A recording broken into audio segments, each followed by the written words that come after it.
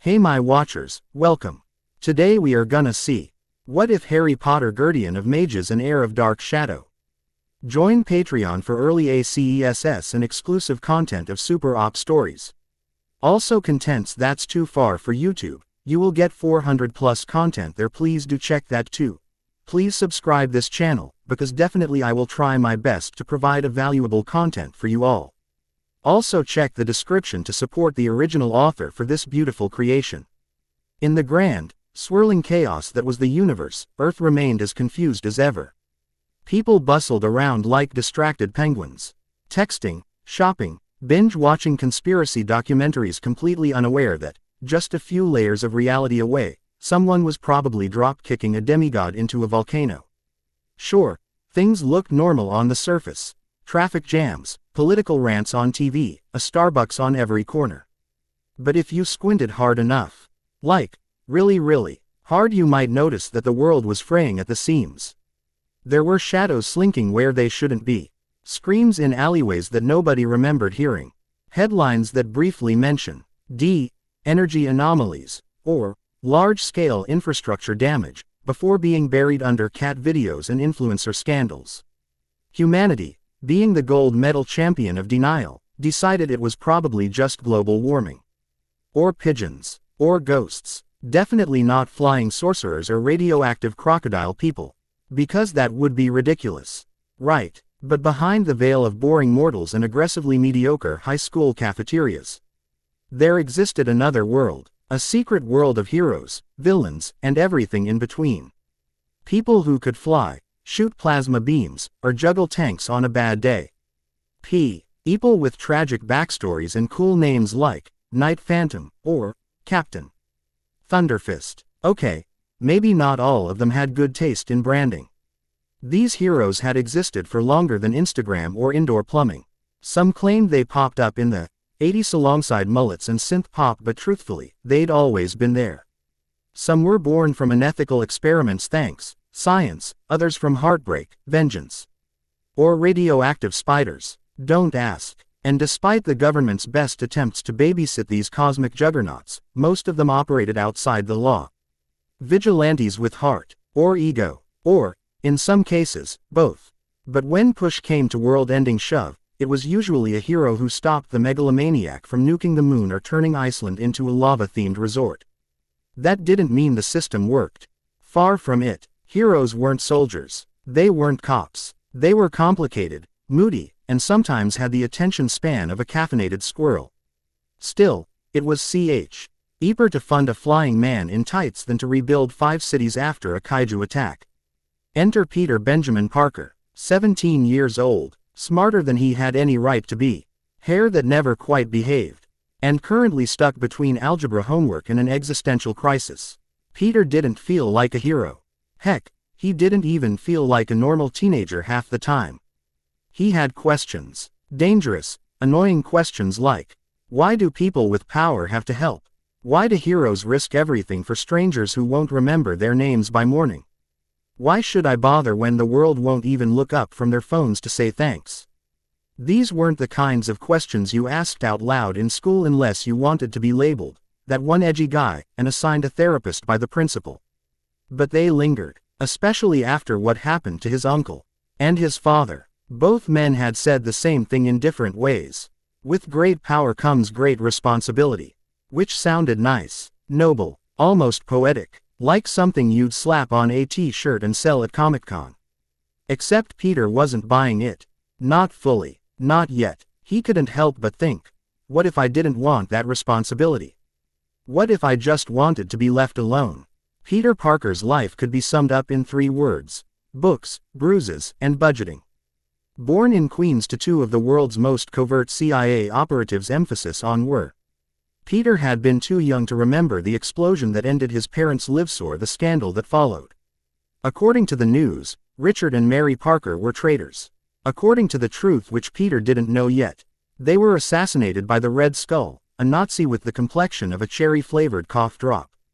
Somewhere out there, Peter also had a sister, a little girl he never knew existed.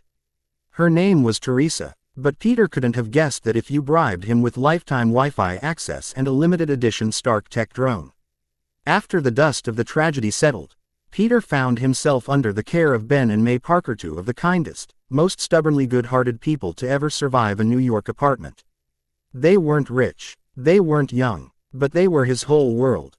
Ben ran a corner store that specialized in everything from groceries to philosophical life advice, and May worked night shifts as a nurse, patching up people who made worse choices than Peter's school cafeteria sushi.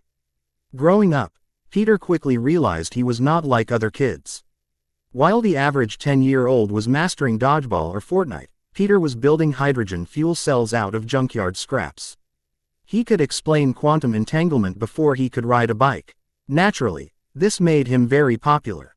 If by popular you meant a daily target for spitballs, wedgies, and people who thought photosynthesis boy was a devastating insult. The ringleader of his teenage torment, Eugene Flash Thompson linebacker, ego on legs, and the kind of guy who referred to himself in the third person. Flash had it all: muscles, a girlfriend, a future in sports endorsements, and absolutely zero understanding of mitochondria. Which was awkward, since Peter had to tutor Flash's girlfriend in biology to help pay the bills. Peter didn't mind being quirky. Maybe he slightly minded it when his shoes had more duct tape than fabric, but what stung was the fear. Not the physical beatdowns, he had those calculated into his daily schedule, but the powerlessness. The knowing that no matter how smart he was, he couldn't punch his way out of trouble. He couldn't protect himself, or May, or anyone, and that made him hate himself just a little. Still, he had a plan. Study hard, get into a great university, land a job that paid more than 3 digits a week, buy May a house, maybe build an AI assistant who could punch bullies in the face. And it seemed like the plan was working. At 18, Peter finally got into Empire State University on a full science scholarship, proof that endless flashcards and sleepless nights hadn't been for nothing. ESU was the crown jewel of scientific research, the place where geniuses became legends, where Nobel Prize winners taught freshmen chemistry, and radioactive specimens were kept in totally safe glass cages guarded by interns with clipboards. Peter thought it would be different. He thought the bullying would stop, that college would be the place where intellect was celebrated, not shoved into a locker. He was wrong. Sure, people weren't as blatant about it, no one was giving him swirlies between lectures, but the social hierarchy still existed. Now the bullies wore polo shirts, used big words like dichotomy, and condescended to him about outdated science papers. Peter was still an outsider. Still the weirdo with no money, no connections, and a lunchbox held together with hope and tape. But he didn't give up. Because Peter Parker was stubborn. Stubborn and brilliant, and filled with this ridiculous little ember of hope that maybe, just maybe, things would get better. The air was crisp, the sky doing that perfect shade of blue that artists never get quite right, and Peter Parker was this close to solving the Bond energy conundrum that had been tormenting his sleep for 3 days straight. Leaves rustled like a polite round of applause as he sat on a park bench nestled into Empire State University's central quad, his CK pack beside him and a stack of annotated notes on his lap that looked like they could take out a small animal if dropped. Peter didn't notice the world. That wasn't unusual. When he studied, time slowed. People blurred. His senses dimmed, like his brain had installed Do Not Disturb mode while it sprinted toward the next eureka moment. Which made it all the more painful when someone kicked in the metaphorical door of his concentration. "Hey, Parker, how's life treating you?"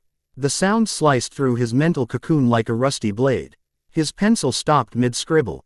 His spine straightened, like a soldier reporting for emotional damage duty. Only one person said his name like that, with that casually smug tone, like they'd just remembered he existed after finishing a protein shake. Peter looked up. And yet there he was.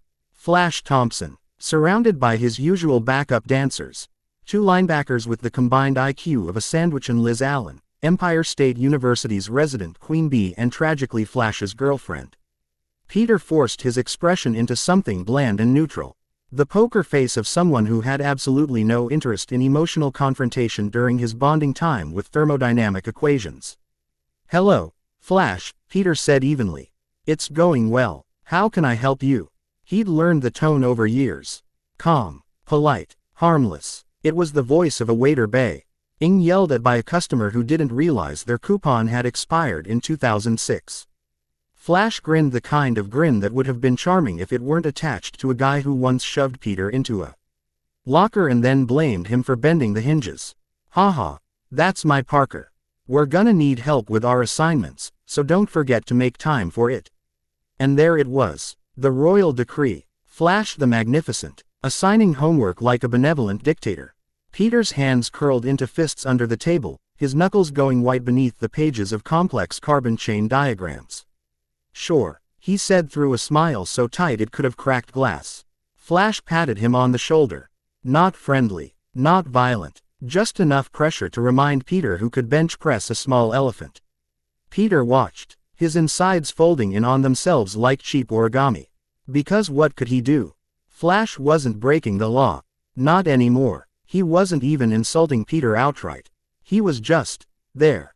A phantom limb of Peter's past that refused to get amputated. And worse, Flash had changed.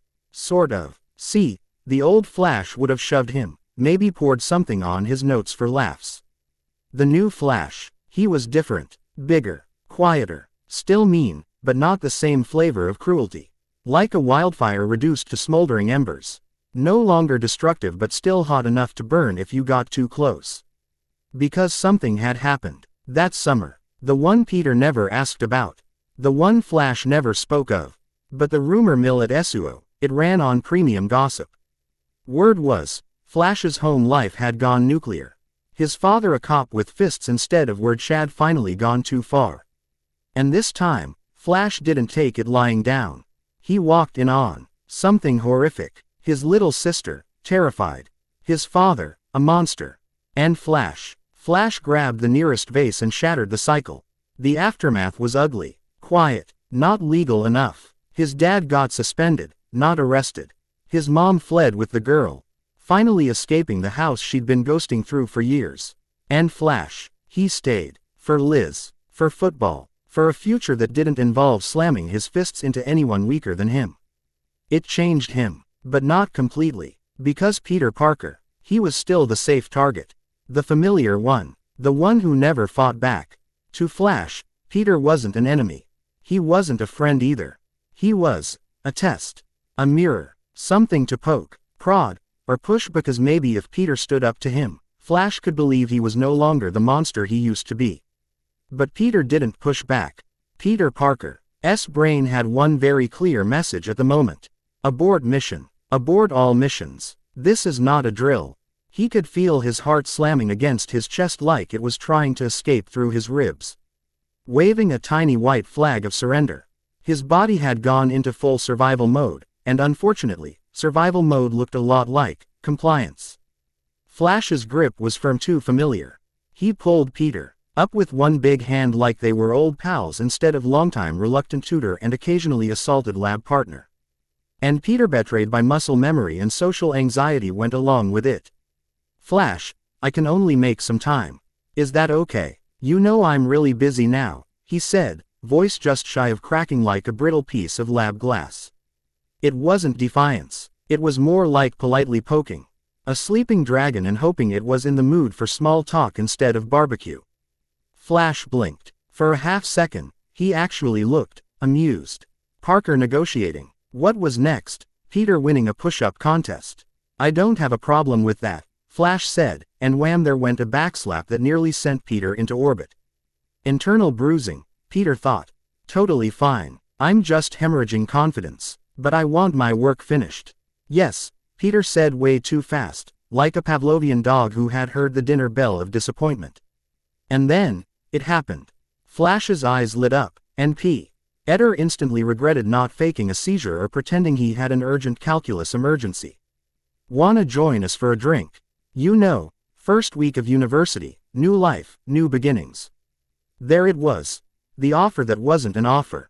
The classic Flash trap. Say no, and you're a buzzkill. Say yes, and next thing you know, you're at a dive bar trying not to get peer pressured into karaoke or arm wrestling with someone named Moose. Thank you, but I don't like to drink. A reasonable, adult response. One that any normal person would respect. Flash, he just snorted. Not mean, not hostile, just dismissive. Like Peter had confessed to being mildly allergic to fun.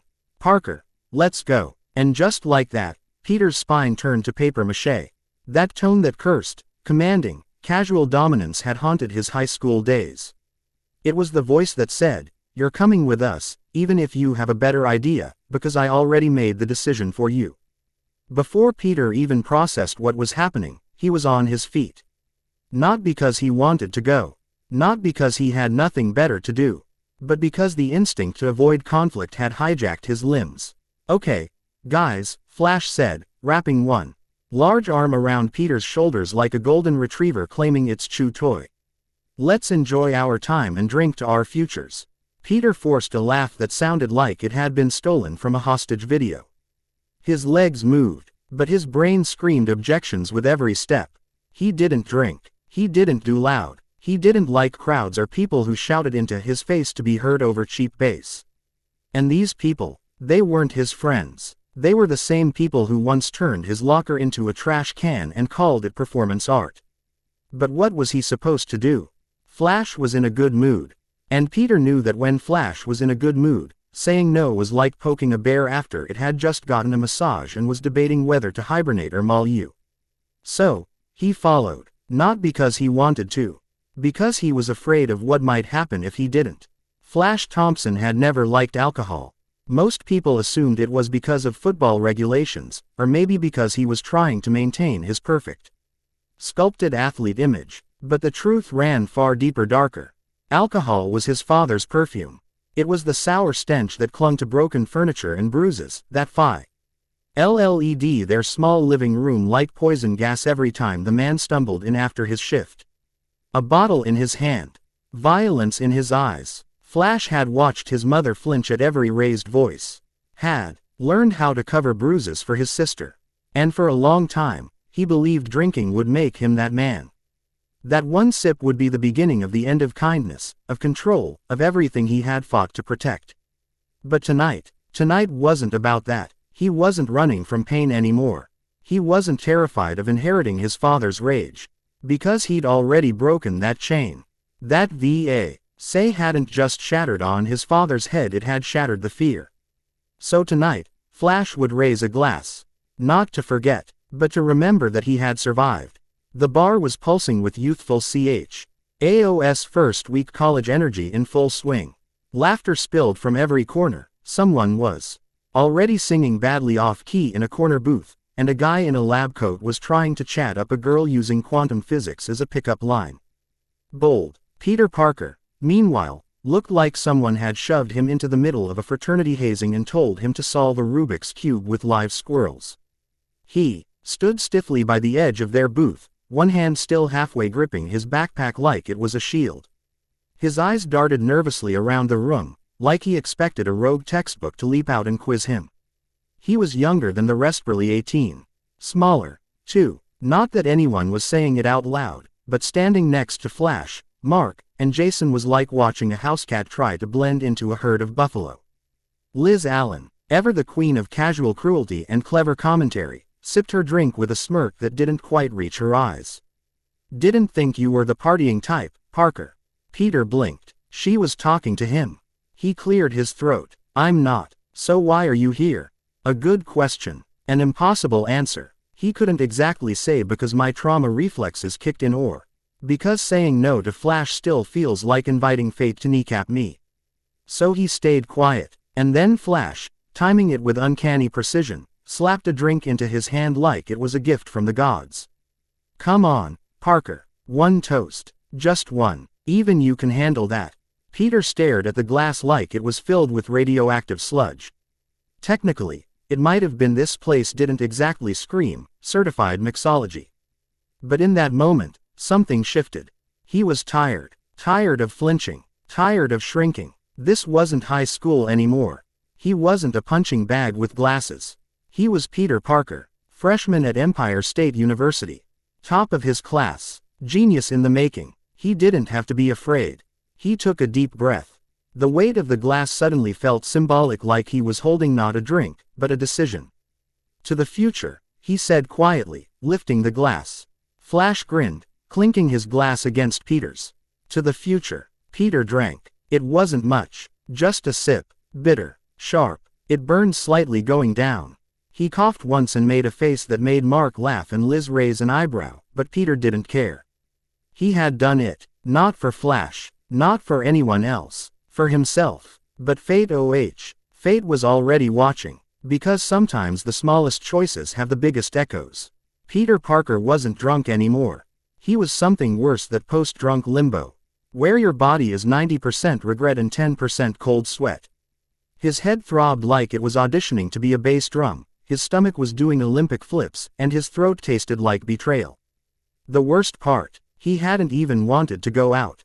Hadn't wanted to drink. Hadn't wanted to see Flash Thompson's smug face or pretend to laugh at Jason's bro jokes that had the comedic depth of a pothole. And yet he drank, he participated, because some deep, tired part of him still didn't know how to say no with conviction. But somewhere between sip number 3 and the beginning of the karaoke disaster, something had snapped. Years of torment, years of being pushed around, overlooked, used, ignored. Peter didn't even remember what triggered it. Maybe Jason joking about his haircut, or Liz calling him intense in a sad professor way. Maybe it was Flash smirking like nothing had changed. Whatever it was, Peter had erupted. Not with fists, she still didn't have those. But with words. Words sharp enough to draw blood. He tore into them with all the venom he'd stored for years. Flash's daddy issues. Liz's fake persona. Jason's low IQ. Mark's obsession with protein powder and conspiracy theories. He didn't even spare himself. He called himself pathetic. A coward. A nobody with delusions of moral superiority and a wardrobe sponsored by clearance sales. Silence had followed. Thick, heavy, awkward. Enough to make the bartender slowly back away. Peter had stood there, swaying, heart racing, every muscle braced for a punch to the face. But it never came. Instead, Flash just looked at him really low. Awked at him with something between annoyance and pity. It would be better if you had this much guts when sober, Peter, he'd said, voice calm. Grow up already, or life will always beat you down if you keep acting like a pussy. And that hit harder than any punch could've. Peter didn't even have a response. His mouth opened. Nothing came out. And just like that, the moment passed. They made him drink water. Flash handed him a paper towel without saying anything. Liz muttered something about drama kings. Jason and Mark awkwardly avoided eye contact. Eventually, they let him go. Not with mockery. Not with insults. Just a weird, uncomfortable quiet. Now here he was, leaning against a brick wall in some forgotten alley near 49th Street, barely holding it together. The city buzzed and moved without him. Its people streaming past like currents of noise and light, too busy to notice the hungover kid in a hoodie trying to psychically will the sidewalk to swallow him whole. The wall, across from him, was covered in graffiti-nonsense scribbles, crude cartoons, tags of rival gangs or bored artists trying to say something no one would ever stop to read. But one phrase stood out. Faded, almost invisible beneath layers of new paint. The world owes you nothing. Earn your place. Peter stared at it. He didn't know if it was a threat, a reminder, or just really aggressive street philosophy. But it fit, because as much as tonight sucked and it did, couldn't deny the truth in Flash's words. He had finally stood up for himself.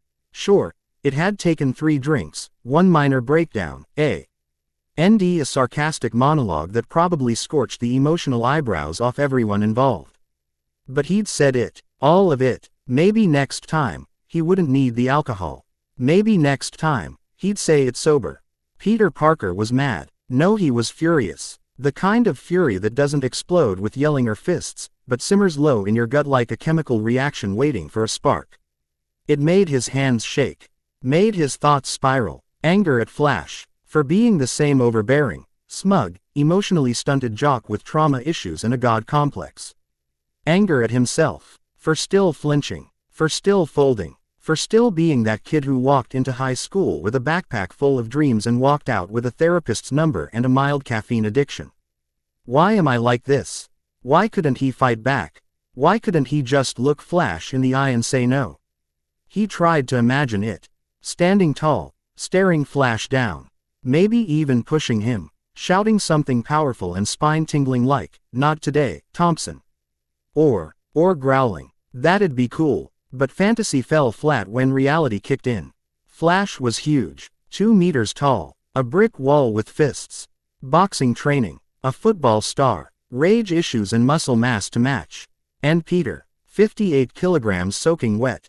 0 fighting experience. Once lost a tug of war to his aunt's cat. No. There was no way he could fight Flash. Not unless the thought crept in. Dark. Tempting. A gun. Peter shuddered violently and shoved the thought away like it had teeth. No. That wasn't him. That was a line. A hard line. The kind of line you don't come back from.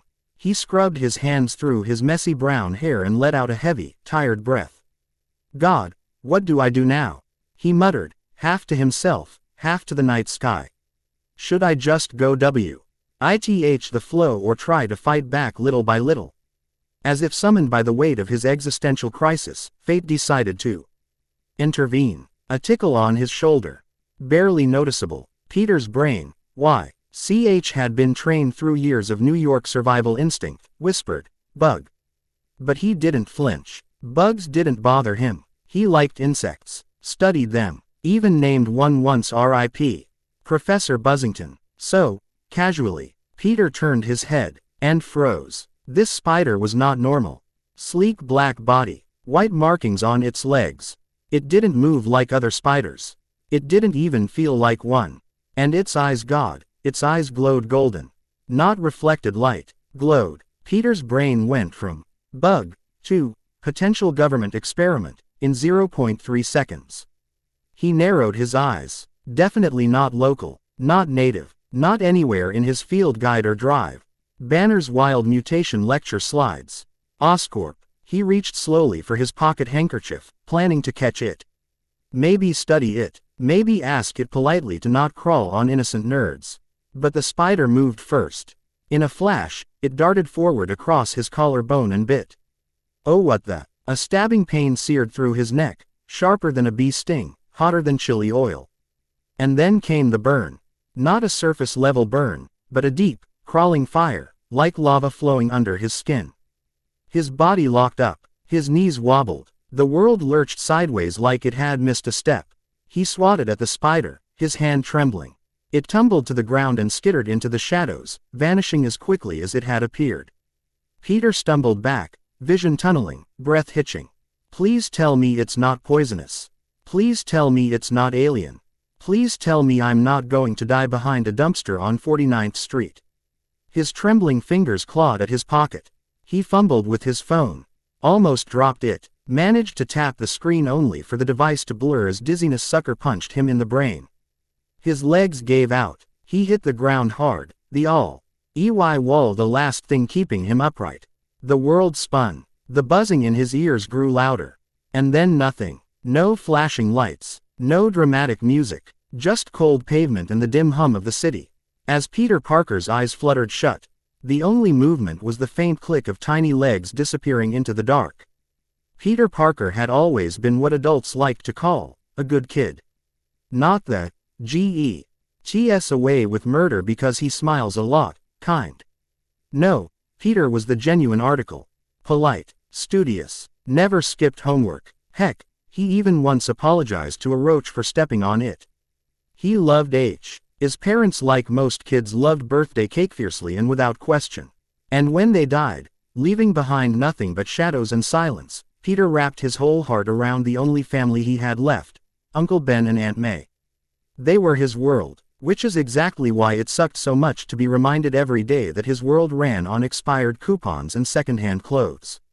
While other kids flaunted the latest tech, Peter taped the same calculator together for 4 semesters. While classmates posted their beach vacations on social media, he was Googling how to make dinner for $3 under $5. Still, he held on to one thing: learning. Science, especially. Because if the universe wasn't going to give him a break, he was going to engineer one. But sometimes, even a super nerd had to admit life was unfair, and no amount of honor roll awards could pay the rent. He tried not to think about it too much until tonight. Now, darkness swallowed him whole, and there was no escape. Just that awful in-between space where your thoughts are louder than your heartbeat.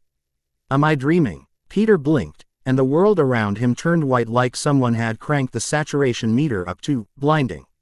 He couldn't move, couldn't scream. His body was frozen, and he wasn't sure if this was a dream, a vision, or some cosmic joke sponsored by his anxiety. Then a screen appeared. Yup, a screen, floating midair, flickering to life like it had been waiting for someone to hit play. And on that screen, him, but not him, older, broader shoulders, cooler hair, a whole aura of confidence Peter hadn't unlocked yet. And what was older Peter doing? Oh, nothing major, just getting bitten by a glowing, genetically cursed spider and turning into a web-slinging legend with abs that could deflect bullets. Peter watched, slack-jawed, as his alternate self discovered powers most kids only dreamed about.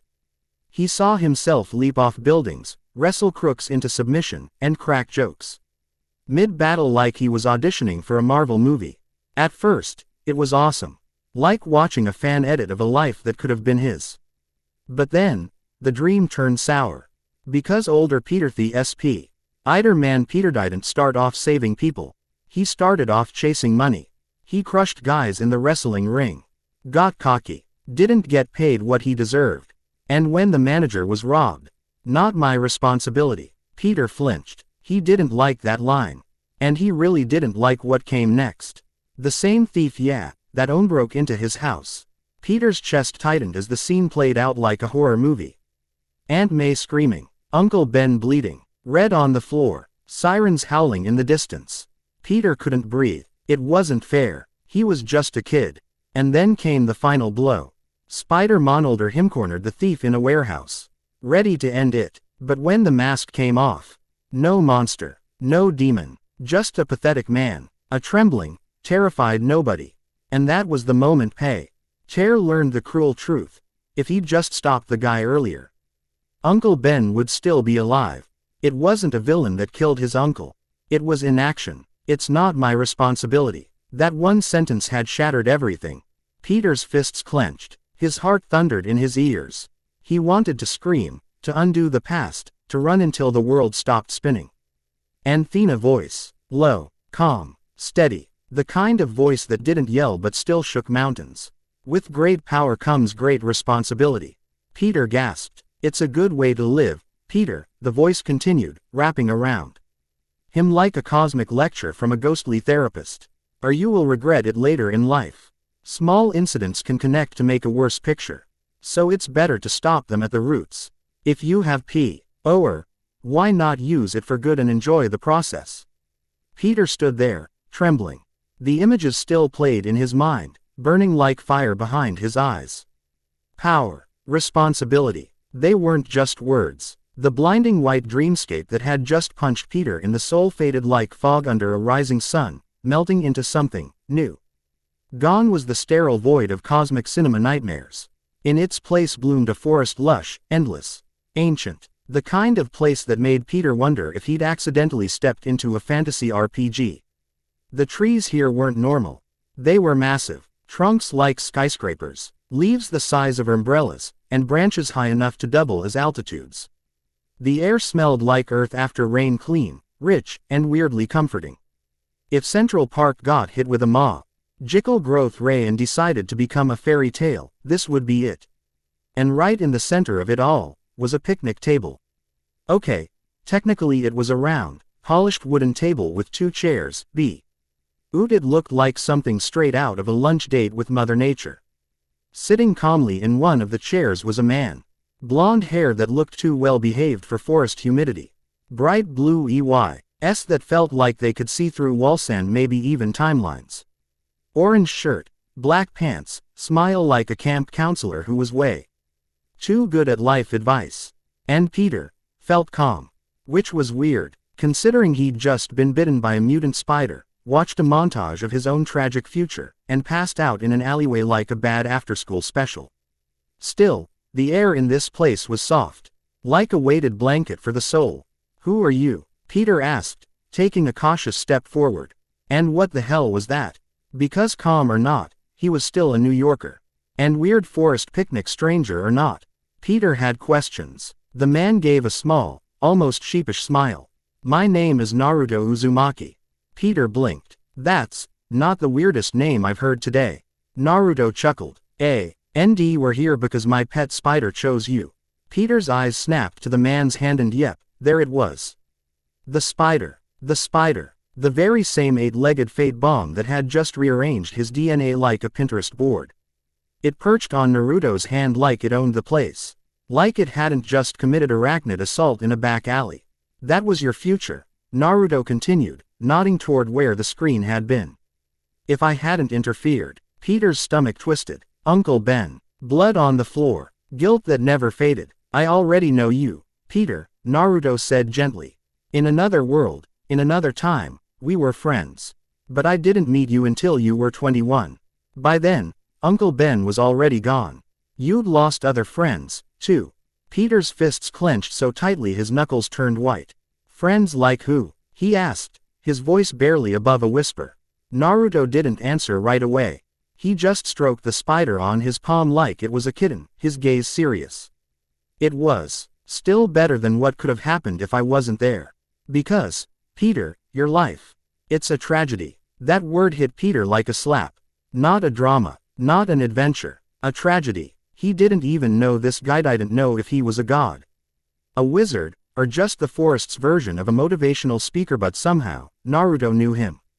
Knew too much. Knew about Uncle Ben. About everything. Peter's chest rose and fell in ragged breaths. Every part of him was screaming, this is too much. Too much information. Too much weight. Too much destiny. Why? He finally choked out. Why me? Why does it always have to be me? The spider turned its golden gaze on him again. Watching. Measuring. Naruto gave a soft shrug. Because, you care. Peter Parker wasn't the kind of guy who had epiphanies. He was the kind of guy who got shoved into lockers, missed the bus, and tripped over air when too many people were watching. But standing in a forest that probably existed outside of space and time, in front of a unbright stranger who talked like a motivational poster, Peter felt something click. Or break. Honestly, hard to tell. Why did you give me this power? Peter asked. His voice wasn't accusing, but it wasn't exactly polite either. It was the voice of a kid who had been cornered by life too many times and was now asking the one question every overworked teenager really wanted to ask the universe. What is your damage? Naruto didn't flinch. His smile was calm, but his eyes, those bright blue eyes, shelled a depth Peter wasn't sure he was ready to swim in. Relax, Peter, Naruto said, as if they were cussing lunch plans and not life-altering superpowers. Your life is finished if you don't have power. Well, that escalated quickly. Peter stiffened. His mouth opened, then closed, then opened again like a confused fish at a math test. You were meant to be Spider-Man, Naruto continued, and if you are not Spider-Man, you are a dead man. Which, for the record, was not on any of Peter's career brochures. Your world is full of monsters and criminals, Naruto said, his tone firm but not cruel. It's not a safe world, Peter. People just pretend it is. Peter's fists clenched. He didn't like this. It was too harsh, too real, because he'd felt that powerlessness. When he'd collapsed in that alley. When bullies like Flash owned every hallway. When his Aunt May struggled to make ends meet while pretending everything was fine. Power gives you choice, Naruto said. Without it, you're just existing until someone comes along and ruins you. That hit hard. Peter had always wanted to protect his family. But he never imagined he'd have to protect them from the world itself. And now here was this barefoot forest guy basically telling him, be a superhero or die trying. But even money and politics won't save you, Naruto added. Not in your world, not when the threats wear godhood like pajamas. Peter exhaled sharply. He knew Naruto was right. I already knew who my pets would choose, Naruto said with a small smile. Glancing at the golden-eyed spider that was now chilling on his shoulder like it owned the place. Because I'm friends with all of you. And I want you guys to have better lives from the start. Wait, friends. Before Peter could object, Naruto stepped forward and hugged him. Yes, hugged, warm, firm, and completely unexpected. Peter stiffened like a plank of anxiety. It wasn't bad. It was just shocking. Naruto's hug felt safe, in a way Peter hadn't felt since Uncle Ben used to hold him after he came home crying from school. Why are you doing this for me? Peter asked, voice cracked and hoarse. Even if you say we're friends, this is a lot. And it's not like you're getting anything out of it. Naruto pulled back and grinned like Peter had just asked whether gravity was optional. Peter, he said with exasperated affection. Do you help May and Ben because you want something? Peter blinked. Number. Exactly, Naruto said. That's how real friendship works. Peter's throat tightened. And then, your parents were heroes too, Naruto said. Killed by Hydra. You have a younger sister. Her name is Teresa. She's alive. Boom. Instant emotional grenade. Peter's knees buckled slightly, but he stayed standing. Just barely. His mind exploded with visions. His parents smiling, strong, fierce. A plane. A bomb. Flames in the sky. A girl. Brown hair. Sharp eyes. His sister. Living her life without even knowing he existed. Too much. Too fast. And yet, he understood.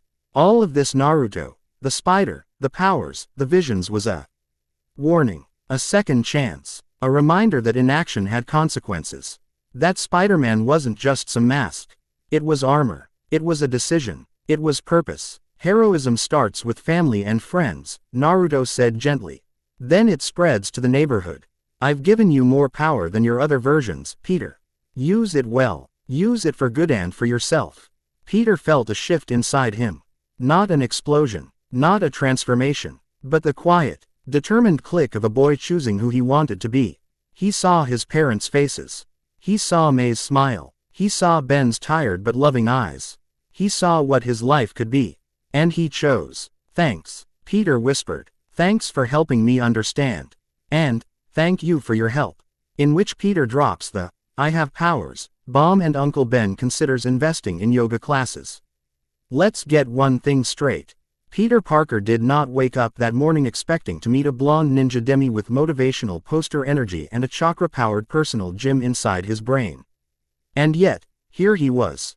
Standing in a dimension that felt like a fantasy novel written by someone who'd read way too much manga, staring at a guy named Naruto who had just handed him the greatest plot twist of his life.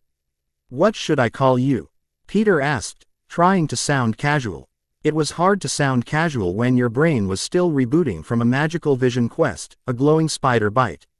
And seeing your own tragic future like it was a movie trailer narrated by Doom. Just call me Naruto, the man said, voice calm but firm like a sensei and a life coach rolled into one.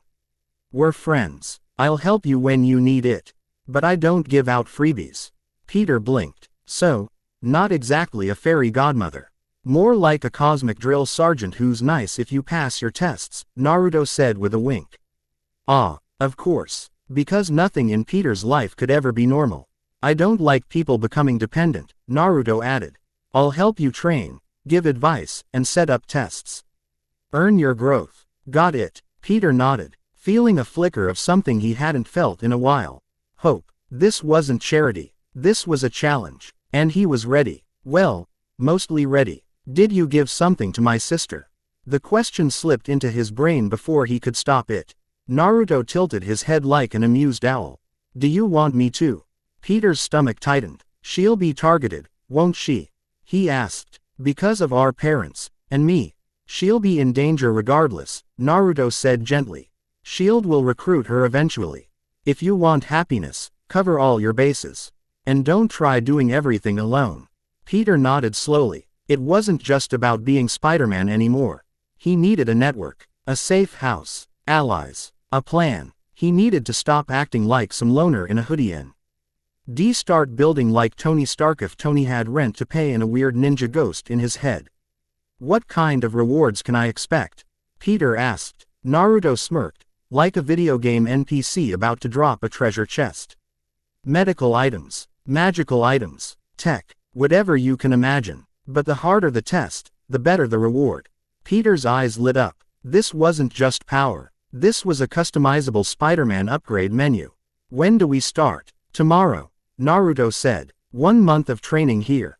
Only one night will pass in the real world. Peter blinked. Wait, you're telling me, this is like a hyperbolic time chamber? Naruto grinned. Exactly, but with better scenery. Then a mirror appeared, out of nowhere. Because of course it did. Peter turned to look and froze. The reflection staring back at him was him. But not him. He was taller, broader, muscular in a way that said, can bench press a school bus, but still lean enough to pass for a nerd. His jawline could cut glass. His posture radiated confidence. Basically, he looked like Peter Parker if Peter Parker had been bitten by a radioactive action figure. Whoa, Peter muttered. I look damn good. Naruto finished with a grin. Peter laughed. He actually laughed. The sound felt strange coming out of him, like his body wasn't used to joy just yet. He turned serious again. How is training here any different? You'll remember everything, Naruto said. Every move, every lesson, every punch. When you leave, your body and mind will keep what you earned. Peter felt his mind racing. This wasn't just training. It was evolution. Every night could make him stronger. This isn't just about being Spider-Man, he whispered. No, Naruto said softly. This is about becoming Spider-Man's best version. The one who doesn't just survive, but wins. Peter nodded slowly. Relax, Naruto added, stepping closer. Don't let negativity weigh you down. Keep searching for answers. Make this fun. Because when you enjoy something, you become it. Peter's breath slowed. Enjoy it, Naruto repeated. Even the hard parts. And then, just like that, the world began to blur. The forest, the mirror, the warmth of Naruto's presence all melted like watercolor in the rain. Peter Parker had never felt amazing before. Sure, he'd felt kinda good after acing a chemistry test, or not bad after surviving another school year without being publicly humiliated by Flash in front of Liz. But amazing, that was new and terrifying. He sat up in the alley where he'd collapsed earlier, expecting, at the very least, to find his shoes missing and some kin of mysterious alley rat chewing on his jeans. But no, everything was untouched. Even the garbage can beside him looked like it had politely scooted away to give him breathing room. Okay, Peter muttered to himself. Either New York's crime rate finally dipped below the Mariana Trench, or Naruto really did add some kind of magical anti-mugging field around me. Both explanations were equally weird. But given the last few hours of his life, he was learning to just roll with it. He checked his watch. 1 minute, he whispered. 1 single minute had passed since he blacked out. He had Med AD. A mention-hopping chakra wizard with parenting issues and motivational poster wisdom. So, that happened. Peter stood up and nearly staggered from how light he felt. No, scratch the though ridiculously powerful he felt. His vision was sharp. His muscles hummed like well-tuned machinery. His posture was less stressed-out science goblin, and more unbothered Demi-on casual stroll. I don't need glasses, Peter whispered, touching his face like a Victorian maiden in a miracle play. I can see clearly. And my back doesn't hurt from carrying 10 textbooks anymore. If he didn't know better, he'd think he'd been bitten by a radioactive gym membership. But no, this wasn't just spider powers. This was Naruto's spider, which apparently came with bonus content. Super strength. He could probably lift a bus, or a tank, or the emotional weight of being Peter Parker. Super speed. Flash Thompson would literally eat his dust. Wall crawling. He could finally sneak snacks off the top shelf without a stool. Healing factor. Say goodbye to scraped knees and hello to instant regeneration. Spider sense. Also known as the Peter, duck or die, alarm. Chakra webs. Yeah, chakra webs. It was like having our own personal Wi-Fi signal made of silk and destiny. It was a lot. And yet, Naruto had left him with a message. Don't go wild with it yet, genius. Chakra runs out. You don't want to be stuck mid-swing with an empty bar. Peter nodded to himself as he dusted off his hoodie. Got it. Great power, great responsibility, and great need for chakra management. He started walking home, thankful that despite all the inner changes, Naruto had slapped a neat little illusion genjutsu on him so nobody would question why Peter Parker suddenly looked like he could arm wrestle a car. Over the next few months, the changes would be gradual. Man thinks of everything, Peter muttered, impressed. Honestly, Naruto could have just dropped the spider and dipped. Let Peter stumble through the upgrades and life out, tearing realizations like a bad software patch.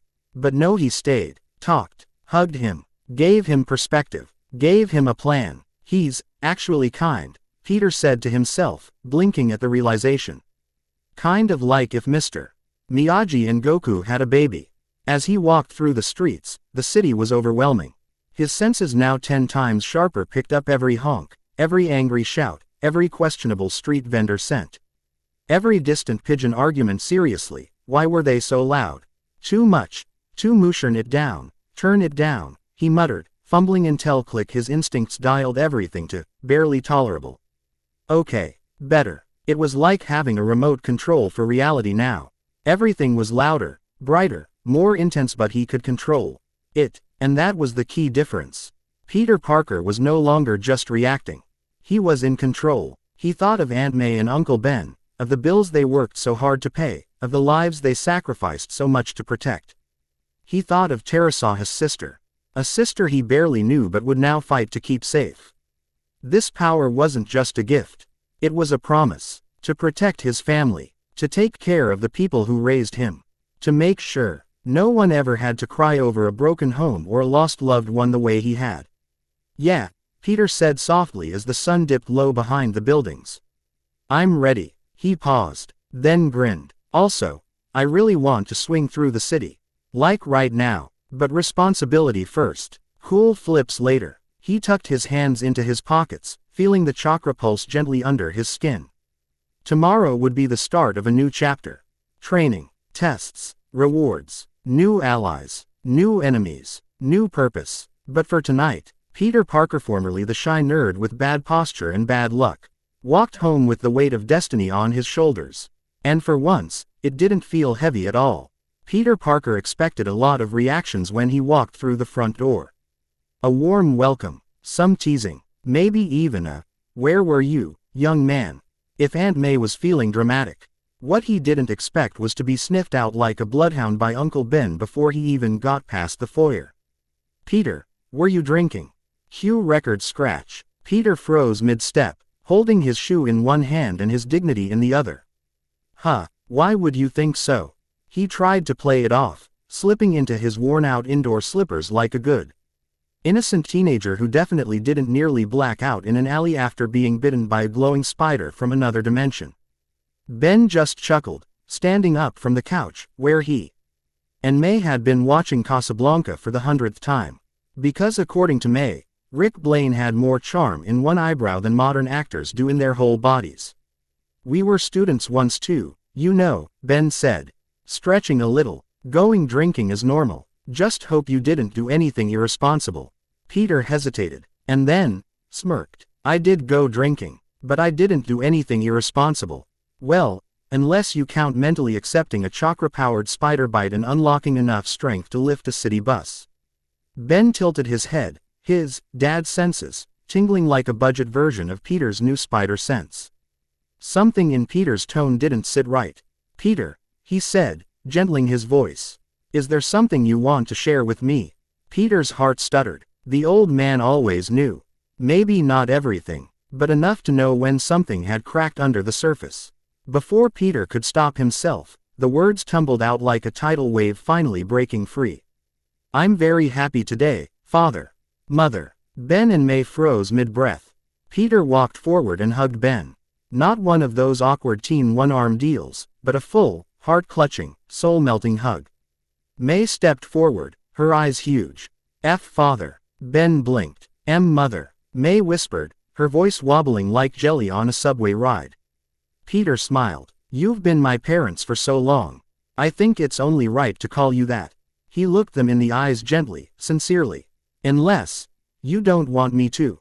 Cue waterworks. May burst into tears, pulling him into a hug that could rival any WWE choke. Old in strength and emotional devastation.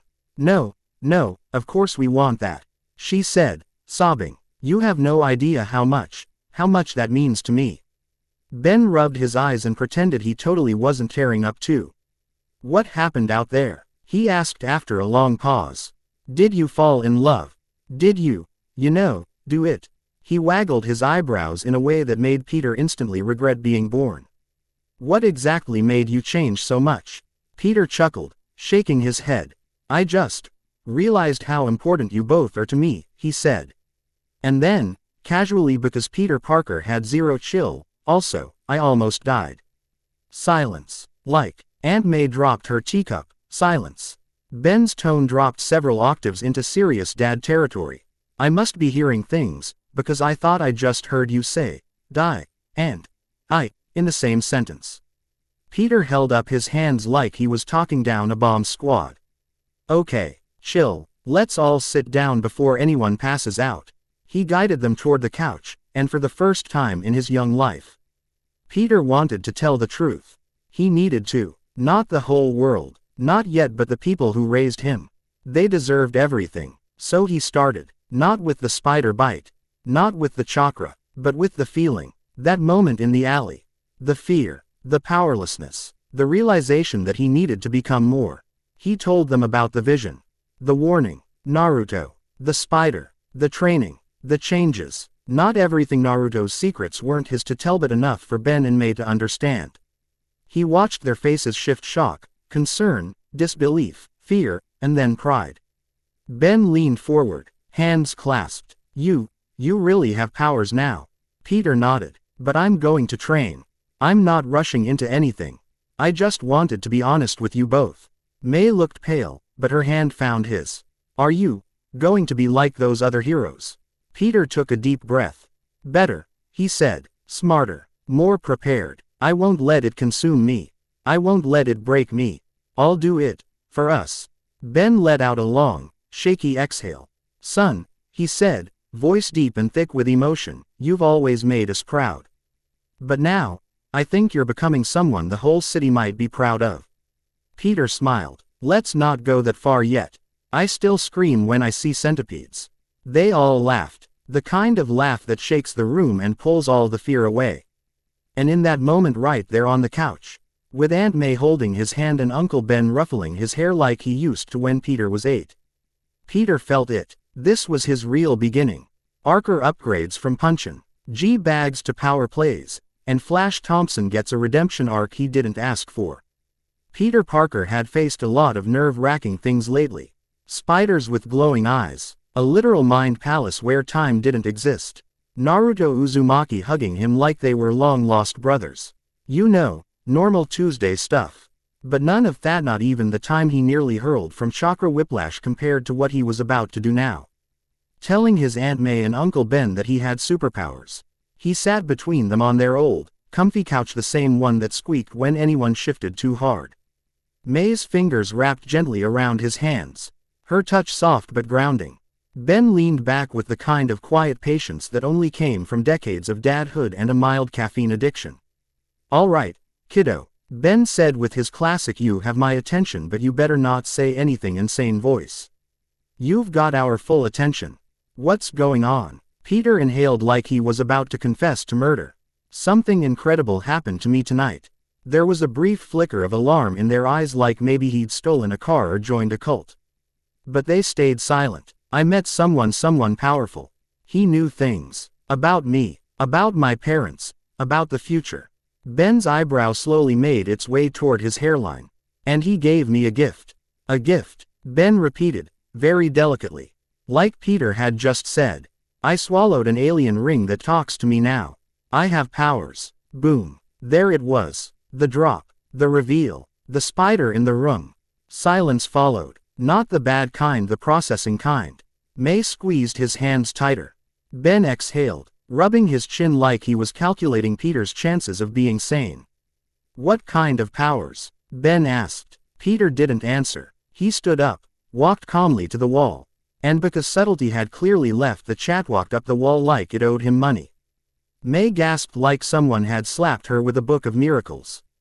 Ben leaned forward, eyes narrowing, mouth slightly open.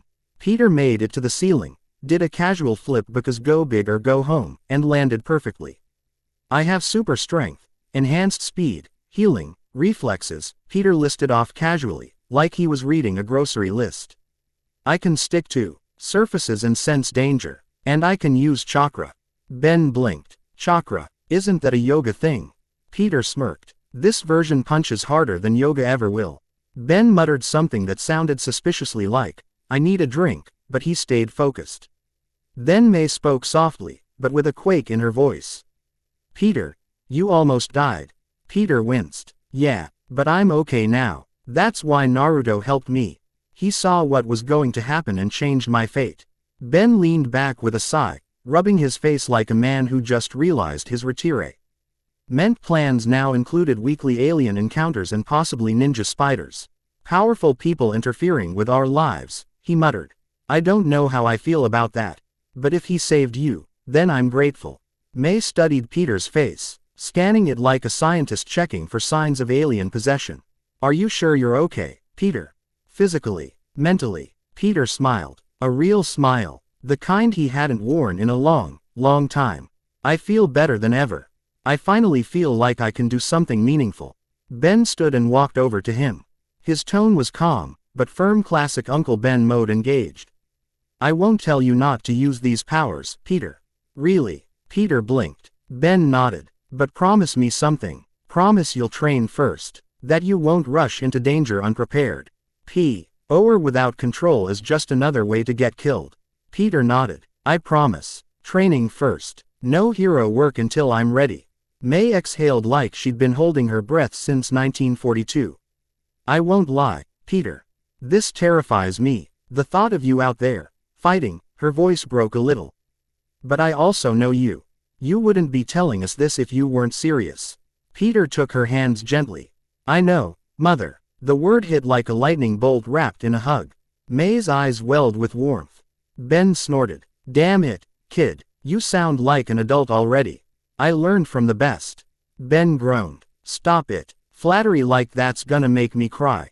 May finally get a real, watery, unfiltered hand wiped the tears from her eyes. Whatever happens, Peter, she said, steadying her voice, you won't face it alone. We're here for you. Peter didn't say anything for a moment.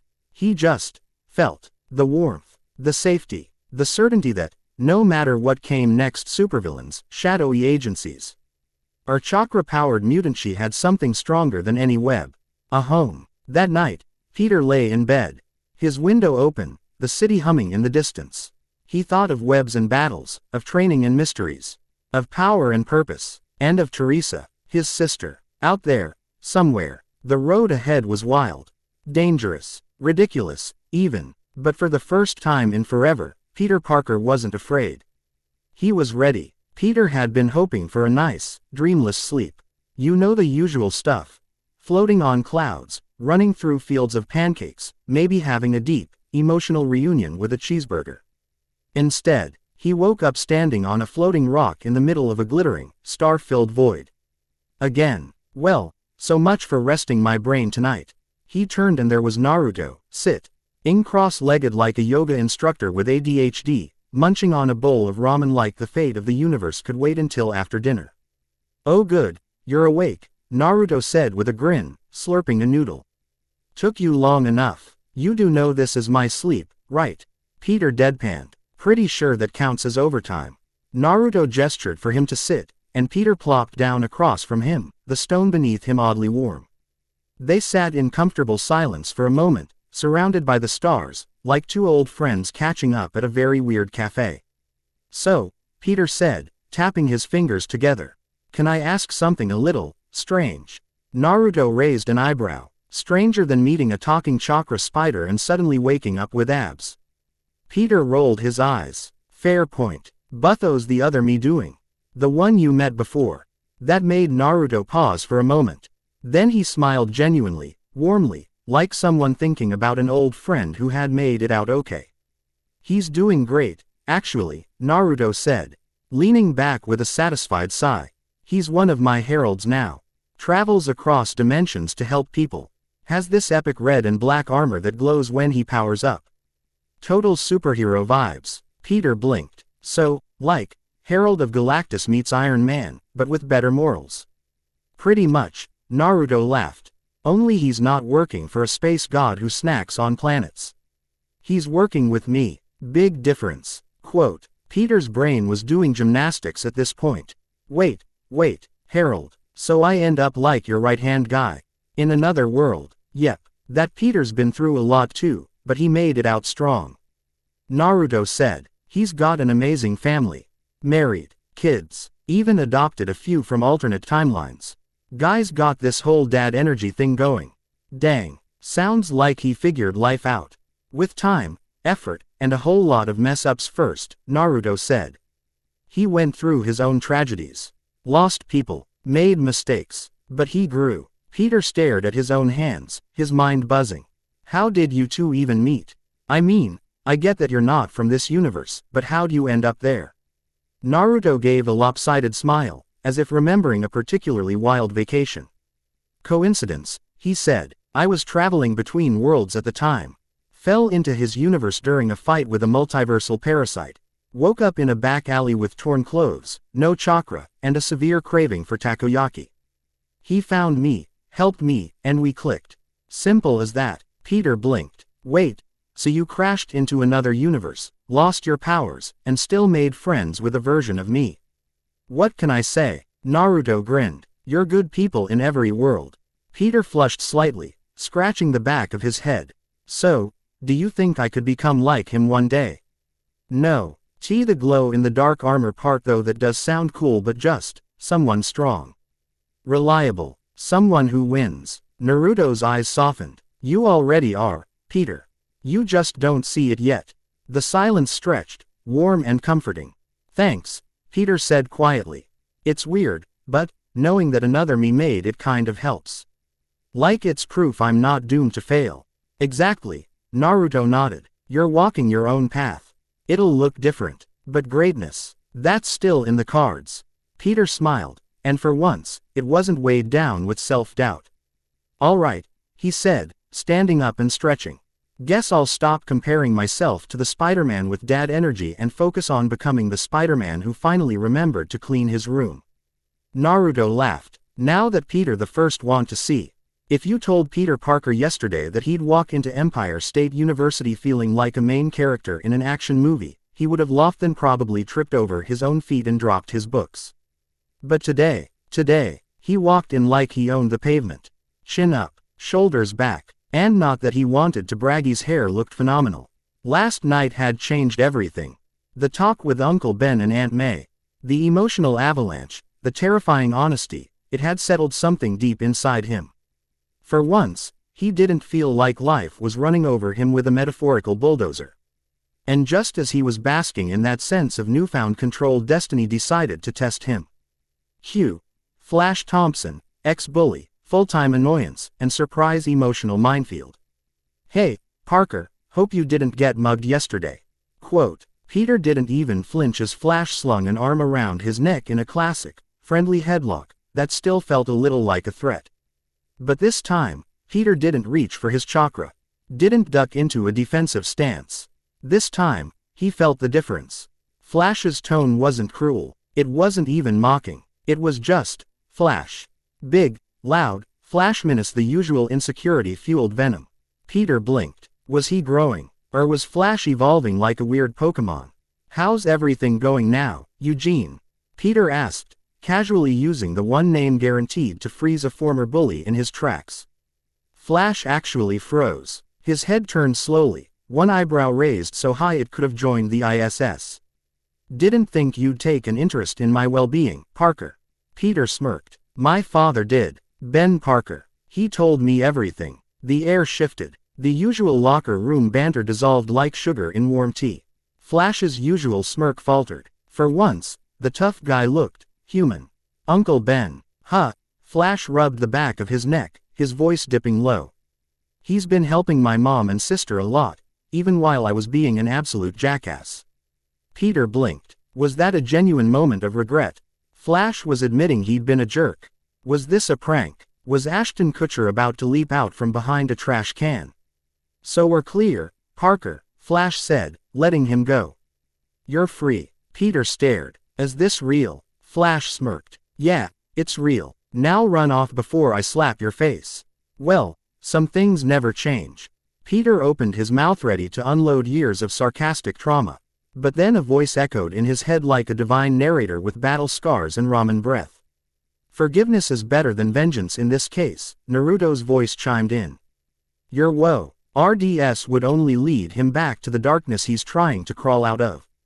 Peter flinched. Mental Ninja Hotline activate. You're connected to me now, remember? Naruto added helpfully. This guy's at a crossroads. Help him. Don't crush him. Peter took a breath. Flash wasn't just a punchline anymore. He was someone real. Someone who'd suffered. Someone who could change. Peter stepped forward and hugged him. Yes, hugged. Flash. Thompson. Flash's soul visibly left his body. Wah. Then bam. Peter's fist met Flash's gut with the grace of a sparring partner and the satisfaction of poetic justice. Flash wheezed, folding like a cardboard box. You little. Peter smirked. I forgive you. Doesn't mean I like you. But I'll be watching. Flash looked up through watery eyes, and Tsunade laughed. Don't regret that offer, Parker. I won't. And just like that, the world shifted. Not with explosions. Not with dramatic music. Just two guys on a campus walkway, trying to leave the past behind. As Flash wandered off, Naruto's voice returned, gentler this time. You accelerated his growth. He was always going to change, but you helped make sure it stuck. Peter exhaled slowly, a weight lifting from his chest. He has a tragic future, Peter. And he's tied to you in more ways than you realize. Wherever you go, you'll find people like this connected to you. They might become heroes, or villains. But you have the power to help them before they make the wrong choice. Peter didn't reply. He didn't need to. He wasn't just a superhero. He was a guy who hugged his former bully and punched him.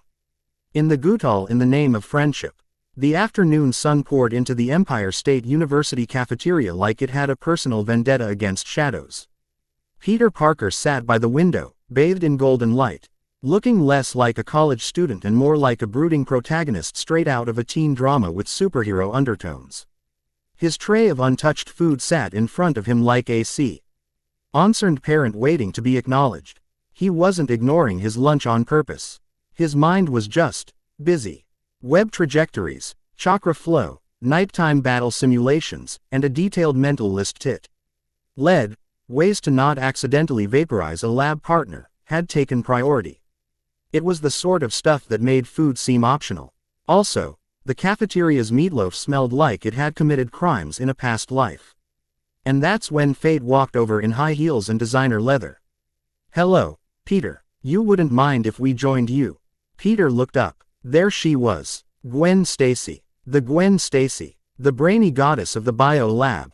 Who once made a Ta cry by asking a question so complicated it required a whiteboard and a minor existential crisis to answer.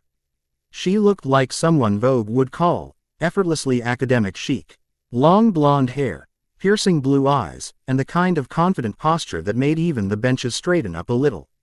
Next to her, Harry Osborne, a living contradiction. Rich, charming, internally crumbling. The type of guy who looked like he came out of a cologne ad but secretly wished he was a rock guitarist, or maybe just a guy whose dad actually said, "I'm proud of you," without following it with a spreadsheet. Peter blinked twice. Was this a dream? Was Naruto doing a social confidence side quest thing again? You can take a seat, Peter said smoothly. I don't mind. Internally. Play it cool. You're not sweating. You don't sweat anymore. You literally metabolize anxiety as chakra. Probably. Gwen smiled and sat down beside him, radiating intelligence and peppermint conditioner. Harry, being Harry, flopped across from him like he owned the table. Thanks. I thought you were gonna act all snobby, but you don't seem like that at all. Peter blinked again. That wasn't the opening line he expected.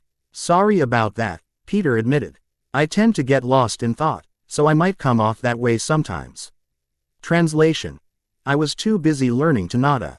CCI dentally flipped dump trucks to remember social etiquette. No problem, Harry said, nonchalant. I get lost in my thoughts too. Your thoughts involve motorcycles and family drama.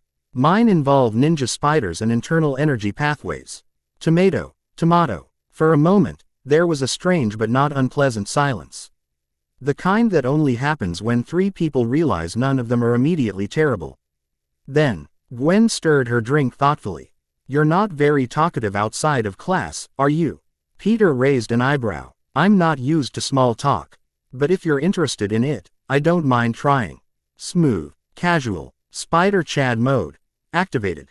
Then he leaned in slightly, like he was discussing science instead of redefining his social life. Actually, I was going to ask would you like to work with me on the upcoming projects? Hugh. Visible surprise from Gwen Stacy. Is that really okay with you? It's only been 2 days. Peter nodded like this was just logic, not a major character development moment. You're the smartest one in class. Seems like a natural choice. And Gwen smirked. You're hard to ignore, Peter. That brain of yours works fast. I figured this might happen, but I didn't expect you to ask first. If this were a sitcom, a laugh track would have played when Harry loudly cleared his throat. Hey, what about me? Don't just form a super nerd alliance without me. Peter glanced over. You can join too. Nice, Harry said, smirking. I'll help you guys not be robots. In return, I bring sarcasm, snacks, and an unnecessarily expensive rooftop we can study on. He held out his hand. Phone. Peter hesitated, then handed it over. Numbers were exchanged. Contacts saved. Peter Parker now had friends. Actual, non-imaginary, non-radioactive friends. As they talked about the terrible cafeteria coffee, about professors with cryptic grading systems, about Harry's theory that the janitor was secretly a vampire. Peter smiled. Just a little, because somewhere between spider bites, destiny, chakra, and secret ninja mentorship, he had forgotten something. Being normal was okay too.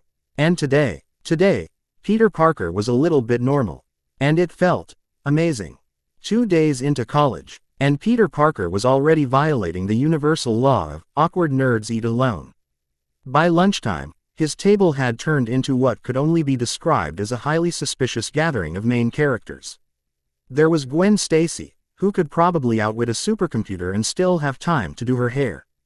Harry Osborne, who had the charm of a young Tony Stark minus the emotional stability. And then there was Johnny Storm, a literal celebrity in a leather jacket who walked like the hallway was a catwalk. Peter had no idea how this was happening. He kept waiting for simulation to glitch and reveal that this was all a chakra-induced hallucination courtesy of Naruto's mysterious training plan titled Social Growth, but make it heroic. But nothing was real, very real. Over trays of questionable cafeteria lasagna, their conversation flowed like they'd known each other for years. So, you're saying Connors is working on limb regeneration again? Gwen asked, stabbing a carrot like it owed her rent.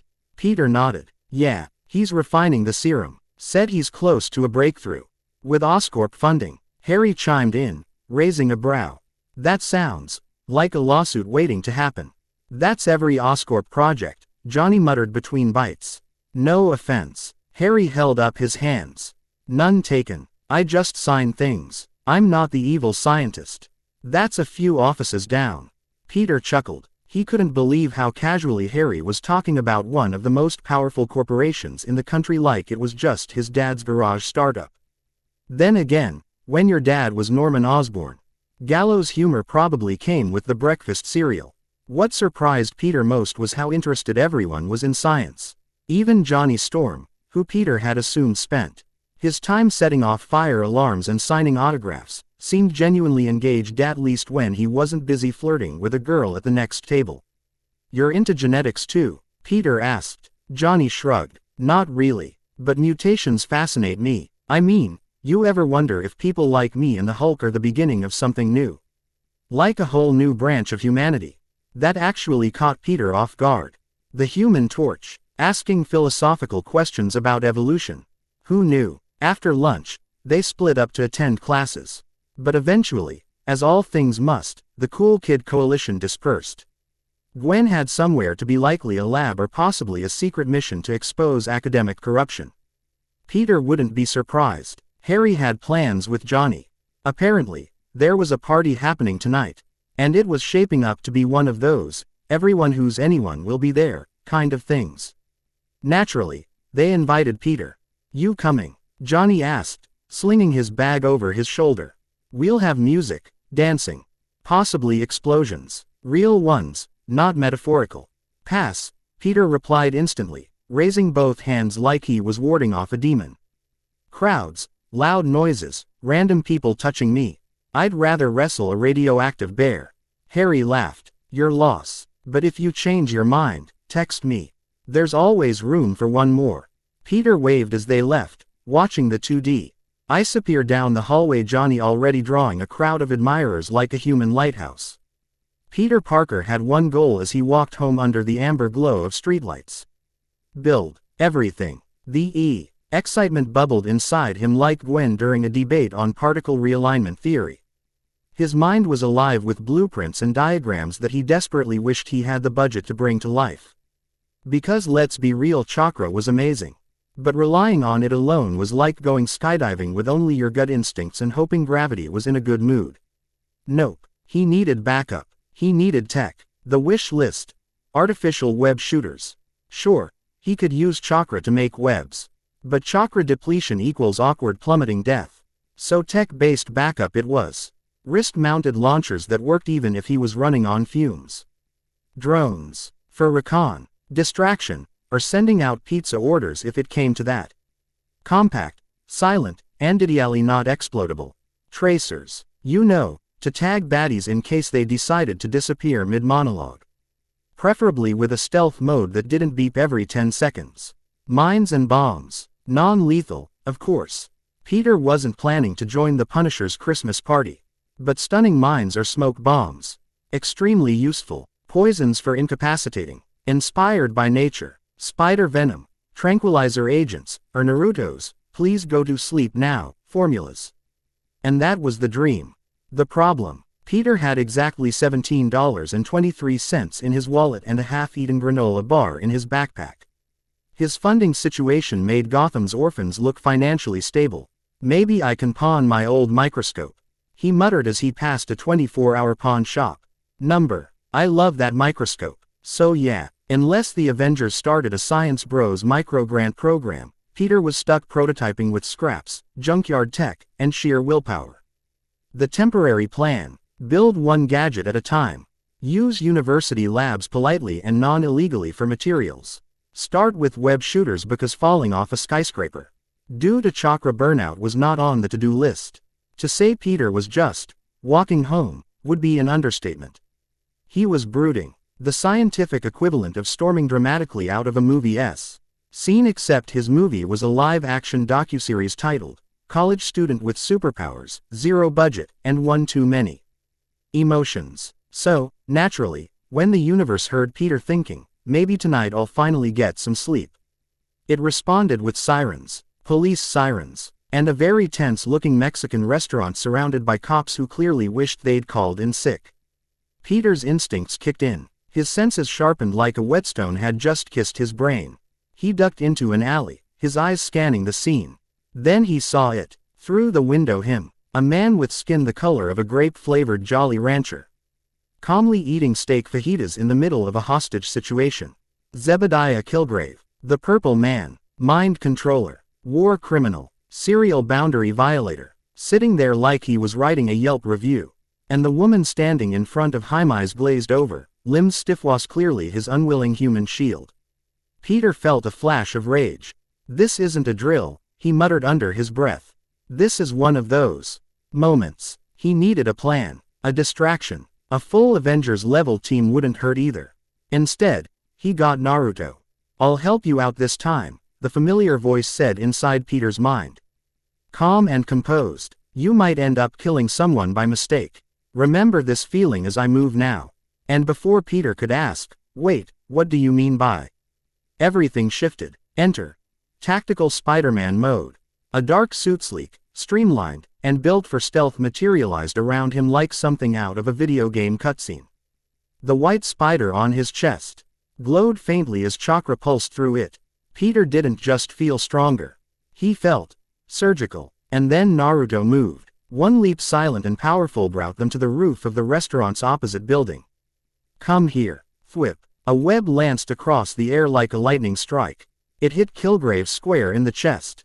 Before he could even say, wait, what, he was yanked through the window like yesterday's trash. Glass exploding around him in slow motion. The scream was cut short as he crashed onto the rooftop with a crunch that sounded like a bowl of cereal being stepped on.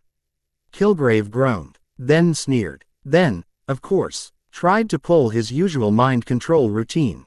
Kneel. Nothing. Let me go. Still nothing. The man in black just stared at him calm, unblinking, deeply unimpressed. Stop your nonsense, Purple. The voice said. Your worthless power won't work on me. And just like that, Kilgrave realized something terrifying. He was completely outmatched. A tiny prick at his neck was the last thing he registered. A special chakra-infused neurotoxin, invisible to most scans, laced with just enough sedative to turn a warlord into a houseplant. His world tilted. His thoughts faded. He collapsed. Peter, still inside the suit, still watching, felt a strange silence settle over him. A guilty voice whispered that it was too much. That maybe there was another way. But Naruto's voice cut through the doubt. Some enemies require extreme measures, Peter. The consequences of letting them walk free could be devastating. This man can control minds. You understand how dangerous that is, don't you? Peter swallowed hard. He remembered the woman shielding Kilgrave. The way her eyes begged for freedom, even if her body obeyed without question. He nodded. He understood. It doesn't feel good, Peter whispered back. It's not supposed to, but it was necessary. As the suit dissolved around him, Naruto's chakra fading like mist, Peter stood on the rooftop for a long time staring at the unconscious monster below. Not every villain came with a cape and a speech. Some came with control, and Peter had just learned that sometimes control had to be taken away before it took everything else. The city below hummed cars. People. Life. Normal life. He didn't feel normal. How could he? He had taken down Kilgrave. But it didn't feel like a fight. It felt like stomping on a snake that had just started to slither out of its hole. And still, something inside him twisted, unsure. You did more than you realize, Naruto's voice echoed gently in Peter's head, like a teacher arriving at the exact moment the student's doubt crested. Peter didn't answer at first. He just listened. That move stopping Kilgrave was small to you. But sometimes, small things shift the entire world. One feather on the scale can break the balance. Quote. Peter closed his eyes, breathing slowly. He was just one man, he said quietly. A twisted one, yeah, but he hadn't done anything big yet. I don't even know if it was my place to. He would have. Naruto interrupted softly. And what he would have done, Peter, it was monstrous. And so Naruto told him. Jessica Jones, a powerful woman who was just beginning her hero's journey. Tonight, she was supposed to walk into that restaurant just grabbing dinner. Simple. Kilgrave would have seen her, and that would have been it. For 8 months, she would have been his toy. Her mind broken, her will eroded, her dignity turned into performance. He would have made her beg, made her strip, made her smile. He would have turned her pain into entertainment. Peter gritted his teeth, nausea tightening his chest. And she wouldn't be the only one. College girls, his classmates, strangers forced to dance and obey like puppets, with Jessica watching from the corner, helpless. But it wouldn't have ended there. Kilgrave would have handed her a command. Kill Daredevil. But Jessica would have misfired. She would have gone after Scarlet Witch instead. Her mind, already crumbling, would have seen Wanda's red cloak and snapped. A war would have followed, the kind no Avenger could undo cleanly. And then Doom would have come. Not to stop Kilgrave, to recruit him, and amplify him. Pheromones already dangerous would have covered the globe. Doom would have ruled not with weapons or ideas, but with scent. With chemical compliance. With absolute submission. Peter felt cold. So, what? You're saying today I didn't just stop a creep. You stopped a planetary extinction of free will. Peter let the words sit. He didn't speak. He couldn't. The weight of it was real now. Not just heroics and headlines. This was lives, futures, entire timelines. You see, Peter, Naruto continued, that woman in the restaurant. The one you saved without thinking. She would have been the trigger. One person, one broken life, and from that fracture, the whole world would have crumbled. Peter looked down at his hands. They weren't trembling, but he could feel the weight in them all the same. I just reacted, he said. I didn't know any of this. And that's the lesson. Naruto's voice was calm now. Like a flame warming a dark room. You don't have to know everything, Peter. You just have to do what's right when you see it. Don't underestimate the power of small acts. A whisper in the right moment can silence a war. A single heartbeat of courage can rewrite history. Peter closed his eyes, letting that settle deep. He had saved the world today. And no one would ever know. No statue. No headlines. No parade. Peter stood up and looked over the city again. The lights twinkled like little dreams waiting to be protected. All right, he whispered to the wind. I'll keep watching. Even the small stuff. And somewhere in the space between universes, Naruto smiled. Good. Because greatness begins where no one else is looking. The rooftop was windy. Not bad hair day, windy. More like, hold on to your masked face because your voice might carry across Brooklyn, windy. Which, luckily for Peter, was the whole idea. Standing tall with one unconscious mind controlling Psycho dangling by the collar like a sack of laundry, Peter Parker, aka Spiderman, took a deep breath.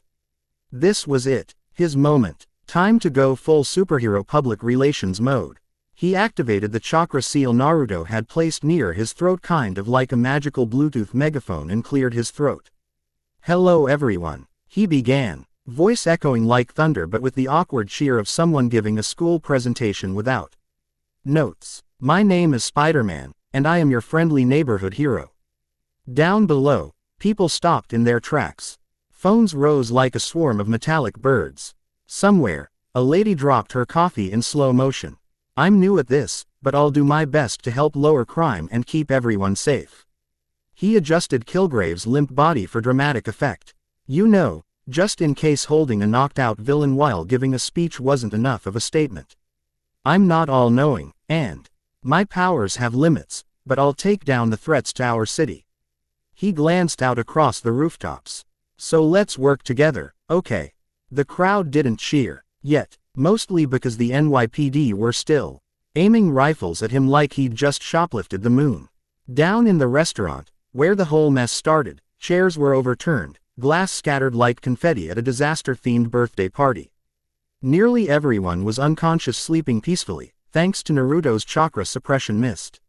Except her, Jessica Jones, aka Jewel. She pushed herself off the ground, legs trembling.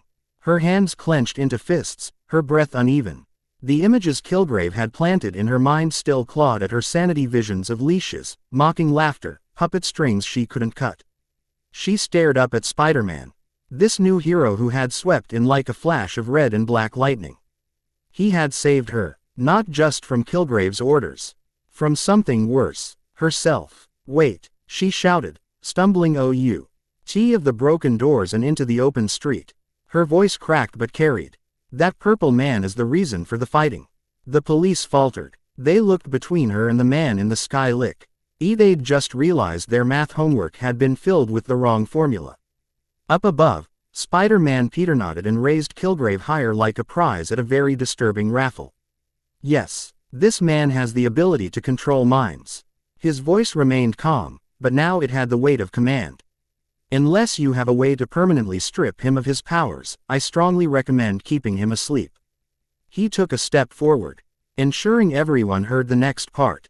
His crimes include rape, murder, running a criminal empire, drug and weapon trafficking, causing wars, he paused for effect, and being a really terrible dinner guest.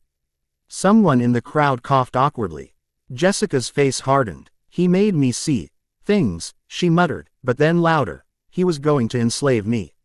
There it was. Silence. Real, city-wide, pin-drop silence. A young woman's voice telling the truth, and for once, the world listened. Spider-Man slowly descended, landing lightly on a nearby lamppost with ninja-level precision. Back on the rooftop, Naruto's voice echoed in Peter's mind again. You see it now, don't you? One man, one moment, one decision. Peter watched the police place Kilgrave into a high-security containment chamber. People underestimate the small things, Peter. The boring things. But it's the flicker of a candle that lights a wildfire. Peter folded his arms, wind tousling his suit. So, what now? He whispered to the sky. Now, Naruto replied. Now you go home, finish your ramen, and start designing those gadgets. You've got a world to protect, one screw at a time. In which Peter discovers enhanced memory. Jessica spills her soul and number, and awkward taxi rides become surprisingly sweet.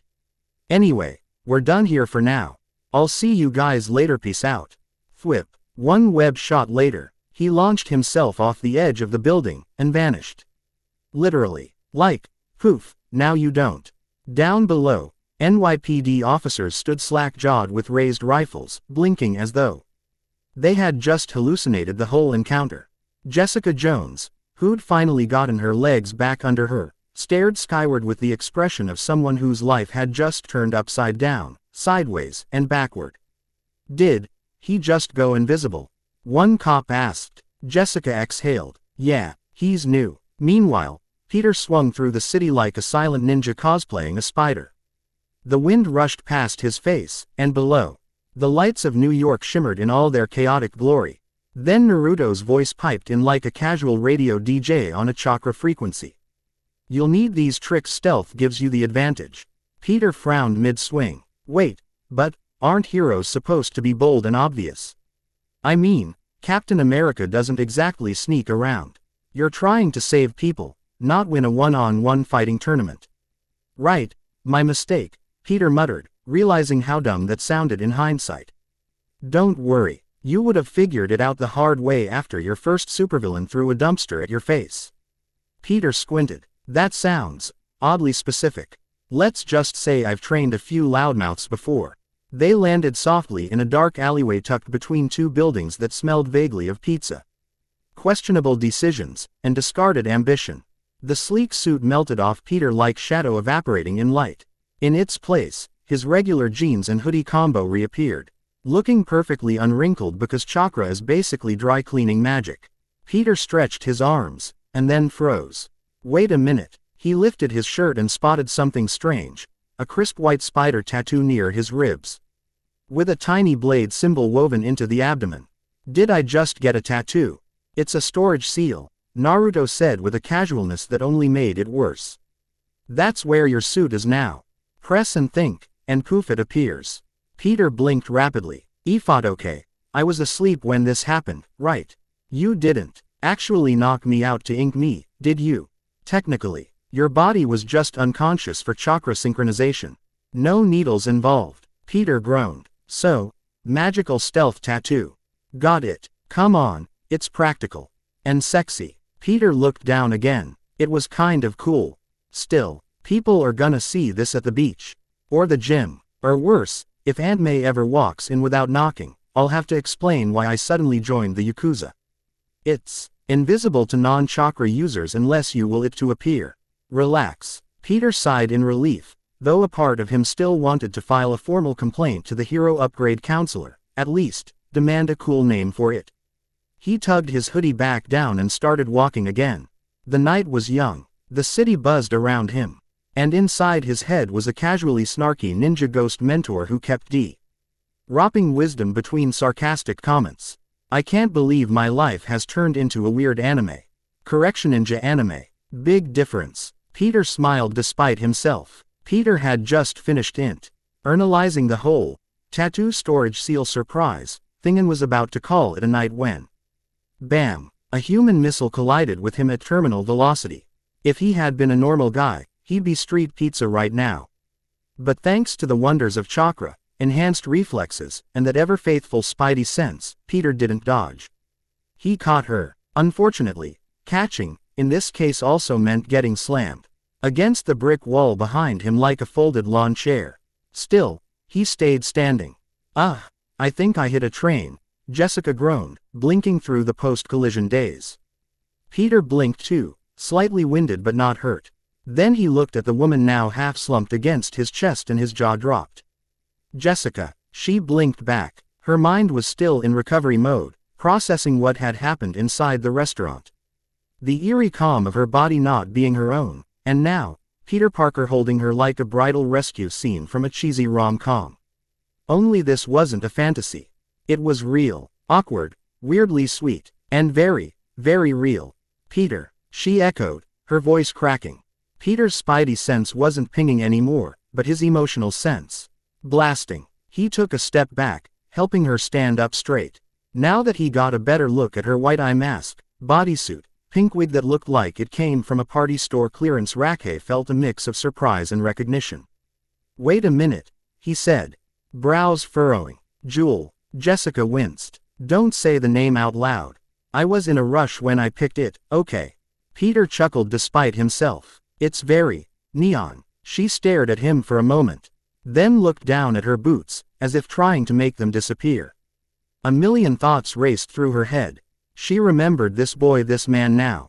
The awkward, kind-hearted classmate she had crushed on quietly all through middle and most of high school. The one she'd once screamed at for looking at her like she was fragile, when he'd only been trying to empathize. The boy she'd run from after the accident that took her family.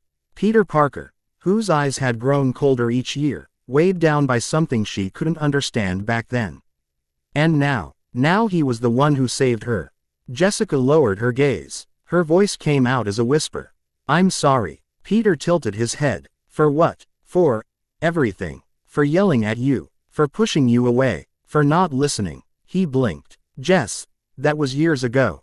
I know, she said quickly, still avoiding his eyes. But I've never stopped thinking about it. I thought you were pitying me, but you weren't. You were just trying to relate. And I made you feel worse. Peter was quiet. Then, he offered the smallest, most lopsided grin she'd ever seen. Hey, he said, we were kids. I got yelled at a lot. Jessica snorted. That doesn't make it better. No, but it means I didn't take it personally. He hesitated, then added, you had it rough. I should have said something better back then. But I'm glad you're okay. Jessica met his gaze at last. His eyes were warm again. Not cold, not distant, not broken. And just like that, a tiny piece of the shame she'd carried for years faded. Jessica looked up at Heman for a second. The pink wig and mask melted away. And she was just a girl again. Tired, strong, haunted. But thanks, Peter added, giving her a small smile. For the apology. It means something. Jessica gave a half nod, half shrug. You always were weirdly mature for a science nerd. You always were better at flying than landing. She actually snorted at that. Yeah, still working on that part. They stood in silence for another moment. Peter didn't consider himself a genius, okay, maybe a little bit of one, but even he could tell something was off. His memory was sharper, like, disturbingly sharp. He could now remember exactly what Kilgrave had been eating in the restaurant, soup with 3 croutons, a little too much salt, what time the waiter had refilled water at the table behind him, and the serial number on a fire extinguisher across the room. Either Peter had become a walking surveillance camera, or Naruto had slipped some kind of chakra espresso into his bloodstream. Mental sharpness is one of the perks. Naruto's voice confirmed in his head. Also makes exams easier. You're welcome. Peter was about to reply when a sudden, soul-punching question dropped. Peter, am I dying?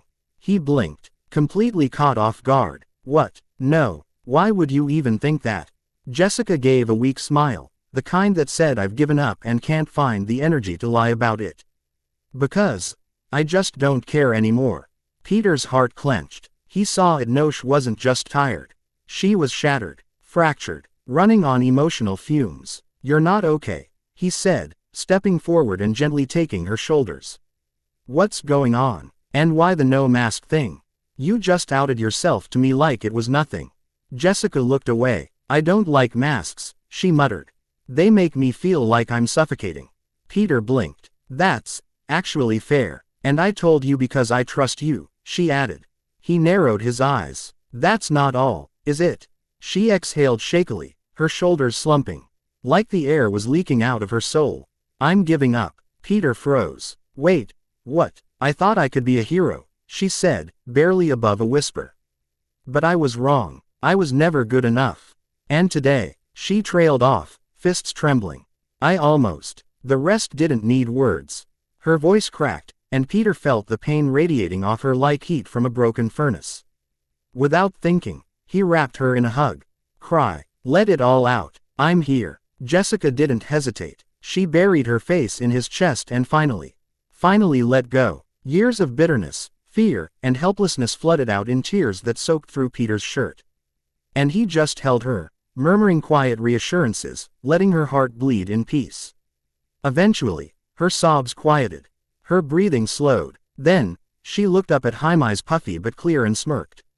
You know, you suck at hiding things. Peter blinked. What? I've got super strength, genius.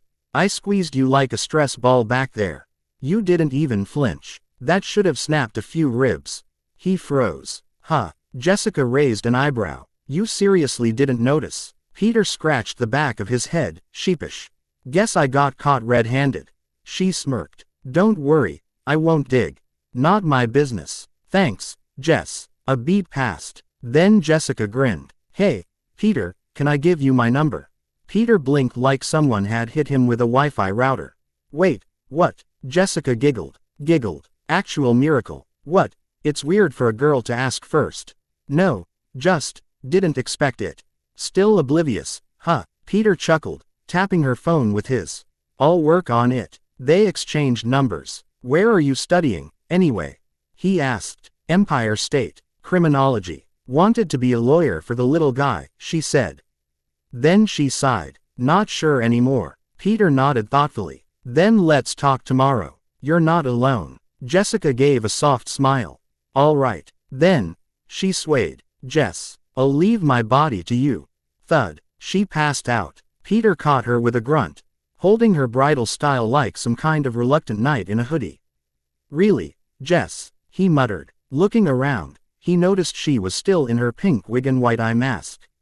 Low-budget cosplay or not, it was a dead giveaway. Yeah, nope. He gently pulled off the wig and mask, stuffing them in his bag. Then he took off his jacket and draped it over her. Now she looked like a tired girl in a leather jumpsuit. Totally normal. Completely inconspicuous. Okay. 60% inconspicuous. The boots were a bit much. He glanced down at her face again. She looked peaceful now, trusting, and soft. Peter's brain hiccuped for half a secondi's teenage hormones flared like an overexcited squirrel on espresso. Nope, not happening. He shut it down with sheer willpower and summoned a taxi with a wave. Jessica groaned slightly in her sleep, then cuddled deeper into his arms. Peter sighed. I did not sign up for this. But part of him made the heroic part, maybe just the only kid who used to sit in the back of class smiled. Because tonight, he had saved someone. Not just from a villain, but from herself, in which Peter learns to share his room, confronts the weight of justice. And Naruto drops wisdom like a sensei with an overdue monologue quota. The yellow taxi screeched to a stop like it had just won a race it hadn't entered. Peter stood by the curb in the shadows, holding an unconscious girl in his arms like it was the most normal thing in the world. To be fair, this was New York, where no one asked questions unless it directly involved pizza or subway delays. The driver rolled down the window, squinting at Peter and the girl he was carrying bridal style. You, want me to call an ambulance, kid? Peter shook his head quickly. No, she's just exhausted. Long day. She fainted. The driver raised an eyebrow. Exhausted, huh? Peter gestured with his chin to the ID hanging from her jacket. She's a student, Empire State, my classmate, and you're taking her home. I don't know where she lives, Peter admitted. So, yeah, my place. The driver stared for a beat longer. Peter winced. That sounded way worse than it is. He was already sweating, and not because of the weight. Though, side note, Jessica had serious muscle mass. Super strength didn't come cheap. The driver sighed and unlocked the doors. Fine, but if she wakes up and screams, I'm pulling over and calling every authority I can think of. Fair. Peter opened the backseat door and gently slid Jessica in, careful not to bump her head. She murmured something unintelligible, curled up, and snuggled into his jacket like it was a sleepover. Great. Now she looked even more vulnerable. Just fantastic. Peter climbed in beside her and gave the driver his address. As the cab took off through the city, Peter stared out the window, his heart still racing. Not because of the near-death situation with Kilgrave. Not because of the purple man's trauma-inducing powers. Nope. Because he was in a taxi, alone, with a girl in his lap. A pretty girl, wearing a leather bodysuit, whose head was now resting on his shoulder. This is a test, Naruto's voice said inside his head, of your spiritual and hormonal discipline. Don't fail. I'm not failing, Peter muttered under his breath. The driver glanced at him through the rearview mirror. You say something, kid. Nope. Just, mentally reviewing for a chemistry exam. While holding Sleeping Beauty in a biker outfit. Yep. The driver huffed. Man, college is wild these days. Peter resisted the urge to melt into the seat. He looked down at Jessica. Her breathing was steady now. She looked peaceful, even, soft, and completely oblivious to the fact that she'd just unloaded years of trauma on him before passing out like a cell phone with 1% battery. He whispered quietly, "You're safe now, Jess." The taxi hit a bump, and Jessica stirred. She mumbled something that sounded like, "No lemon in the cookies," and Peter blinked. Okay. 20 minutes later, they pulled up outside the Parker residence. "Here you go," the driver said, turning off the meter. "You want help carrying her?" Peter shook his head. "Thanks, but I've got it." He paid, adding a generous tip to hopefully make the driver forget this ride ever happened, and stepped out of the cab. Ben Parker had seen a lot in his years: corrupt politicians, rising crime rates, and that one time a pigeon declared war on his tomato garden. But nothing quite prepared him for the sight of his nephew walking through the door, carrying an unconscious girl like S. own modern fairytale prince with excellent posture. "Peter," Ben said, eyes narrowing but voice calm. "What happened?" Peter, still in his regular clothes but looking like someone who'd just wrestled with destiny and won, walked in and gently laid Jessica down on the living room sofa like she was made of glass. "I came across an incident," Peter said with a tired shrug. "Naruto decided to help me out." Ah yes, Naruto. The immortal ninja demi who had decided Peter was worth mentoring. As far as excuses went, it ranked somewhere between, "I got held up in traffic," and, "A ninja decided to temporarily possess me." May's concern kicked in immediately. She stepped closer and gently cupped Peter's face, scanning it like she was searching for microfractures in his soul. "You didn't get hurt, did you?" Peter smiled, touched by her concern. "No, Mom, I'm fine. There wasn't any action this time, just a rescue. But I did bring back someone from my past." He gestured to the sleeping girl on the couch. "Jessica Jones. Friend from middle school. She's also a superhero. Super strength, flight, and some kind of energy stuff."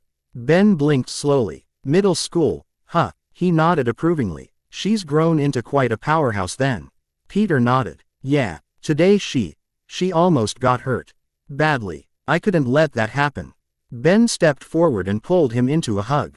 Not one of those brief, awkward pats. A real, tight, "I'm proud of you and I don't care who knows it" hug. "You did good, son." Peter's heart swelled. His uncle wasn't flashy with praise, but when it came it meant something. Meanwhile, May was watching Jessica. Tall, athletic, soft facial features even while unconscious. Definitely striking, and from the looks of it, emotionally exhausted. May's eyes narrowed slightly. She didn't judge Tsunade at all. But she analyzed. Peter had never brought a girl home before. Not even once. Not even when he accidentally grew a full beard overnight and got complimented by half his class. She knew he had attention after all. He had brains, heart, and a jawline that had recently gotten suspiciously sharper. But he had never acted on it. And now, a girl in a leather jumpsuit, sleeping on her couch. May hummed. "Interesting. What happened to her?" she asked, keeping her tone light. "She's just exhausted," Peter replied. "She'll stay here tonight. I'll make sure she's okay." "Of course," May said. Her face was calm, but inside, her motherly radar was on high alert and actively scanning. As Peter trudged upstairs to drop his things off, probably to practice whatever mystical power Naruto was teaching him next: knitting, shadow clones, shoulder rubs. May moved toward the couch. She returned moments later with a soft blanket and gently tucked it around Jessica's shoulders. The girl RMU read something in her sleep, something about lemon cookie sand curled up tighter. May paused, brushing a strand of hair from her cheek. "Rest easy, sweet girl," she whispered. Ben Parker was a man of peace. He liked his eggs sunny side up, his coffee black, and his evenings free of unnecessary emotional entanglements. So when May's smile turned just a little too innocent, like a cat about to knock a glass off the counter, he knew she was about to meddle. "Don't say it," Ben muttered as he sat at the dinner table. May blinked, all wide-eyed sweetness. "Say what?" He gave her a look. The one that said, "I've known you since the Reagan administration and you're not slick, lady." May just hummed and scooped mashed potatoes onto his plate with the grace of a woman who definitely had a plan. Ben sighed. Let the boy handle it.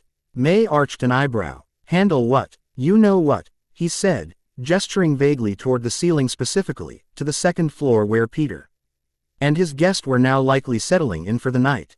I'm just saying, May said, her tone way too casual. It's not every day a girl like that ends up passed out on your couch in a leather suit. There's a story there. Ben shook his head. May, come on. Did my father come and talk to you about our relationship? No, she said, smirking. But your father also didn't have the spine to get invo. LVED, even if your mother had dated a literal pirate. She did date a guy with a parrot once, Ben grumbled. May laughed and gave his shoulder a playful smack. You're just upset I have better instincts. I'm only a brute when it counts. Ben said with mock indignation, otherwise I'm gentle. Bah, May said with a fond grin as she leaned against him. They ate in warm silence for a few minutes, the scent of roast chicken and roasted vegetables filling the room. But even as they dined, May's thoughts wandered back to a time when she hadn't been May Parker yet. Once upon a time, May Riley H. had her life mapped out with the precision of a tax auditor. Marry rich, live comfortably, and never worry about things like coupons or heating bills. Ben Parker. He'd been sweet, honest, earnest in a way that made her laugh but also made her think he couldn't possibly compete. So she'd said no. Instead, she said yes to a man with a polished smile, a sharp suit, and the bank account to match. Until one day, Ben came rushing to her front door, sweat on his brow and urgency in his voice. May, he said, that man you're engaged to, he was involved in a robbery. He shot someone. She'd thought he was jealous, trying to scare her. Then her fiancé had shown up not 5 minutes later. Calm voice, frantic eyes. Marry me, now. She asked if what Ben said was true. The guilt that flickered across his face answered everything. Her silence was the last decision she had to make. He ran, was arrested within the hour. And from that day on, Ben Parker didn't seem so average anymore. He was solid, real, the kind of man who didn't offer dreams of grandeur, but promises he meant. They'd built a life out of honesty and simplicity. No mansions, no yachts, but there was love, and, more recently, one very special boy who was now turning into something extraordinary. Back in the present, May looked across the table at the man she'd once overlooked. Still her Ben, still the one who could make her Al with just a grunt and a raised eyebrow. Still the man who reminded her why she'd walked away from everything else. She smiled softly, then reached across the table and squeezed his hand. You're thinking about something, Ben said, between bites of green beans. Just counting my blessings, May replied. He smiled. One of them better be me. You're at the top of the list, she said with a wink. Ben grinned. Right above your knitting kit and reruns of Columbo, huh? Barely, she teased. As they chuckled, upstairs a certain superhero teenager was adjusting his life around power, destiny, and, possibly his first real houseguest who wasn't a guy. And May, she might have been, letting him handle it. But the extra set of bedsheets and the fresh towels she'd already laid out told a slightly different story. To be absolutely clear, Peter had no plans to freak out. Yes, a very attractive, very unconscious superheroine was sleeping in his bed. Yes, this was the first time he'd ever shared a room with someone who wasn't a genetically mutated spider. And yes, her breathing was calm and soft and definitely distracting if he let himself focus on it. But he was fine. Totally, completely, awkwardly fine. He had dragged over a blanket and pillow to the floor. He'd offered the bed. He'd done the whole gentleman routine. And when she shifted slightly in her sleep and mumbled something about never drinking orange soda again, Peter absolutely did not panic. He did, however, crash hard. The second his head hit the pillow on the floor, he was out. When he opened his eyes, he was in the forest again. The dreamscape. The leaves shimmered with chakra. The sky above looked like it had been painted by Van Gogh on a day he was feeling particularly cosmic. It was peaceful, surreal, and of course, standing smack in the middle of it was the blonde sage himself. Naruto Uzumaki. Casual lean, crossed arms, hair waving like gravity was just a suggestion. Peter instinctively straightened his posture. How do you feel about today? Naruto asked, not wasting time. Peter blinked, then sighed. Exhausted, confused, but glad I acted. His mind spun through the memories: Kilgrave, Jessica, the rooftop, the suit. If I hadn't saved her, he muttered, voice dropping, I don't think I'd have forgiven myself. Naruto gave a slow nod, the kind of approval that wasn't loud or flashy but solid. Good. Hold on to that. He stepped forward, his shadow blending with the trees.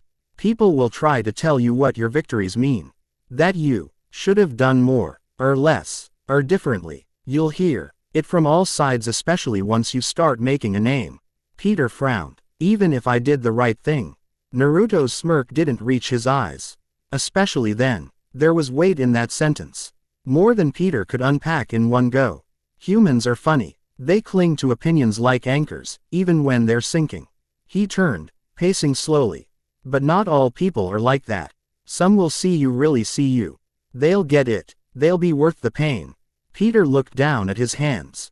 And the others. Naruto's eyes flickered, just for a second, with something ancient. Let them drown. It was a lot. Peter swallowed hard, processing. And what now? Naruto grinned, finally some warmth. Now, we train. He clapped his hands together. 1 month in here is a single night out there. You're getting a crash course in ninja tactics, chakra control, sealing, martial arts, and how to look cool while punching people through walls. Peter blinked. Wait, like a time-dilated pocket dimension. Naruto shrugged. You call it that. I call it Tuesday. Peter almost laughed. All right, what's first? Meditation, sparring. Naruto's grin faded slightly. First, a question. He stared straight into Peter's eyes. Will you learn to kill? Quote. The wind stilled. Peter's breath caught. What? I won't force you to, Naruto said gently, but you'll learn how. Because sometimes, Peter, his tone hardened, you'll face something no jail can hold, no system can touch, and they'll keep hurting people until someone stops them permanently. Peter felt the truth of that. The unfairness of it, the necessity. Kingpin, Osborne, Peter muttered. Naruto nodded. And others, worse. Kilgrave was nothing. He was step 1. Peter's jaw tightened. I'll decide when the time comes. Naruto gave a slow smile. That's all I ask. Then, without warning, bam, a log flew out of nowhere. Peter yelped and jumped aside just in time to avoid getting flattened. What the hell? Naruto spun a kunai on his finger. Lesson 1. Always stay alert. Peter glared. You did that on purpose. Naruto shrugged, totally unapologetic. You were brooding. Had to break the vibe. And so, under a starless sky in a forest hat wasn't real but felt more real than most dreams. Peter Parker began his next step forward. In which Peter gets turned into a human crash test dummy. Repeatedly. Peter had faced a lot of things in life. Flash Thompson's locker shoves. Science exams with equations that looked like alien language. Aunt May's very suspicious meatloaf. But never not once had he stood in front of a blonde, cosmic ninja RLORD with a, time for your beatdown, grin. Fair enough, Naruto said casually, cracking his knuckles like he wasn't about to unleash trauma. But for now, we have more immediate problems. Peter, being the ever-hopeful optimist/idiot, smiled.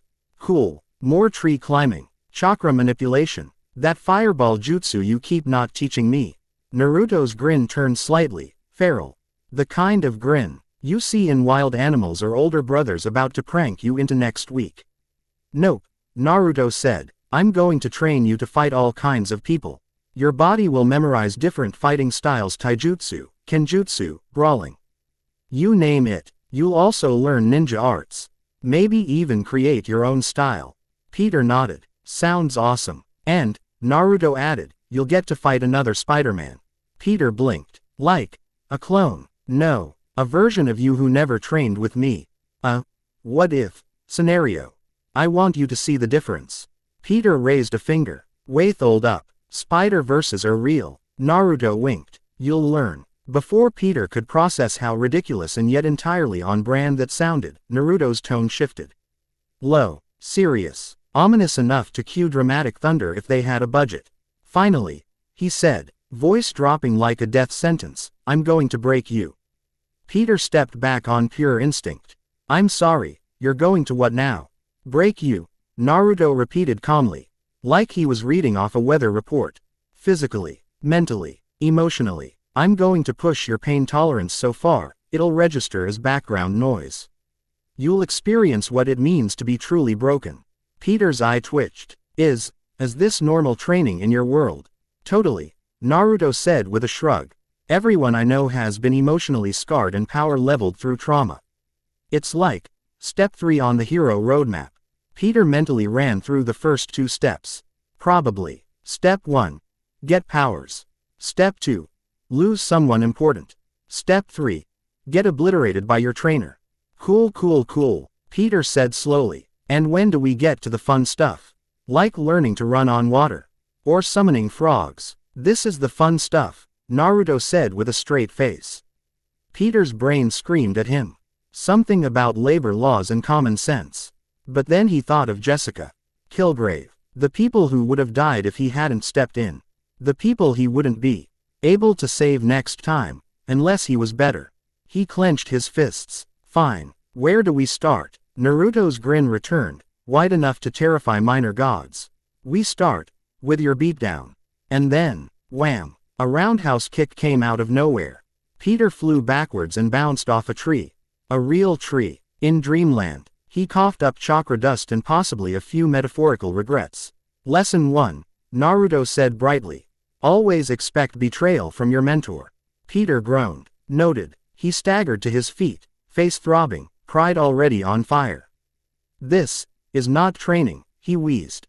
Naruto's voice echoed as he crouched into a ready stance. Nope. This is survival. Peter had thought he was ready. He had activated Spidey sense. He had squared his stance like in the movies. He had even given himself a pre-fight pep talk.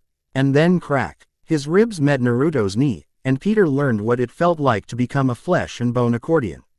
He barely hit the ground before Naruto said, "Stand up." Not, "Are you okay?" Not, "Need a second." Just, "Stand up." Peter wheezed like a broken harmonica but forced himself up. Because apparently, pride was stronger than his skeletal system. Then came the elbow. A ninja elbow. A titanium rocket-powered chakra-infused elbow. Crack. Peter's shoulder exploded in pain, and he saw colors that probably didn't exist on the visible spectrum. Muay Thai, Naruto said helpfully. As if Peter wasn't currently malfunctioning like a dropped iPhone. 8 limbs, Naruto explained. Fists, elbows, knees, shins. Peter gasped, "Can't I start with 2 limbs? Maybe 1. Naruto grinned. "You'll thank me later." Peter didn't think so. Next came Taekwondo. Naruto said something about range and long kicks, and then boom. Peter's stomach was booted like a football. He flew. There was airtime. He considered charging admission. And while still airborne, snap, a spinning heel kick caught him midair like a glitch in a martial arts video game, and Peter spiraled into the dirt like a very confused Beyblade. Naruto stood over him and said, "Rule 2, balance." Peter's internal organs disagreed loudly. Still, he got up again. Because that's what Spider-Men did. And also because Naruto wasn't taking no for an answer. Then came the karate phase.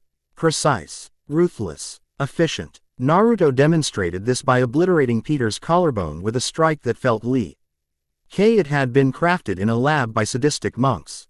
Karate doesn't waste movement, Naruto said, like a murderous yoga instructor. When you strike, you end the fight. Peter replied with, "Hikkkh," which loosely translated to, "I'm dying. Thank you." And just when Peter thought he was finally out of bones to break grappling. Sweet, suffocating grappling. 1 second Peter was on his feet.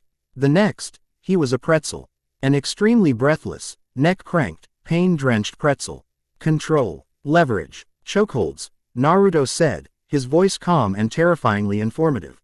Peter flailed. Naruto bent his arm the wrong way.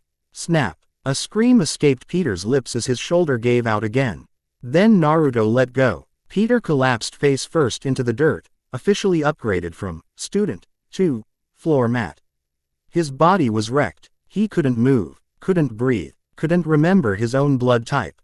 And yet, his fingers twitched, then dug into the soil, then curled into a fist. He moved. He moved. Naruto's expression didn't change, but there was something in his eyes. A glimmer of approval, maybe even pride. And then, with no warning, Naruto snapped his fingers and Peter was healed. Like magic, his ribs uncracked. His jaw aligned. His shoulder popped back into place. Peter sat up, blinking. Wait, you could have healed me the whole time. Naruto shrugged. Yep, but pain's a better teacher. Peter stared. You're the worst mentor ever.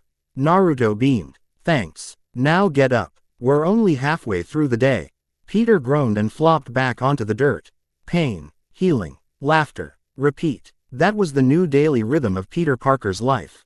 Gone were the days of caffeine-fueled cramming and awkward lab group projects. Now it was sunrise ninja dropkicks, mid-morning bone shattering, lunchtime chakra lock grapples, and don't forget evening cardio. AKA, outrun the exploding clones. But strangely, it was working.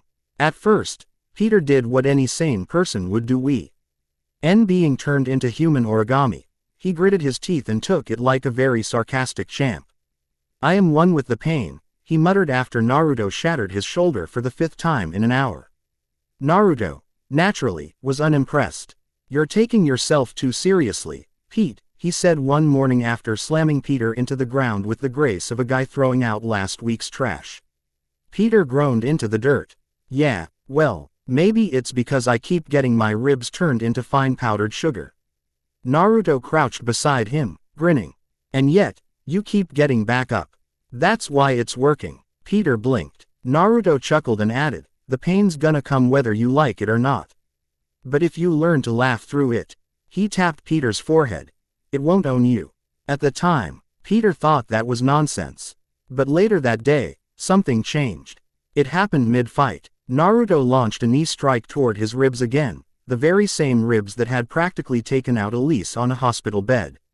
But this time, Peter ducked. He ducked. There was a whoosh of air and Naruto blinked as his knee swished past empty space. Peter's eyes went wide. Then, without thinking, he laughed. It wasn't a polite chuckle. It was a full-on, surprised, oh my god I did it laugh. A deep, cathartic sound that echoed across the clearing like some kind of battle cry. Naruto raised an eyebrow. You good. Peter doubled over laughing, not because he was hurt this time but because he wasn't. Then came the next lesson. A flying spin kick. Peter caught it with his face. He was lawn, shed into a tree and bounced off it like a badly thrown pillow. Still, lying flat on the grass, he burst out laughing again.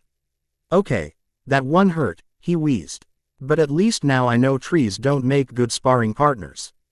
Naruto shook his head, hiding a smirk. You're insane. Yup. Peter gave him a dazed thumbs up. Fully certified now. From then on, something shifted. Peter didn't just fight. He started playing with the fight. He dodged with flair. He threw in quips mid-combo. Once, while Naruto was going full judo god, Peter managed to slip out of a hold by blurting, "Hey, is that Sasuke behind you?" It wasn't. Naruto still looked. Sometimes he still got wrecked. Okay, often. But the fear, the dread, the voice in his head that once whispered, "You can't do this," every time pain surged through his nerves. That voice had been replaced. Now, all Peter heard was, "You survived that. Let's see what you can do next." One evening, after their session, Peter lay on the grass, watching the clouds overhead. "Hey Naruto," he said, barely winded for once. "Yeah," the blonde answered, flopped nearby with a stick of Pocky in his mouth. Peter grinned. "I still don't know what I'm doing, but I think I'm getting better." Naruto turned to him, the sky's golden hue reflected in his eyes. You're starting to enjoy the ride." Peter snorted. "Says the guy who drop-kicked me into a pond." "You laughed, didn't you?" Peter chuckled. "Yeah, I did, and that was it." Peter Parker, friendly neighborhood Spiderman, was still getting beat up by a ninja from another dimension. But now, he was doing it with a smile. If Peter Parker had a list of things he never wanted to hear while airborne without a parachute, figure it out before you hit the ground. Would rank right at the top. Unfortunately for Peter, Naruto didn't care about rankings. "What the hell, Naruto?" Peter's voice cracked as he flailed midair, arms windmilling like a wacky inflatable tube guy plummeting from the world's tallest tree. Way above, lounging on a branch like some kind of smug forest cat, Naruto cupped his hands around his mouth. Remember, focus your chakra into the webbing. Peter's answer was a scream that probably startled every bird in the tri-state area. Rewind a bit. Earlier that week, Naruto had made a rather rude observation during breakfast. Your webs suck. Peter, with a mouthful of toast, blinked. Come again. They're tools, Naruto said, casually flicking Peter's web shooter and making him choke on orange juice. Not you. But they could be. Chakra can make them alive. You. Still thinking like a tech nerd instead of a ninja. Gee, thanks, Peter muttered. I am a tech nerd, in case you forgot. Naruto didn't answer. Instead, he grabbed a strand of Peter's web and infused it with chakra. The change was immediate. The web glowed blue, pulsed, then twisted like a snake responding to Naruto's thoughts. It retracted, snapped, reshipeted, moved like it had a brain. Peter stared, eyes wide. You can control it like that. With practice, Naruto said, grinning like the guy who just taught a kindergartner how to summon a demon. So can you. Week 1. Chakra Webbing 101. Peter's training was intense. He started small, trying to make his webbing tougher, stickier. He added chakra like frosting to a cake and hoped for the best. Sometimes it turned into unbreakable steel-like cords. Other times it became stretchy enough to bounce a tree like a trampoline. Once, it became too sticky and glued his hands together for 4 hours. You look like a failed arts and crafts project, Naruto said helpfully. Then came the electric webbing. Peter grinned the first time he zapped a dummy. Ha, I call this one the Thunder Thwip. Naruto raised an eyebrow. You're naming your web techniques. Peter struck a dramatic pose. Wouldn't you? Naruto muttered something about dramatic Americans, and moved on. But the real test, the cliffs, big ones, like, absurdly tall, ones that clearly violated gravity and OSHA regulations. Peter stood at the edge, legs shaking. You're joking, right? You want me to jump? I want you to live, Naruto said cheerfully, then shoved him. Thus began the glorious tradition of Peter Parker being hurled off increasingly large and terrifying cliffs. The first time, snap, crash, groan, healing jutsu. Second time, snap, face first into a tree, healing jutsu. By the 5th time, he just started screaming midair, I regret everything about this training method. Thwip. His hand shot forward. The web launched. Chakra surged through it like a lightning bolt down a power line.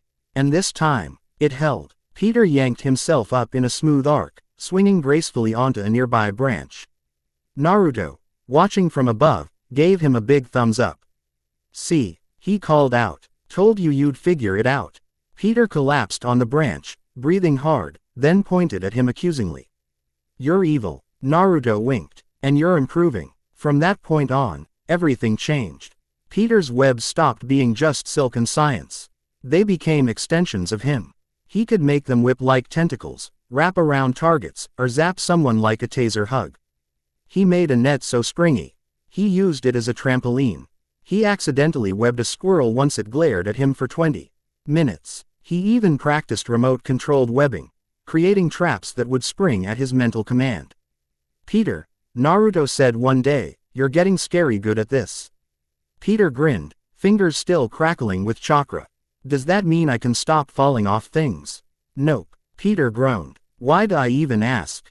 Chapter 10. Chapter 10. When you punch yourself in the face and still lose. In which Peter Parker battles the coolest version of himself, and humility lands like a roundhouse to the face. If you'd told Peter Parker 2 weeks ago that he'd be using his webbing to make medieval weaponry, he probably would have assumed you were high on radioactive glue. But, here he was crafting a bow staff out of chakra-hardened silk like he was some kind of ninja Gandalf with arachnid tendencies. Okay, he muttered to himself, holding up his latest creation. Not bad. Not bad at all. The staff gleamed faintly, chakra humming through it like a livewire. It felt light in his hands, flexible yet solid, kind of like an indestructible licorice stick. With just a little effort, he spun it, grinned, and whack! It hit a tree. The tree didn't like that. Crack, snap, crash, oops. From the other side of the clearing, Naruto clapped slowly. You know, when I said build weapons, I didn't mean deforest the training grounds. Peter shrugged. Collateral damage. Natural bounce back, right. Week 2. Web Forge training. This wasn't just about swinging from rooftops or catching bad guys anymore. No. This was web shaping, a glorious blend of creativity, combat, and chakra-induced chaos. Peter had learned to mold his webbing into shields that could block kunai and chakra blasts and, eventually, boulders. Swords with serrated edges that could slice through steel. Spears that he could throw like Olympian javelins. And even chakram-style discs, which were extremely cool until one boomeranged back and took out a chunk of his hair. Stylish, Naruto had said, laughing way too hard. The real game changer, though, was the web armor. Layer by layer, Peter wrapped Hi's body in chakra-infused silk until he looked like a tactical spider ninja. The armor flexed with him, absorbed kinetic energy, and best of all was breathable. Because no one wants to fight crime in sweat lockdown mode, Naruto tested this the only way he knew how. By throwing boulders the size of small SUVs at him. Peter had barely finished adjusting his shoulder plating when Naruto yelled, "Heads up!" Peter looked up, and instantly regretted every life choice that had led him here. Oh come on. Boom. Dust. Webbing. Crushed dignity. Peter flew through 3 trees and landed face first in the dirt. His armor flared with blue chakra as it slowly peeled itself off and dissolved. From the sidelines, Naruto whistled. "You're still alive. Nice." Peter groaned, staggering upright. "Did I at least block it?" Naruto gave a rare nod. "Almost. Try again." Peter blinked, then grinned. "Wait, that wasn't sarcasm." Naruto smirked. "Don't get used to it." After that, Peter got serious. He refined the web staff, learning to adjust the chakra flow for length, weight, and durability. He created Spider Knuckles' little web gauntlets over his fists that packed a punch like a chakra-infused freight train. He developed shock webbing, capable of pulsing outward like a mini EMP. Naruto called it Peter's budget Rasengan. "Hey," Peter had shouted, rude but fair. He even crafted sticky bolas, which were as hilarious as they were effective, especially when Naruto forgot to dodge and got tied up midair. Okay. Naruto laughed as Peter watched him dangle upside down from a tree. "You're improving." Peter crossed his arms, proud. "Told you. You might not be the only ninja in town soon." Naruto dropped free, landing lightly. "You're still missing one thing." Peter raised an eyebrow. "Oh yeah, what's that?" Naruto grinned, snapping his fingers. A boulder dropped from the sky. Peter's face paled. "You have a rock summon." Boom. Dust. More healing. Some people learn to ride a bike as kids.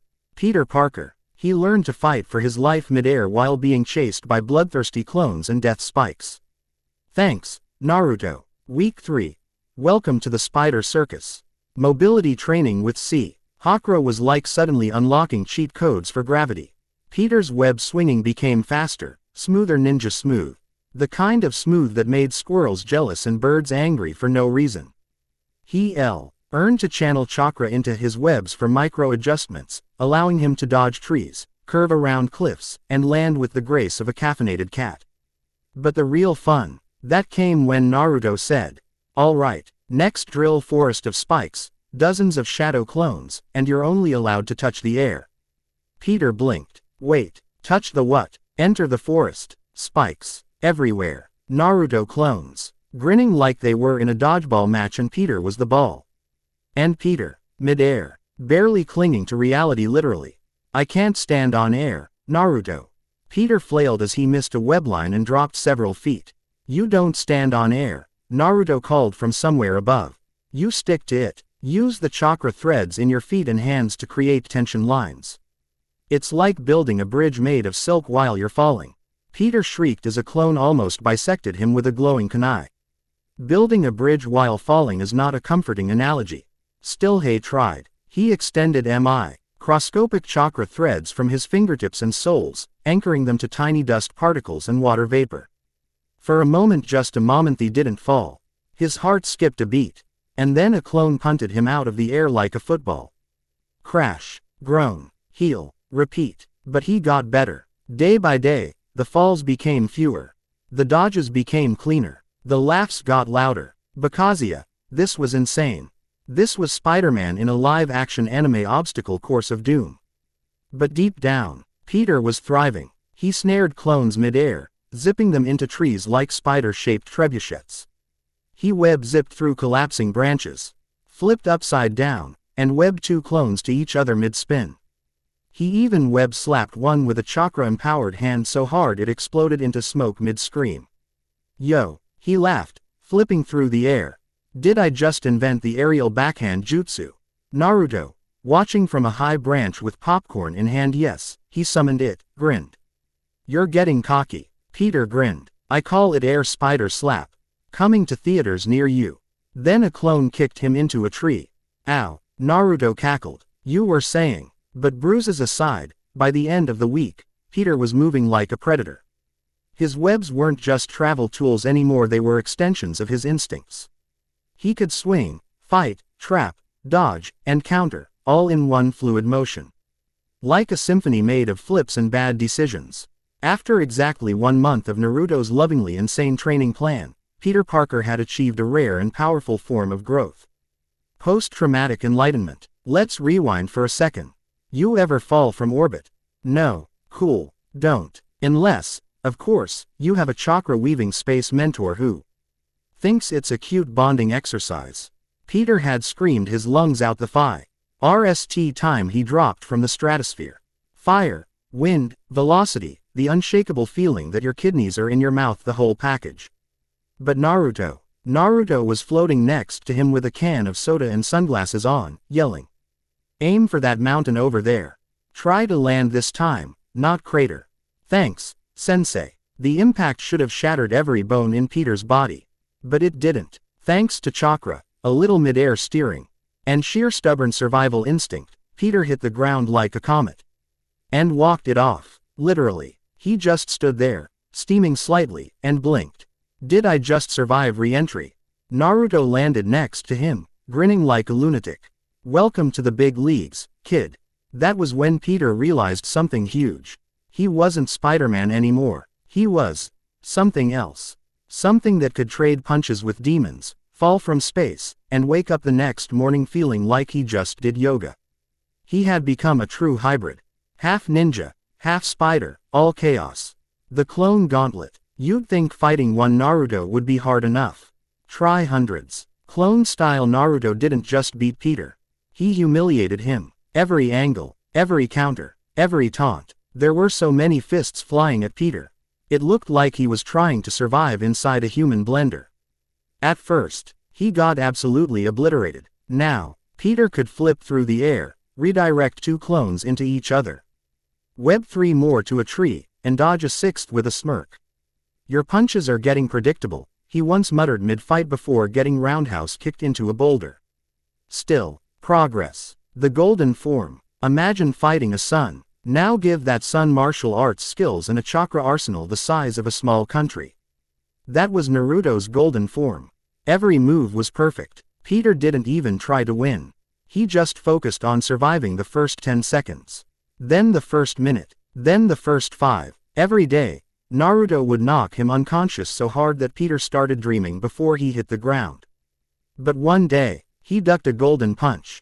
Just one. Naruto had raised an eyebrow and muttered, "Hey, took you long enough." Peter lay on the ground, gasping. Are you smiling?" Naruto just grinned wider. The elemental apocalypse. Wind, fire, lightning, water, and Peter's personal favorite. Let's just drop a mini Everest on your face, Earth style. You ever try to fight lava? It's a bad time. You ever try to web up a cloud? Peter did. It ended poorly. But the lesson wasn't about strength. It was about adaptability. Punch not working. Use a shock web. Getting fried. Coat your suit in water chakra. Earthquake. Turn the ground into webbing and ride the shockwave. By week 4, Peter had stopped thinking during battle. He just moved. The final night, Peter stood on a cliff as the wind howled around him. He wasn't wearing a suit. No gear. No mask. Just him and the stars above. Naruto stood beside him. You did good, he said simply. Peter nodded, his body relaxed but alert. I feel different. You are different. Peter looked at his hands. They were scarred, burned, calloused. But steady. I'm not afraid anymore, he said. Naruto grinned. Then you're ready. Peter turned toward him, curious. Ready for what? Naruto stepped back, forming a hand seal. And then another Peter appeared, a clone, wearing the old Spiderman suit. Naruto gestured, ready to face the man you could have been. Peter narrowed his eyes and smiled. Let's see who's better. Rooftop, NYC, 11:38 p.m. Windy, moonlight dramatic, perfect for an existential brawl. Two Spider-Men faced off on young, chakra hardened and slightly cocky. The other, veteran, cool, dad joke energy radiating off his spandex. Older Peter cracked his neck. You sure about this? Younger Peter smirked, bouncing on the balls of his feet. I didn't survive getting thrown from orbit to back down now. Younger Peter lunged first, darting in low with a sweeping leg kick. Classic opener. Older Peter jumped, flipped over him with ease, and landed lightly behind him. Nice try, he said, tapping the back of young Peter's head like a teacher grading a pop quiz. Young Peter whirled and jabbed. Older Peter ducked, returned with a palm strike to the chest. Young Peter caught the arm, twisted, but got web yanked mid-throw by Og Peter's free hand. He flipped him mid-air, slamming him onto the rooftop. Thud. Younger Peter winced. Okay, that was rude. Young Peter rebounded fast, firing two web linesen to yank himself forward, the other to fake a trap. Older Peter side rolled under it, then did something clever. He webbed the web, snagging the younger one's line mid-air. He yanked him off balance. Your web slinging predictable, he quipped, flipping over a mid-air kick. Young Peter twisted at the last second, rebounding off a vent pipe and launching a spinning heel kick. This one connected. Older Peter's head snapped back as he staggered. Oh, younger Peter grinned. Did I actually land one? Older Peter massaged his jaw. Beginner's luck. They both switched stances. Younger Peter boxer base, chakra supported muscles. Older Peter pure street fighter. Unpredictable, resourceful, brutal. Young Peter feinted high jab left. Hook right. Older Peter ducked under the hook and shoulder checked him into a wall.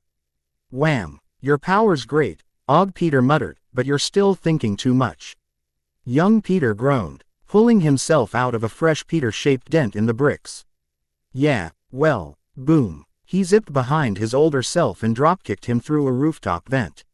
Older Peter rolled mid-fall, caught himself on webbing, and slingshotted back up, fist first. Pow! They clashed mid-air. Both punches landed. Both flew back. Both groaned. Stalemate. Both panting now, sweaty, bruised, grinning like idiots. You done? Older Peter asked. You wish. Younger Peter growled. They charged again. Young Peter dipped under a kick-webbed OG's leg yanked. Og Peter flipped forward with the momentum, landed behind him, and elbowed him in the back of the head. Young Peter stumbled, twisted into a spinning roundhouse, clipped OG's ribs. Older Peter grunted, caught the follow-up punch, twisted his wrist. Younger Peter headbutted him. Yow! Both yelled. Why do we headbutt with the same skull? Younger Peter winced, breathing heavy, eyes locked. Young Peter knew this was it. One move, one moment, whoever flinched would lose. He fired a web faked left. Older Peter dodged right, saw through it, webbed his incoming punch. They both spun, flipping in the air. Two fists collided in the middle of the spin. But young Peter hesitated, a flicker of thought, a moment of calculation. Older Peter didn't. His fist landed first, a clean shot to the temple. Everything went black. Aftermath. Young Peter woke up to the night sky spinning above him. Older Peter crouched beside him, offering water. You okay, champ? I hate how cool you are, he mumbled. You almost had me, Og Peter said honestly.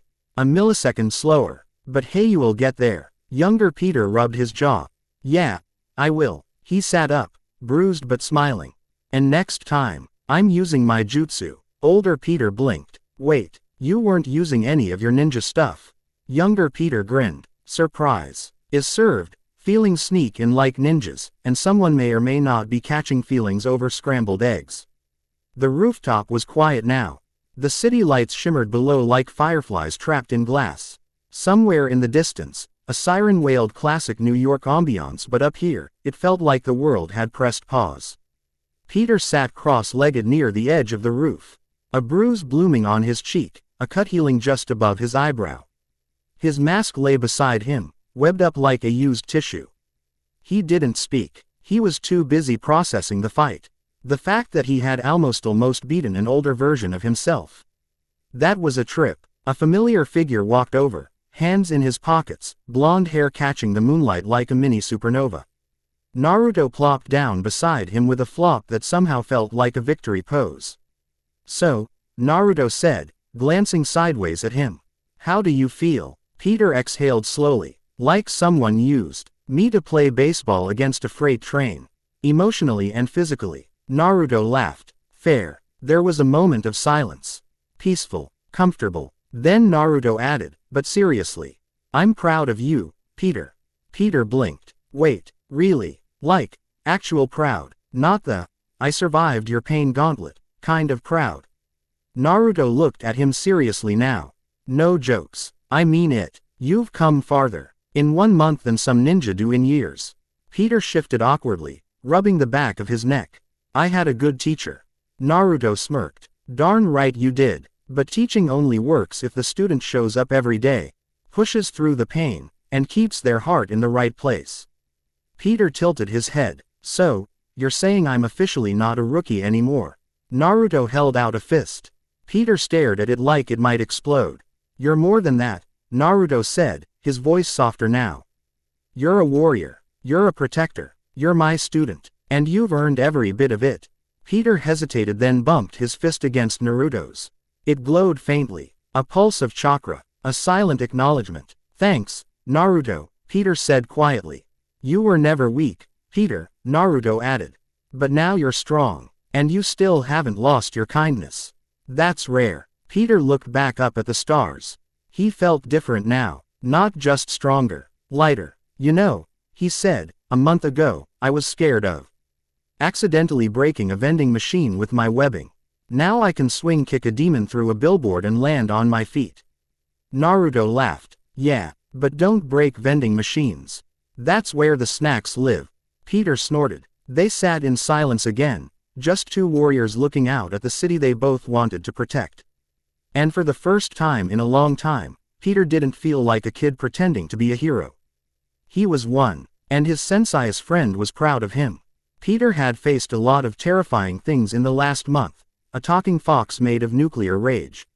A clone army of Naruto punching him into geological formations. And that one time Naruto made him eat wasabi ramen while upside down during agility training. But this was worse. "Now comes the real test," Naruto said with a grin that made Peter's stomach do a backflip. Peter's spidey sense pinged so hard it might have triggered an earthquake warning. "You have two choices," Naruto continued, holding up two fingers like a game show host from hell. "You can fight Curse Mark Sasuke." Peter flinched. "Or one-tail Naruto." Peter's soul physically left his body. He had fought Curse Mark Sasuke before. The dude had eyes that could hypnotize you. A demon tattoo that screamed, "I listened to Screamo at 4 a.m., and a fighting style that made nuclear warfare look polite. One-tail Naruto. That was Naruto on Monster Energy, Pain, and Fox steroids. He once backhanded a mountain. Accidentally. Peter did a quick mental math check. Speed. They both move at Mach 30 plus. Power. Skyscraper obliterating. Durability. Laughs at missiles. Peter's speed. Maybe Mach 3 on a good day with all the chakra-enhancing hacks.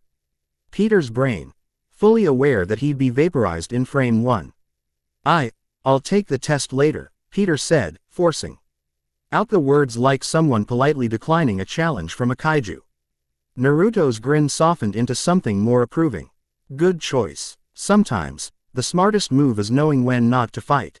That's called wisdom." Peter blinked. "Wait, I passed by chickening out." "Wisdom isn't cowardice," Naruto said.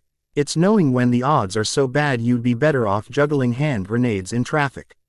Peter felt mildly attacked but also incredibly relieved. Then Naruto reached behind him and pulled out a sleek, black package wrapped in leather and sealed with a small chakra symbol. He handed it to Peter with all the dramatic flair of someone passing down Excalibur. "This is your graduation gift. Everything you'll need for the road ahead." Peter opened it. His jaw dropped. Inside was Ninja's version of a high-tech Batcave starter kit. A brand new black spider suit, reinforced with chakra-conductive fibers. A pair of custom web shooters with adjustable nozzles, a dozen smoke bombs labeled, Escape Plan A. A belt full of kunai and a tonto. Peter immediately tried to pull a cool ninja pose and poked himself. 10 healing pills that smelled like minty doom. 10 chakra pills that buzzed in his palm. 10 spider tracers with a tiny Uzumaki swirl engraved on them, naturally. And a full week's worth of web fluid, which Peter internally calculated as 2 days if it's a weird week. He whistled. You really went all out, huh? Naruto shrugged, casually epic. Nothing fancy. Just the essentials. You'll have to upgrade them yourself. That's part of the journey. Peter nodded, already imagining himself webbing together a custom chakra blade or something dumb cool like that.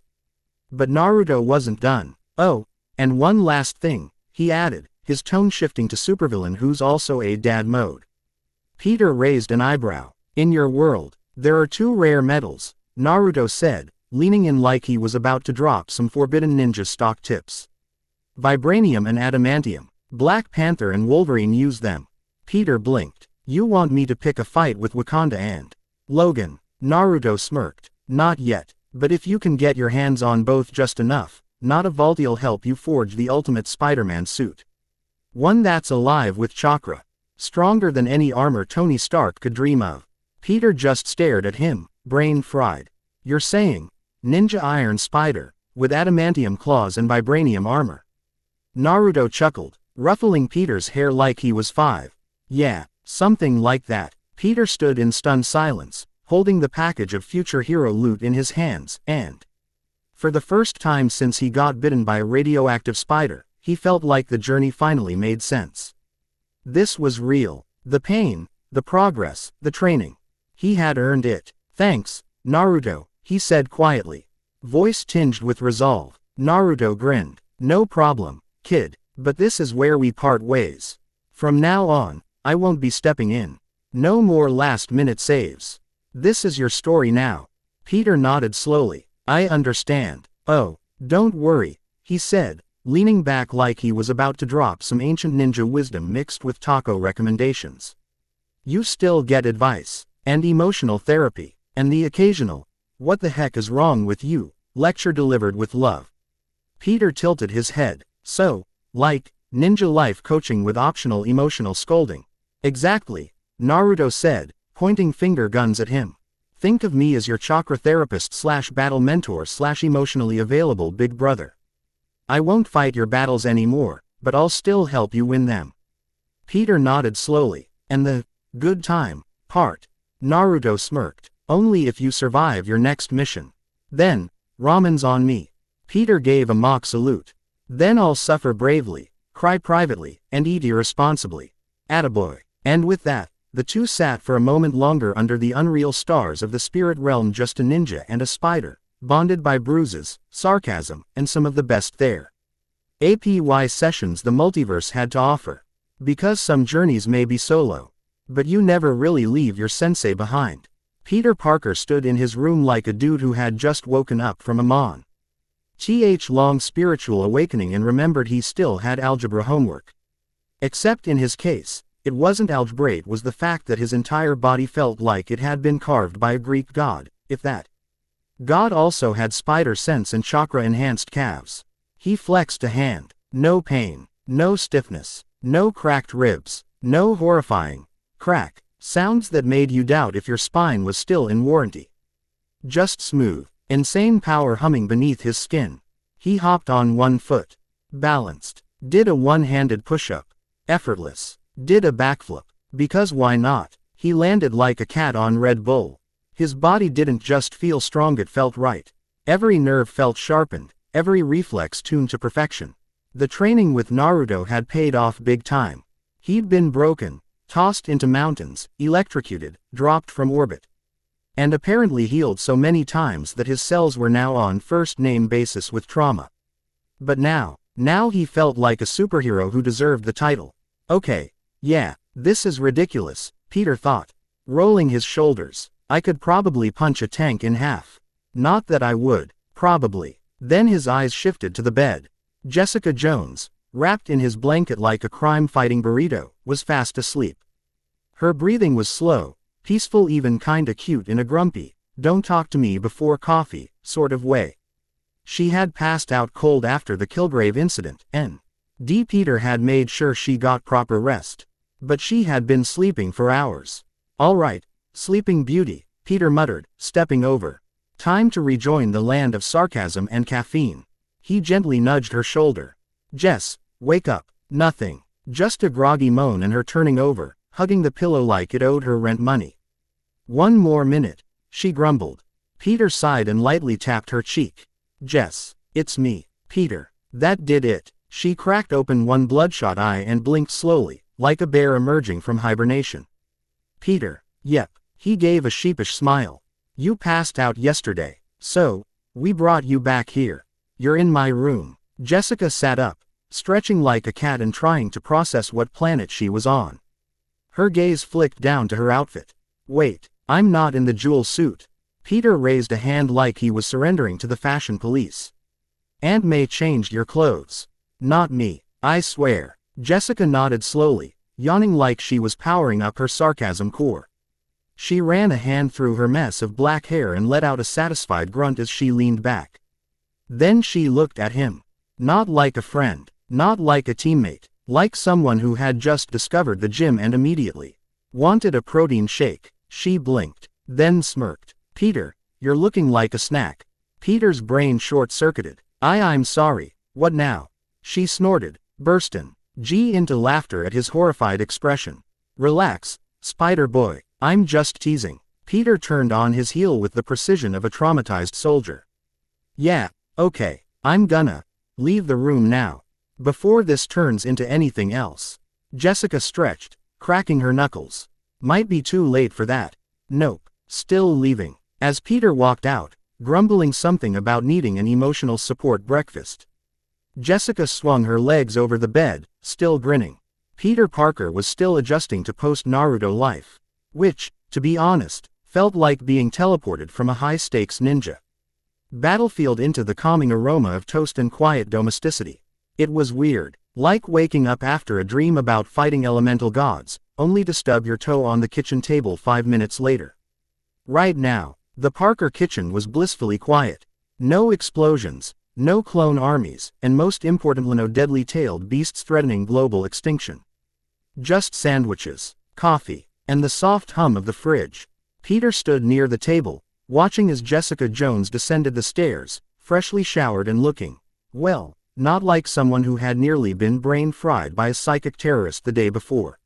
She was in casual clothes, jeans and a loose hoodie, and her damp hair fell over her shoulders like she was starring in a shampoo commercial with trust issues. How are you feeling now? Peter asked, offering a warm smile as she approached. Jessica yawned, stretching. Great, actually. A hot bath was exactly what I needed. Also, pretty sure your aunt's shampoo has lavender in it. Weirdly calming. Peter chuckled, motioning toward the table. Here, breakfast. It's not gourmet, but it's edible. Probably. Jess eyed the plate with mock suspicion. You cook. Sandwich assembly, Peter corrected. Don't ask me to turn on a stove. I nearly vaporized a Pop-Tart last week. Jess grinned and took a bite.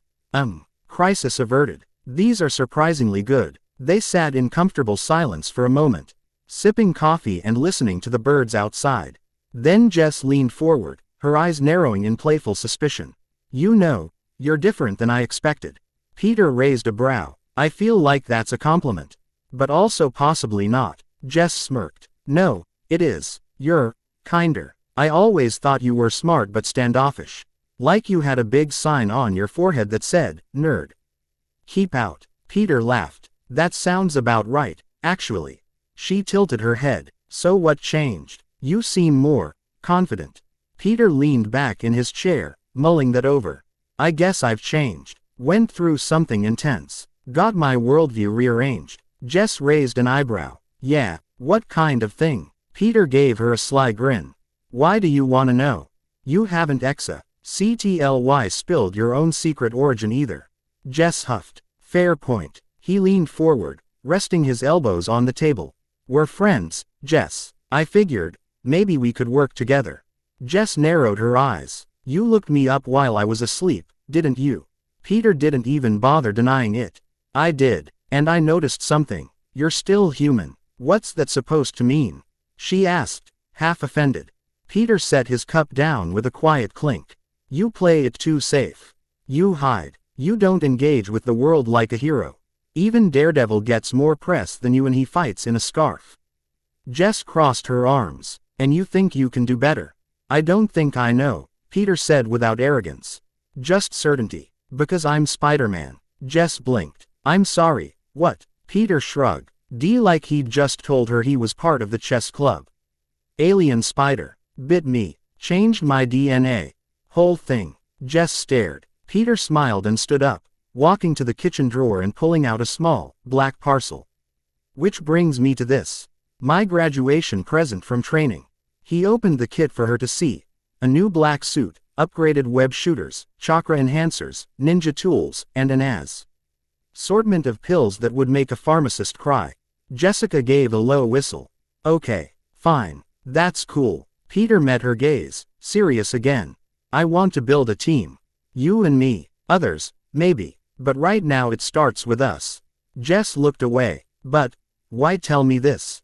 I haven't done anything impressive. I don't even know if I'm cut out for hero stuff. Peter knelt next to her, gently placing a hand on her shoulder. You're not useless, Jess. You're just untaught, and I can help with that. Jess's voice dropped. You really think I have what it takes? Peter grinned. I do. And besides, didn't you once throw a car at a Hydra agent? Okay, fair. I can help train you. Upgrade your suit, gear, tactics, fighting forms. You've got the strength. I can help you use it. Jess stared at him for a long moment. Then sighed. You just got back from ninja boot camp yesterday. What makes you think you're qualified to teach anything? Peter smirked. Because I survived being punched into orbit. Multiple times. Jess groaned and flopped her head dramatically on the table. That's so unfair. Peter laughed. What? You always get the cool upgrades. Me, I get PTSD and a bad attitude. Still better than some Avengers I know. Jess slowly sat up again, brushing her hair out of her eyes. Alright, Spider-Boy, you win. I'm in. Peter blinked. Wait, really? She gave him a lopsided grin. Sure, you make it sound like joining a band. Might as well see where this leads. Peter pumped his fist in victory. Yes, A.N. Spider-Man makes a team of heroes. Jessica Jones, Black Cat, Daredevil, Green Goblin Jr., She-Hulk, Lizard. Spider-Gwen, Spider-Woman, Red Sonja Mary Jane, Silk, Dr. Octopus, Sandman and Agent Venom. Etc. In which Peter Parker loses a duel, to Jess's lips. So, Jess said, raising her hand like she was in a classroom and already bored, I'm in. What's the plan, boss? She dropped her hand and leaned forward across the table, eyes sparkling with curiosity. For someone who claimed to have no interest in teamwork, she was definitely way too eager right now. Then again, Peter did just casually drop the phrase, graduation gift from a reality-defying ninja, so who wouldn't be curious? Peter folded his arms, his serious leader voice kicking in. Here's the deal. We're not running from anything. We face threats head-on. If someone needs help, we help them. If something needs stopping, we stop it.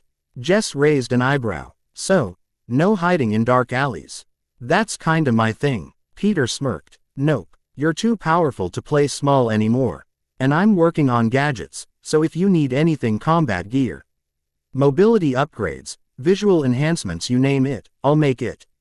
Jess tilted her head. What kind of gadgets? Peter's eyes lit up like a science fair on fire. Web shooters, tracers, visual aids, reinforced suits for defense, smoke bombs, web bombs, recon drones and I'm experimenting with shock gauntlets and stealth tech. Still early though. Jess gave a low whistle. Damn, Peter, you building a Batcave under your room or something? He shrugged with a grin. If I ever get a cave, you're the first to know. Then his expression turned more thoughtful. From what I saw yesterday, you need combat training. Your flight is cool, but you don't use it properly. It's like you've got wings and you're still walking everywhere. Jess rolled her eyes. Yeah, I'm a late bloomer. And, Peter added, I think you've got untapped energy in you. Literally. Jess squinted. What energy? Peter reached across the table and gently took her hand in his. Watch. He closed his eyes, focusing. His chakra pulsed lightly as he guided it into Jess's arm, just a nudge, like turning on a light switch that had never been touched. Suddenly, beast THOOM. A small burst of purple energy surged from Jess's fingertip and zapped Peter's palm like a high-powered taser. Oh yep. Peter yanked his hand back. Definitely there. Definitely real. Also, ow. Jess's eyes were as wide as dinner plates. That came out of me. Peter nodded, flexing his fingers. You've got enough raw energy in you to short-circuit a tank. That felt like getting hit by a sniper rifle made of lightning. Jess blinked. And how exactly do you know what that feels like? Peter gave her a flat look. Let's just say training with Naruto involved getting shot. A lot, sometimes by surprise. So, times by flaming tigers made of fire chakra. Yikes. Yup. He took out a notebook and began scribbling furiously. We'll train your energy output. You can probably use it to fly, attack, shield, maybe even sense things. But you'll also need tech backup. Just in case your power runs dry. Jess watched him work, genuinely impressed. The way his brain worked smooth, fast, meticulous, it was like watching a mad scientist. If the mad scientist was also a cinnamon roll. Wow, she muttered. Still working miracles, huh? Peter didn't look up. I try. Jess leaned back in her chair, dramatically sighing. You're making me look like a snail.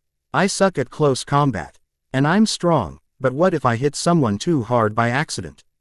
Peter made another note, not missing a beat. We'll focus on control. You need to learn how to use strength without relying on it. Precision over brute force. Then Jess perked up, suddenly mischievous. Okay, genius. I've got one request. Peter glanced up warily. What? Jess leaned in, eyes gleaming. Make my new costume black and white. Something sleek. So we match. Peter blinked. That's doable. I can even integrate visual cloaking. Quote, and make it sexy, she added with a smirk. Peter blinked again. What? You know, sexy. Like Black Widow meets badass motorcycle chic. Just enough edge to distract goons before I knock their teeth in. Peter sputtered. See, ought somewhere between shock and laughter. As that, a tactic. Distraction is a tactic, Jess said proudly. Weaponized hotness. Look it up. Peter groaned, hiding his face behind his notebook. You are going to be the worst teammate. Or the most fun, she countered, winking at him. And just like that, Peter felt the corner of his mouth twitch into a grin. She wasn't wrong. They were building something crazy. Something real. Peter Parker was used to weird things happening before breakfast. Fighting giant lizards, dodging subway-sized robots, occasionally getting tossed into space. But this was new. It had started with a sandwich. Just a friendly breakfast. Two teammates talking strategy. Nothing dramatic. And then Jess Jonah sarcastic, tough as nails. Jess Jonish had thrown the oceanal equivalent of a nuclear warhead onto the table. Sexy, she had said, winking like it was no big deal. To attract the masses. Distract the goons. Peter had choked on his dignity. And Jess, he just casually turned back to her food like she hadn't just set his soul on fire. He sat frozen, blinking, mentally trying to reboot. Was this flirting? It felt like flirting. Very dangerous flirting. The kind of flirting that could derail your morning plans and probably your entire frontal lobe. Jess didn't say another word, didn't need to. The smug grin on her face said everything. She knew exactly what she was doing. Peter rubbed his forehead like he was trying to massage some common sense back into it. Okay. Is that all? Yes, Jess said, sipping her coffee with maddening calm. I'm looking forward to what you consider sexy. Quote, another wink, another casual sip, another emotional landmine casually detonated. Peter groaned internally. He had never seen a girl on the offensive before. She was both terrifying and kind of awesome. His eyes wandered just for a second. From her stormy black hair still damp from her shower, to the confident slouch of her shoulders, to the soft curve of her smile as she bit into the sandwich he made. She wasn't like Gwen. Gwen was elegant, idealistic, always thinking 10 steps ahead. Jess was direct, sharp, A force of nature with a crooked grin and a coffee addiction. And suddenly, Peter found himself smiling too. He regained his composure, flipped to the last page of his notebook, and spoke coolly. "All right, I'll make you look really sexy, Jess." Jess froze mid-bite. One eyebrow arched slowly. "Not that it'll be hard," Peter added, his tone warm. "You're already gorgeous." Jess blinked. Then a grin spread across her face, playful and disbelieving. "Oh, really now?" she said with mock suspicion. Peter shrugged. "Yeah, you've always been cute. But now, you're beautiful." There was a moment of quiet. The kitchen lights hummed softly above them. Jess tilted her head slightly, studying him. "Are you flirting with me now?" Peter leaned forward with a smirk. "You started it." Boom. Counterattack landed. Jess sat back, surprised but not retreating.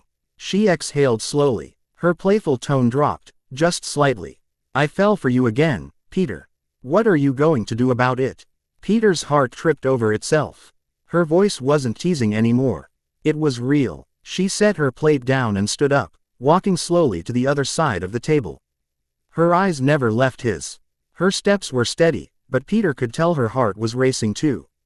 And for once, his spider sense wasn't screaming danger. It was just humming. Calm. Excited. "I don't really have experience," Peter said honestly. "And we haven't seen each other in a long time. I like you. I really do. But not that much yet." Jess smiled softly, unbothered. "Peter, it's just a crush for now. I'm winging it too." Then, she leaned in. Just close enough that Peter could smell her shampoo. Lavender, or vanilla, or something that smelled way too good. "I don't mind if I experience my first relationship with you." Peter swallowed, hard. Then, gathering every ounce of courage, he met her gaze. "Let's start as friends again." He placed his hands on her shoulders, grounding himself. Jess stared at him for a second, then smirked. "No problem," she whispered. "But I think you mean more than friends." And then, before Peter could fire a web or raise a defense, she kissed him. It was soft, warm, just a breath. It tasted like morning coffee and mischief. Peter's brain immediately shut down. Alarms, sirens, everything flashing red alert, system overload. It was his first kiss. And all he could think was, damn. When she finally pulled away, Jess looked, almost shy. Almost. Peter opened his mouth. Nothing came out. Jess grinned. "Still want to start slow?" Peter nodded dumbly. "Why yeah, slow. Real slow. Like, glacier slow." Jess laughed, her voice warm and teasing. "That was just a head start, Parker." Peter stared at the ceiling and muttered, "Naruto never trained me for this." Peter Parker had fought monsters, and one time a guy made entirely of bees. He had survived interdimensional rifts, orbital re-entry, and Naruto Uzumaki's literal bone-shattering combat sessions. But none of that known of it prepared him for Jessica Jones with a flirtatious smirk and zero filter. Jess leaned back, lips curved in victory, watching Peter like a cat that had successfully cornered a particularly flustered bird. "Your first kiss, wasn't it?" she asked, tilting her head with mock innocence. Peter touched his lips like they might still be radioactive. "Yeah, and I can't believe the sweet and innocent Jess turned out like this." Jess gave a one-shoulder shrug and flashed him a devilish grin. "I'm still pure, you know. Just a few kisses here and there with my girlfriends." Peter blinked. His soul briefly evacuated his body. Did she just? Yep, she definitely just said that. "Why would you say that?" Peter muttered, his voice cracking as he rubbed his temple. "Why would you ever say that?" Jess laughed. "Ah, is our little Peter a shy boy?" Peter rolled his eyes. "Stop teasing me, or I'll get some divine assistance and outflirt you into another dimension." Jess leaned forward, eyes sparkling with mischief. "That sounds awesome. Go ahead. Once you unlock those skills, we'll truly be able to enjoy life outside of punching monsters in the face." Peter narrowed his eyes. "Someone needs to throw you in horny jail. You're way too thirsty for this early in the morning." Jess gasped, dramatically placing a hand over her heart. "I prefer the term romantically ambitious." Peter smirked. "You're a menace." "Guilty." She winked. Peter sighed, but a small smile tugged at his lips. "For the record, I did enjoy it." Jess raised a brow, curious. "But," he added, Nothing more than kisses. We're not in a relationship, so anything beyond that would be weird. Jess nodded, her grin softening into something more thoughtful. Fair enough. I respect that. There was a brief moment of calm. The kind that settles between two people who've said just enough and know not to push too far. Peter stretched his arms and glanced at the clock. Let's spar. 3 hours of training should cool things down. Jess perked up. Oh, good. I don't have class today. Peter grinned. Perfect. I've got afternoon lectures. So, we'll beat each other up till lunch, and then I'll treat you. Jess raised an eyebrow. Treat me. Peter nodded, pretending to be very businesslike. Lunch date. Something simple. Burger joint. Maybe Thai. We start small. When we're rich and famous, we'll eat somewhere that serves gold flakes on top of $500 steaks. Jess chuckled. Ambitious. I like that. She grabbed her water bottle. Already hyped for sparring. But for the record, I like the idea of a simple burger date just fine.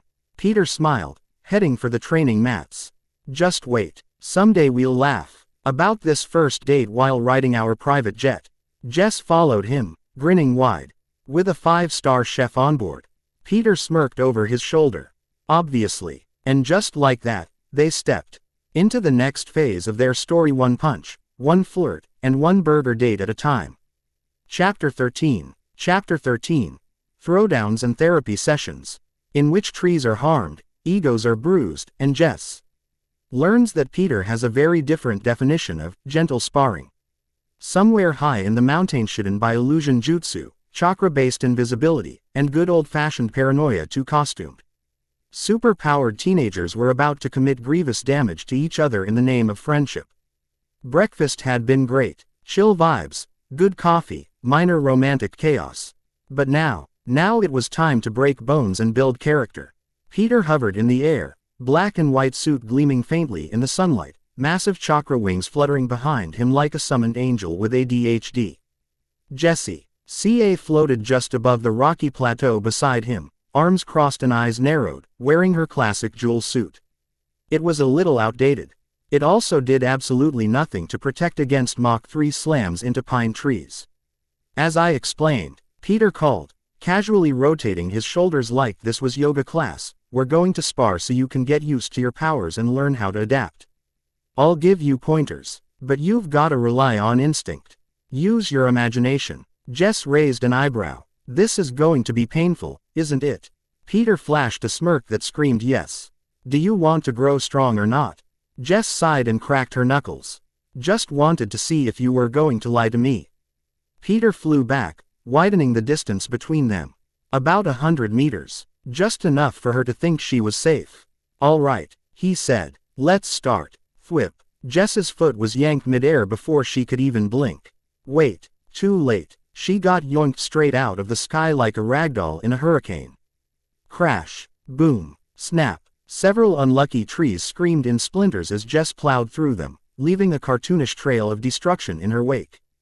Peter winced, landing lightly on a nearby boulder. Man, this does not feel good. He was lying. It felt hilarious. Jess groaned from the crater she'd made in the dirt. I hate you so much. She didn't wait. With one hand pointed toward Peter, a bolt of purple energy crackled to life and shot like a mini plasma cannon. Peter easily dodged. The beam pierced straight through the tree behind him, which then collapsed in a smoldering heap. He raised an eyebrow. Okay, yeah, that would have hurt. Jess took to the sky again, now mad and wildly hurling energy bolts like a caffeinated stormtrooper with no aim. Pew pew, she shouted, fully committing to the chaos. Peter zigzagged through the blasts with ease. Jess, I said instincts, not Star Wars sound effects. Peter leapt and spun between them with ease, flipping through the sky like an acrobat on too much caffeine. With a flick of his wrist, a web latched onto a nearby rock. He slingshotted himself forward, becoming a black and white blur.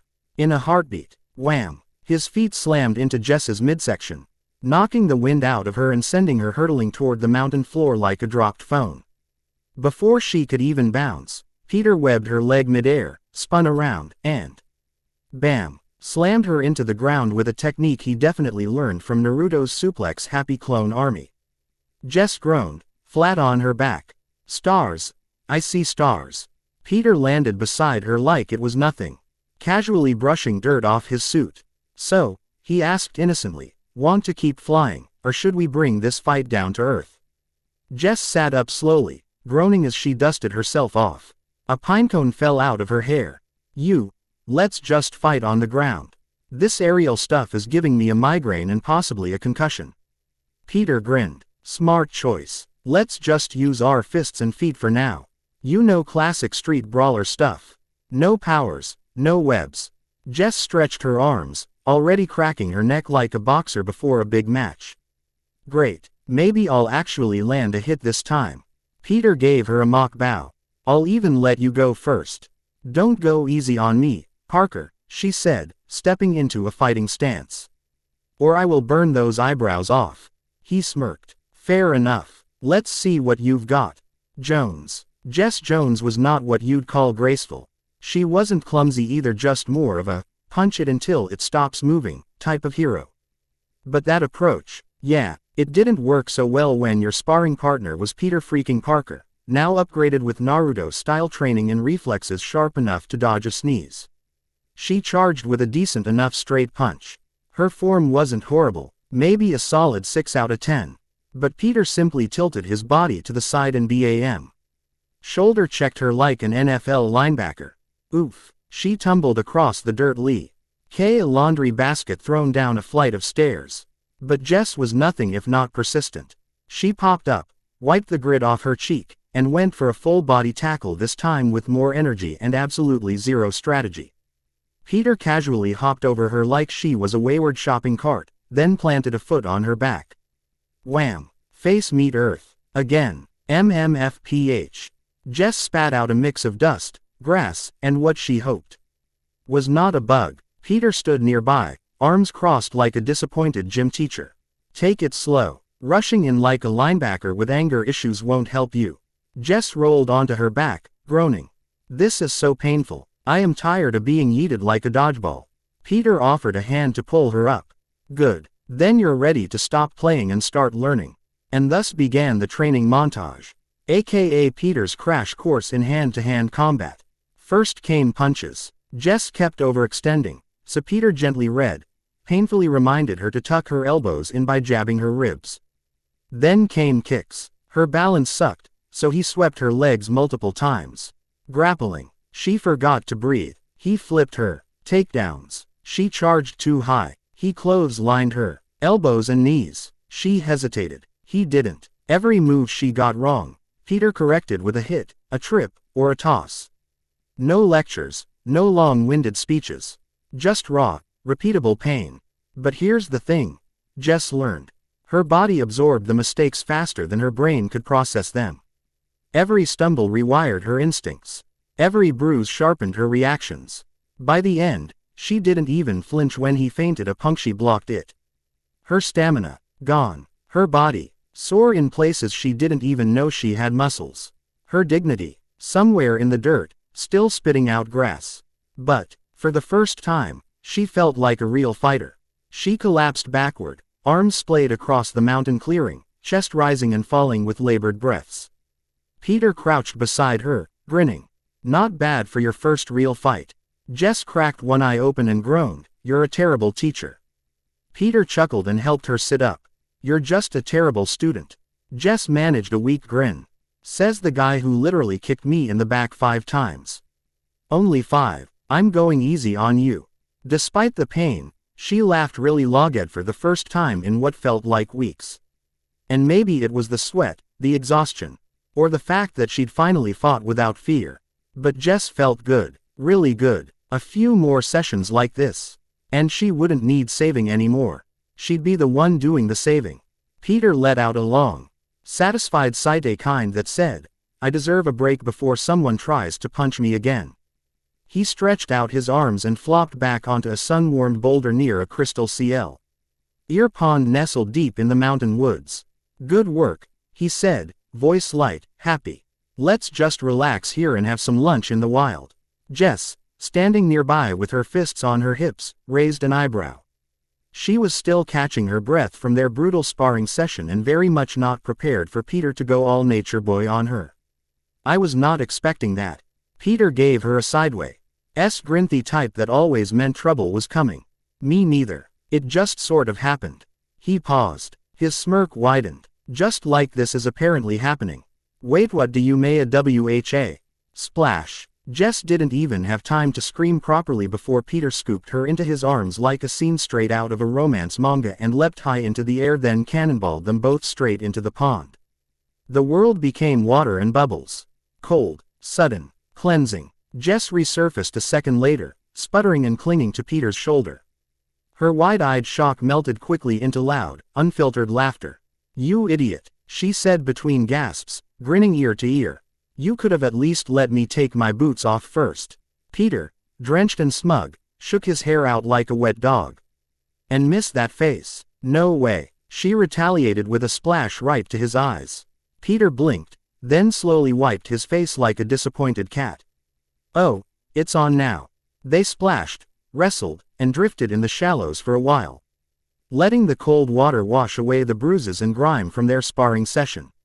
The forest around them was peaceful, the kind of peace that only comes after you've been punched in the stomach 17 times and survived. Jess eventually floated on her back, arms out like a starfish, eyes on the cloudless sky. Didn't know you were the camping type, she said.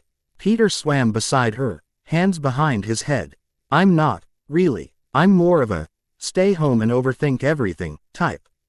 But I did spend a month in the wild training, so I picked up a few things. Jess turned her head. A month. Sounds like a pain. Peter nodded solemnly. It was a pain. No bed, no shampoo, no Wi-Fi, just me, the bugs, and a lot of painful screaming. Jess snorted. So basically a budget survival show. Worse. He pointed to a tree stump with 3 neat slashes across it. One time, I woke up with a bear using me as a body pillow. She laughed harder. What were you, Naruto grills? Peter gave her a sage nod. Exactly. Except instead of drinking weird stuff, I was dodging lightning bolts and eating chakra-infused mushrooms that gave me the runs for 2 days straight. Jess covered her mouth, cackling. Okay, that's disgusting, and kind of amazing. Peter shrugged. Nature and I have an understanding now. It tries to kill me, and I politely decline. As the water stilled and their laughter quieted, the moment softened. Jess floated closer. You know, this is nice. Peter looked at her. Yeah, it is. Not dramatic, not world-ending. Just 2 people, floating in a pond, sharing peace. She bumped her shoulder against his. Still gonna make you pay for the surprise dunk, though. Peter grinned. Bring it on. But after lunch, I'm starving. Jess sat on a mossy rock near the fire, arms wrapped around her knees. Her boots drying nearby as the pond shimmered behind them. Her wet hair was starting to curl at the edges, and she looked half like a superhero, half like someone who'd just finished an accidental waterpark trip. Peter, on the other hand, was deep in his wilderness expert arc. That's kinda cool, Jess said, watching as Peter tied some twine to a branch. So, does that mean you can actually catch food and not just burn toast? Peter scoffed, wounded pride on full display. Of course, watch and learn. And with that, he disappeared into the trees like a man on a mission. Or someone who had just remembered there were bugs around and needed to escape before they made a home in his socks. Jess waited, one eyebrow raised, already mentally preparing her, told you so, face. Then, splash, she whipped her head toward the pond just in time to see Peter emerging like Poseidon's slightly less fashionable nephew, holding up 2 very flappy, very real fish. See, he grinned, dripping wet and victorious. Easy. Jess clapped slowly, dramatically. Oh wow, what a mighty hunter. Shall I fetch you a stone tablet to carve your victory into? Maybe some cave paintings. Peter shot her a dry look as he waded ashore, his pride too puffed up to be punctured. Just admit it. You're impressed. I'm impressed you didn't fall in trying to catch those, she quipped. Ignoring her sarcasm, Peter got to work. He set up a fire pit using some stones, kindling, and the kind of Boy Scout skills that screamed I was trained in the woods by a ninja. Within minutes, he had a small fire roaring. And with surprising skill, he cleaned the fish, pulled out some spices from a pouch like a wizard of seasoning, and set the skewered fish to roast. Jess's stomach growled loud enough to make a squirrel dart off nearby. She slapped a hand over her belly. So not fair. Why does that smell like it came out of a 5-star restaurant? Peter smirked without looking up. Because unlike you, I've done more than just order takeout. Jess narrowed her eyes. Bold of you to assume I eat takeout. Sometimes I make cereal. Ah yes, the pinnacle of fine dining, Peter said with mock admiration. Truly, a master chef in your own right. As the smell of grilled fish filled the air, Jess poked at the fire with a stick, watching the flames dance. The heat on her face, the soft crackle of wood, the crisp mountain air, it was nice. Weirdly peaceful, not exactly how she imagined a day off from superheroing, but far better than any rooftop brooding session. This is nice, she murmured. Didn't think my first date would be in the middle of nowhere, but it's actually pretty great. Peter paused mid-flip of the fish, eyebrows rising. First date, huh, so you admit it's a date. Realizing what she said, Jess rolled her eyes hard enough to power a small generator. Shut up. I mean, Peter grinned, setting the fish to the side to cool. I was gonna call it a survival exercise, but hey, if you wanna call it a date. Quote. Thunk. A pebble bounced off his shoulder. Ow. Peter rubbed the spot dramatically. My fragile heart. You wound me. You'll live, Jess giggled, grabbing the fish he offered her. They ate in companionable silence for a bit, broken only by the occasional crunch of crispy skin or Jess humming in appreciation. This is really good, she finally said. Peter beamed. Told you. Don't let it go to your head. Too late. Jess sighed, letting the last of the food settle in her belly as she leaned back, hands behind her to balance. I could get used to this, she murmured. Peter glanced at her. The fish, the fire, or me? She shot him a look, smirk forming. Still deciding. In which Peter becomes the city's accidental mascot, part-time traffic controller, and full-time selfie king. Peter wiped his fingers off on a napkin or, let's be honest, the cleanest patch of cloth he could find on his suit and leaned back against a boulder. His stomach was full. The fish was perfectly grilled, thank you. Naruto survival training, the mountain breeze was crisp, and the girl across from him was both smiling and plotting his emotional destruction. So far, 10 out of 10 afternoon. As they sat around the dwindling fire, Peter found himself quietly studying Jess, not just the way she picked at the last crispy bits of her fish like a scavenger queen, but the small things. The way she absent-mindedly kicked at the dirt while she talked. How her hair always seemed to fall over one eye, no matter how many times she brushed it back. How her voice could swing from deadpan sarcasm to soft honesty in seconds. She was complicated, not in the drama queen kind of way, more like a mystery novel you didn't realize you'd been reading until you were halfway through and suddenly very invested. She had this cocky, teasing nature that was hard to ignore. Always cracking jokes, always finding a way to get under his skin. But it wasn't just for laughs. She liked pulling reactions out of him because, in her own strange way, that's how she connected. Underneath it all, though, Jess was guarded. She made light of everything, but Peter could tell. She had fears. Big ones. About hurting others. About being hurt. About not being good enough. She talked big, but she wasn't reckless. Every punch she threw was held back. Every insult was followed by a glance, checking if it landed too hard. She wasn't book smart by her own admission, but she was clever. Sharp. She read people like Peter read physics equations. And somehow, she was fun. Not just fun to spar with or talk to, but the kind of person who made you want to share everything, even the stupid stuff, just to hear her laugh. Peter tossed his stick into the fire, watching the flames dance. I gotta admit, he said, licking the last bit of fish oil from his thumb, you're not what I expected. Jess raised a brow, still chewing. Oh, and what did you expect? Peter gave her a lopsided smile. Dunno, maybe a cocky loudmouth who picks fights for fun. Jess gasped dramatically, one hand on her chest. You mean, me? Peter chuckled. Exactly. But you're also kinda cool. She blinked, then grinned so hard he thought her face might split in half. Peter Parker, did you just call me cool? She said, eyes wide. Hold on, let me record this moment. She pantomimed, grabbing an invisible camera from her belt and pointing it at his face. Complete with fake shutter noises and flash effects. Peter groaned. Relax. It's just one compliment. Jess wagged a finger at him. Oh no, no, no. You've doomed yourself. I'm holding this over your head forever. Birthdays, Christmas, weddings, this moment is mine now. Peter rolled his eyes, but the corners of his mouth curled into a smile. Why did I say anything? Jess leaned in a little, resting her chin on her palm and smirking. Because deep down, she said, voice soft but full of that trademark sass, you know you enjoy my company. Peter glanced sideways at her, pretending to think it over. Yeah, he admitted after a beat, his voice quieter this time. I do. Jess's grin softened just a little. No teasing now, just honest warmth. I knew it. The fire crackled between them. The mountain air was silent, save for birdsong in the distance and the occasional rustle of leaves. The pond shimmered nearby, a cool breeze drifting across its surface. And in that peaceful moment Peter felt content. He never thought his chaotic life would let him feel this way. But here he was, with Jess, eating fish in the mountains, and smiling like an idiot. Maybe not everything had to be complicated. Maybe some things were just good. Peter had just wanted to get to class. One peaceful swing across the skyline. Maybe grab a sandwich on the way. Make it in time for chem lab without breaking any bones his or anyone else's.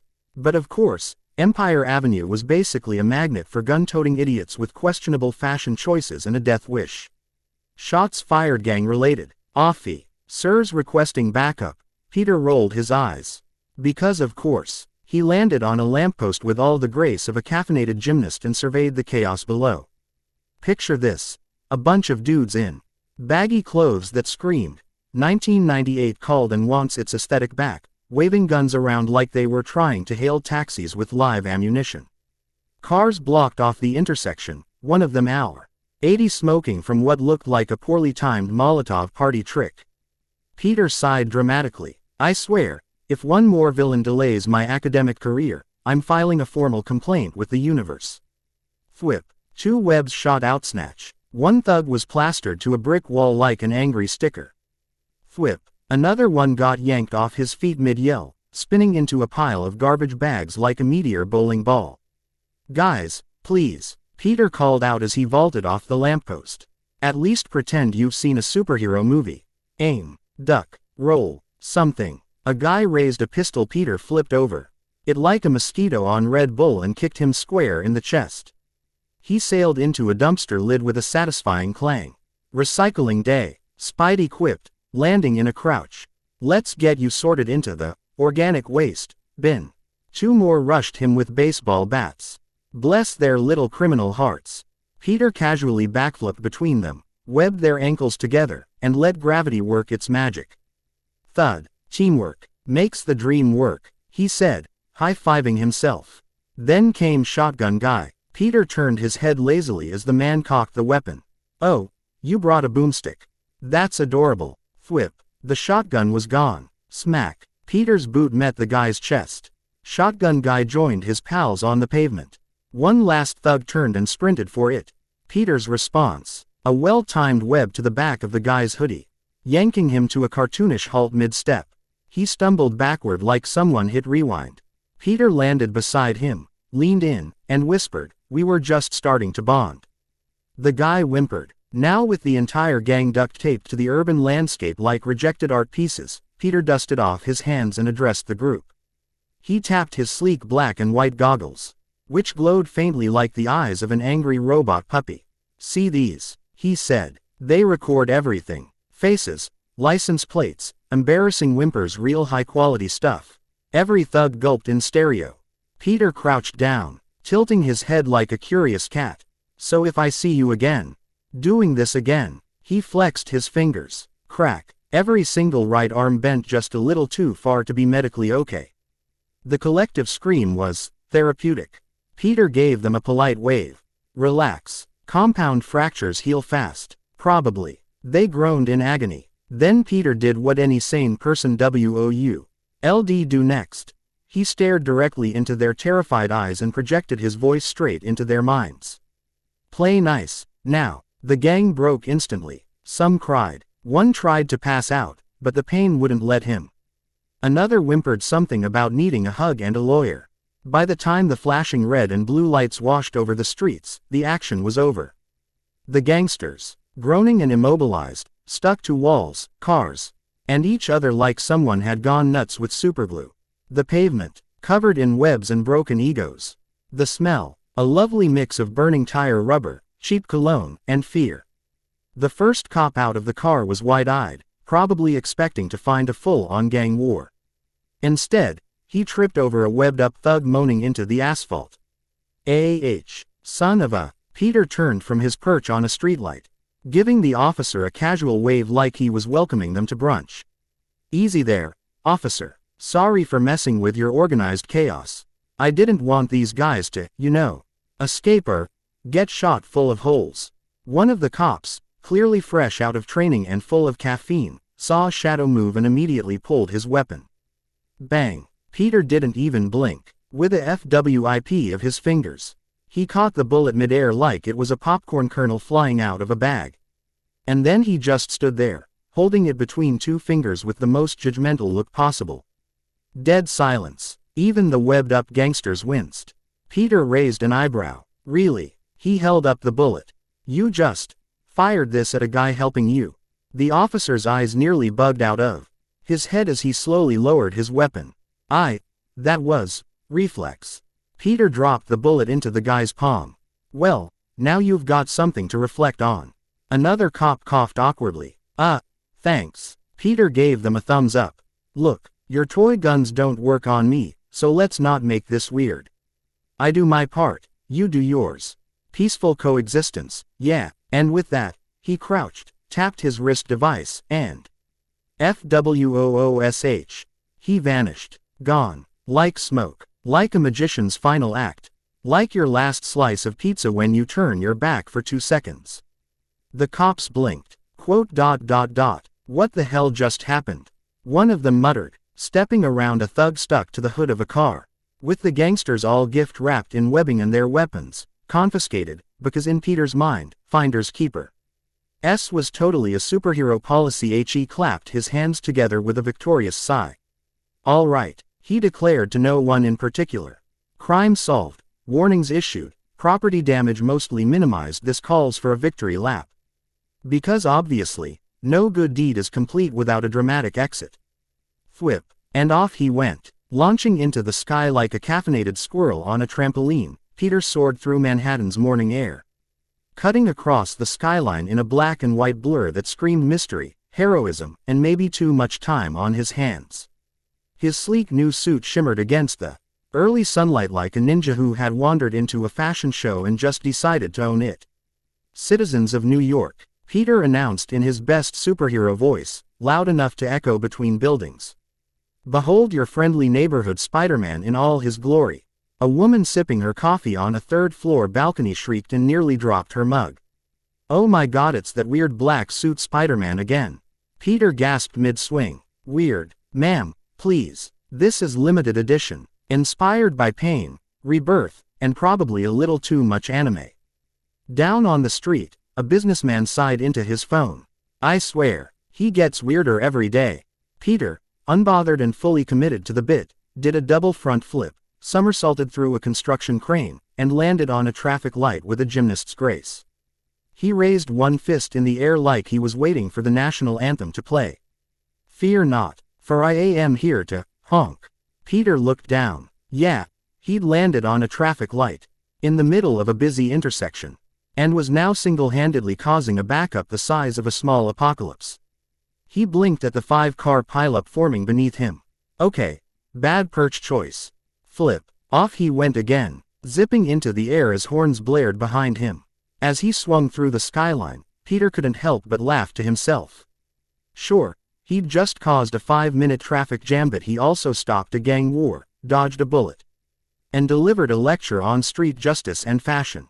Peter Parker, aka Spiderman, was on an absolute roll. Not a villain in sight, just your usual, totally chaotic, New York-style morning. Which meant, danger came in bite-sized, ridiculous chunks. First up, an old lady in a lavender tracksuit wandered into the road, completely unaware of the taxi speeding her way. Nope. Thwip. Peter yanked the cab's bumper just enough to veer it away.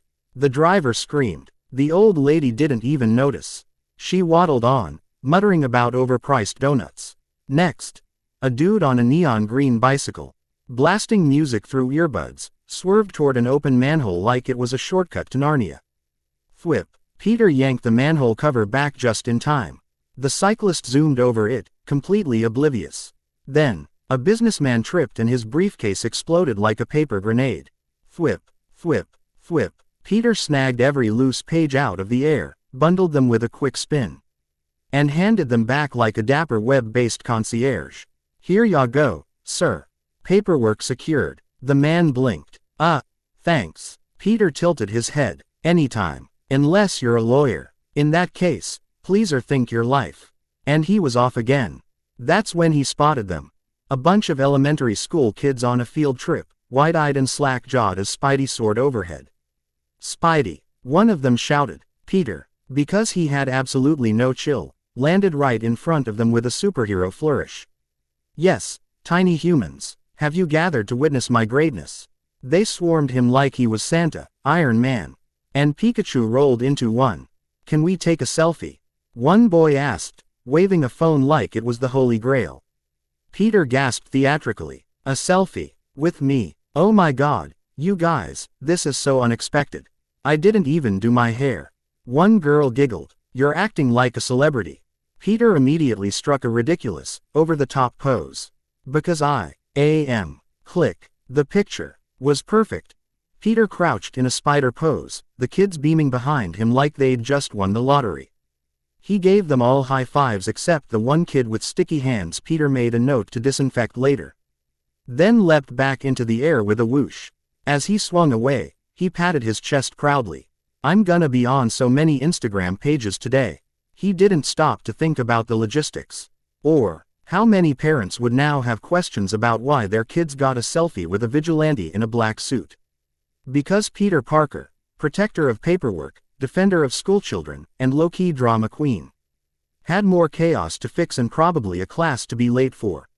Swinging through New York with the grace of an airborne ninja lemur, Peter Parker felt pretty dang amazing. He'd webbed up gangsters, snatched bullets midair like some kind of bulletproof magician, and rescued New Yorkers from the most absurd everyday disasters. And the best part, he'd become a selfie legend. I'm basically a one-man Avengers PR team, he muttered. Doing a triple backflip off a billboard that said try our new coffee burger combo. He made a mental note never to trust humanity again. Kids were cheering. Tourists were posting. Some poor news anchor was probably already calling him a menace again. Everything was perfect. Then Peter glanced at his wristwatch. 5 minutes late. Son of a. Cue dramatic camera zoom as Peter shot a web line, launched himself forward like a caffeine-powered rocket, and started yelling at the universe. Why does being a good person always ruin my GPA? He careened past pigeons, flipped over construction sites, bounced off rooftops, and shouted apologies at passing helicopters. Somewhere downtown, a bystander pointed up. Hey, wasn't that Spiderman? Nah, his friend replied, Spider-Man's cool. That guy was yelling about midterms. Peter didn't care. He needed to get to class, preferably before his professor turned him into homework-flavored toast. As he swung toward the university, one thought echoed in his brain like a theme song. I saved the city, again. And I'm still gonna get a B- in bio. Because at the end of the day, Peter Parker might have been a hero to New York. But he was also a broke college student with terrible time management. And that was the real supervillain. Chapter 15. Chapter 15. Of Science, Serums, and Surrogate Dads. In which Peter returns to the hallowed halls of higher learning, runs into a familiar face, and reflects on the people who shaped him. Peter's first real swing through the city wasn't just cool, it was game-changing. Skyscrapers zipped past in a blur. Sirens blared, wind rushed through his hair, and the occasional pigeon decided to test his reflexes. But beyond the adrenaline, there was something else building inside him: awareness. Every web he shot, every thug he knocked out, every, "You're welcome," he tossed to someone after saving their dog from trafficid all mattered. Because being a superhero wasn't just about stopping crime. It was about being seen doing it. He knew that sounded a little egotistical, But think about it, Sentry was stronger than 100 Spideys stacked on top of each other, but nobody liked the guy. He floated above the people like a god no one could relate to. And the Hulk, poor guy just wanted to smash some snacks and be left alone, but every time he so much as sneezed, a building crumbled and half of New York called the National Guard. Peter didn't want that kind of life. He wanted the people to see him and say, "There goes Spidey. He helped me carry groceries once. Spider-Man webbed my grandma's purse snatcher to a street lamp. He posed with my cat. Coolest dude ever." Because trust wasn't built through fear or mystery, it was built through connection. So yeah, Peter joked with kids. He posed for selfies. He made old ladies laugh and flirted shamelessly with fire escapes when no one was around to hear it. Because when the day came that a villain tried to turn the public against him, tried to frame him, expose him, or smear his name, Peter didn't want to face a skeptical city. He wanted to face a crowd shouting, "Leave Spidey alone." That was the real secret to heroism. Being human first, super second. And Peter Parker was really good at being human. The moment Peter Parker walked through the front gates of Empire State University, reality hit him like a pop quiz he forgot to study for. Gone were the skyscrapers and rooftop glory. Gone was the dramatic city swinging, the web flipping, the heroic smackdowns. Now it was fluorescent lights, outdated hallway posters, and the distant smell of cafeteria mystery meat. College. Peter sighed, adjusting his backpack and trying to look like he hadn't just broken 7 laws of physics in the past hour.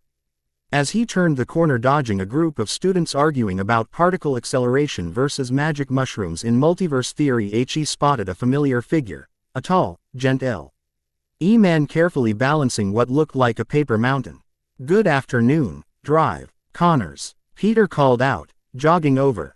Kurt Connors looked up from his avalanche of academic stress and gave a warm smile. "Afternoon, Peter. Skipping morning classes again?" he asked, though his tone was more amused than accusatory. "I was helping a friend with her energy projection problems," Peter said casually, taking half the stack of papers from the good doctor's one arm. "You know, very hands-on stuff," Connors chuckled. "Just make sure you keep yourself intact. I don't want my best lab assistant turning into a combustion case." They started walking together, their steps echoing through the tiled halls. Connors wasn't just a professor. He was the kind of guy who made science feel like magic without the wands or glittery explosions. His passion for research, especially regenerative biology, was legendary. And so was his story. A former battlefield surgeon, Connors had once saved lives with a scalpel. Until a warzone explosion took his right arm, forcing him to trade operating tables for lab benches. But instead of breaking, he transformed, not unlike the creatures he studied. Inspired by Lizard's regenerative abilities, Connors poured his soul into a dream, creating a serum to help amputees regrow lost limbs. To most, that sounded impossible. To Connors, it was just Tuesday. Peter had admired him from the moment they met in a middle school field trip, no less. While other kids oohed at beakers and petri dishes, Peter had stayed behind to ask the weird questions. The ones about ethics, and DNA, and whether a gecko's tail could regrow with a mohawk. Connors had answered every one of them with patience and curiosity. He saw something in Peter that day, and Peter, in turn, saw the kind of mentor he didn't know he needed. Over the years, they had grown close. Not quite father and son, but something adjacent. Connors would never say it, but he quietly made sure Peter had access to the lab, research tools, and even grant-funded sandwiches from the faculty fridge. Peter never asked. Connors never mentioned it. That's just the kind of guy he was. There are few things that could make Peter Parker willingly carry 50 pounds of research papers down a hallway without grumbling. "Doctor," Connors announcing that the serum worked. "Yeah, that was definitely one of them." "No way," Peter said, adjusting the stack in his arms like an overworked intern at a paper mill. "It worked. Like, it actually worked." Connors nodded, his eyes lighting up like a kid on Christmas morning. That kid also had a PhD in traumatic lab memories involving giant reptiles. Yes, the new variant triggered full limb regeneration in the mice, no side effects, stable cellular growth. "It's promising." Peter blinked, stunned. Then before he could stop himself he reached over with one free arm and hugged Drive. Kurt Connors. Hugged. It wasn't a bro hug. It wasn't a side hug. It was a full, I believe in you, mad scientist, embrace. I'm proud of you, Doc. That's amazing, Peter said, grinning. Connors blinked in surprise but chuckled warmly. Thank you, Peter. Just try not to squeeze too hard. I'm still a civilian. Peter laughed, pulling back with the awkward grace of someone who just realized he might have committed a PDA violation in a university hallway. Right, no pressure. Especially on the ribcage. Will you be joining us in the lab today? Connors asked, clearly delighted. Wouldn't miss it, Peter said. We're finally close. You might just be the first person in history to make regenerative medicine work without turning into Godzilla. Connors gave a dry chuckle. Let's hope so. I've already tried the lizard route once. With a friendly nod, Connors headed into the lecture hall. Peter followed close behind, setting the stack of documents carefully on the front desk. He flexed his arms once, subtly checking for papercut damage. So far, so good. Still alive. As he made his way to his usual seat, he caught sight of Gwen Stacy, seated near the window. She wore her usual clean-cut look white headband, casual jeans, and a notebook already open like she was halfway through writing the next Nobel Prize speech. When she saw him, she waved. Peter felt his stomach do a tiny flip. Not the backflip kind, but the gentle roller coaster dip you get when someone cool actually remembers your name. He waved back, sliding into the seat beside her. Hey, he said, trying not to sound like someone who just dropkicked 6 gangsters before breakfast. Hey, Gwen replied, smiling. You're late. Peter tilted his head. Time is a social construct. Biology class isn't. Touché. She raised an eyebrow. Let me guess you were helping an old lady cross the street, save a cat from a tree, and rewrite quantum mechanics. Peter chuckled. 2 out of 3. I'll let you guess which ones. As the professor began the lecture, Peter leaned back slightly, a small smile still tugging at the edge of his lips. The serum was working. Gwen was talking to him. And nobody had tried to shoot him in the last 10 minutes. Yeah, it was going to be a good day. Peter hadn't even had time to pull out a pay. And before Gwen Stacy turned toward him with the expression of someone about to drop a very specific bomb. I didn't know you were close to the professor, she said, chin resting on her hand like this W. As some rom-com study session and not biology class. Peter blinked, trying not to smile. I've known him since high school. That got her attention. Gwen sat up straighter, her eyes lighting with rest like she'd just found a secret cheat code. Really? Then could you put in a word for me? She asked, tapping her notebook. I want to be his lab assistant. Learn from him directly. Peter chuckled under his breath. Have you tried talking to him? I did. Gwen sighed dramatically, crossing her arms like she was settling in for a rant. He told me, not yet. You haven't shown anything special to warrant such attention. She even mimicked Connor's calm professor voice, which was either deeply accurate or suspiciously practiced. Peter smirked. Yeah, that sounds like him. He doesn't just take anyone. You gotta impress him. I'm trying. Okay, she said, exasperated but clearly amused. I just need a chance. Peter leaned back in his chair, tapping his pencil thoughtfully. Give it a month. If he doesn't cave by then, maybe I'll nudge him. Gwen narrowed her eyes. That better not be favoritism. Only if you bribe me with coffee, Peter deadpanned. Done, she said without missing a beat. Iced vanilla latte. Extra shot. No judgment. Peter pretended to consider. You know what? That's a tempting offer. Gwen grinned. I knew it. You're corruptible. Only for caffeine and academic ambition. The two shared a quiet laugh, drawing a curious glance from a student up front. But Peter wasn't paying attention to the rest of the class. His brain was getting sidetracked. By her. Not in a crush way, okay, maybe a little, but more in that this girl is way cooler than I expected way. Gwen had always been the calm, collected type from afar. Now that he was sitting next to her, she was sharp, witty, a little competitive. The kind of girl who could match him line for line and enjoy it. And that smile.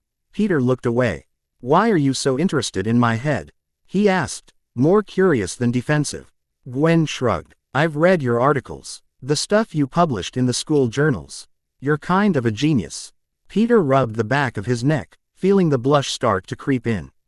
You're gonna make me blush if you keep praising me like that. Oh no, Gwen gasped playfully. The mighty Parker's weakness compliments. Peter rolled his eyes, grinning. You're really different from what I expected too. Oh yeah, Gwen said, clearly intrigued. And what did you expect? Peter smirked. I thought you'd be a serious, no-fun science queen. Intimidating and emotionally unavailable. Gwen mock gasped again, placing a hand on her chest like a Victorian lady. Peter Benjamin Parker, how dare you? Just saying. I was wrong. You bet you were, she said, smiling proudly. I'm amazing. Peter chuckled. Never judge a book by its cover. I know, Gwen replied, eyes twinkling. But sometimes the cover has resting genius face. Peter gave her a sideways look. Yeah, okay, that one's fair. Just then, the professor walked in, setting down his bag with the slow precision of someone about to launch an educational assault. Peter nudged Gwen gently with his elbow. Now shush, class is starting. Gwendolyn Maxine Stacy wasn't the kind of girl who swooned. She wasn't looking for Prince Charming, wasn't the get saved type, and definitely wasn't waiting for anyone to define her. Being the daughter of NYPD Captain George Stacy meant she knew how to read people's lies, tension, fear, power. It was second nature. By age 12, she was already side-eyeing high school boys and mentally filing them into folders labeled too dumb, too loud, and too horny to function. But Peter Parker, he was none of those. Gwen had heard of him long before she met him. His name popped up at every science symposium like some teenage Einstein with attitude. Articles, inventions, theories. Her favorite was his piece on cross-dimensional oscillation, a theory so absurd it circled back to genius. Most students she met bragged about parties or internships. Peter, he wrote about manipulating gravity in your garage. And when she finally saw him, yeah, he was definitely not what she expected. Sure, he was smart. That much was obvious from the way he casually talked through equations like he was explaining how to make toast. But then there was the sarcasm. The relaxed energy. The half-smirk like he was always in on a joke you hadn't heard yet. And okay, she'd noticed his arms. No shame. For a nerd, the guy was built. Thick forearms, strong shoulders, and a posture that didn't scream. Science club. As much as, maybe I secretly train by punching robots. Not bad, she thought, stealing another casual glance as Peter jotted something down in his notebook. Definitely not bad. Of course, she wasn't about to start doodling his name in hearts. Gwen wasn't a fool. She'd never had a boyfriend, not because she wasn't interested, but because no one had ever been interesting. The jocks bored her. The popular boys were all performance. And the average guys got so nervous around her she could practically hear their internal Windows XP errors going off. But Peter, he teased back. He didn't stutter or shrink. He treated her like a person, not a prize. And when he told her he wasn't going to pull favors for her lab application, she respected that. Besides, she was no pushover. Her dad had trained her for the real world. Gwen had a black belt in karate, a baton in her bag, pepper spray on her keychain, and the willpower to break a man's kneecap if he ever tried something stupid. But Peter wasn't stupid. No, he was different, and that was what made her lips twitch into a smile as the professor began class. Because maybe just maybe this semester was going to be a lot more fun than she'd planned. Monkeys, madness, and a hint of horror, in which science goes a little too far, and Peter starts seriously regretting his after-school activities. After barely surviving a full day of university-level science classes which, frankly, felt more like medieval torture in lab coat form, Peter Parker dragged himself out of the lecture hall, his backpack protesting like it had just run a marathon.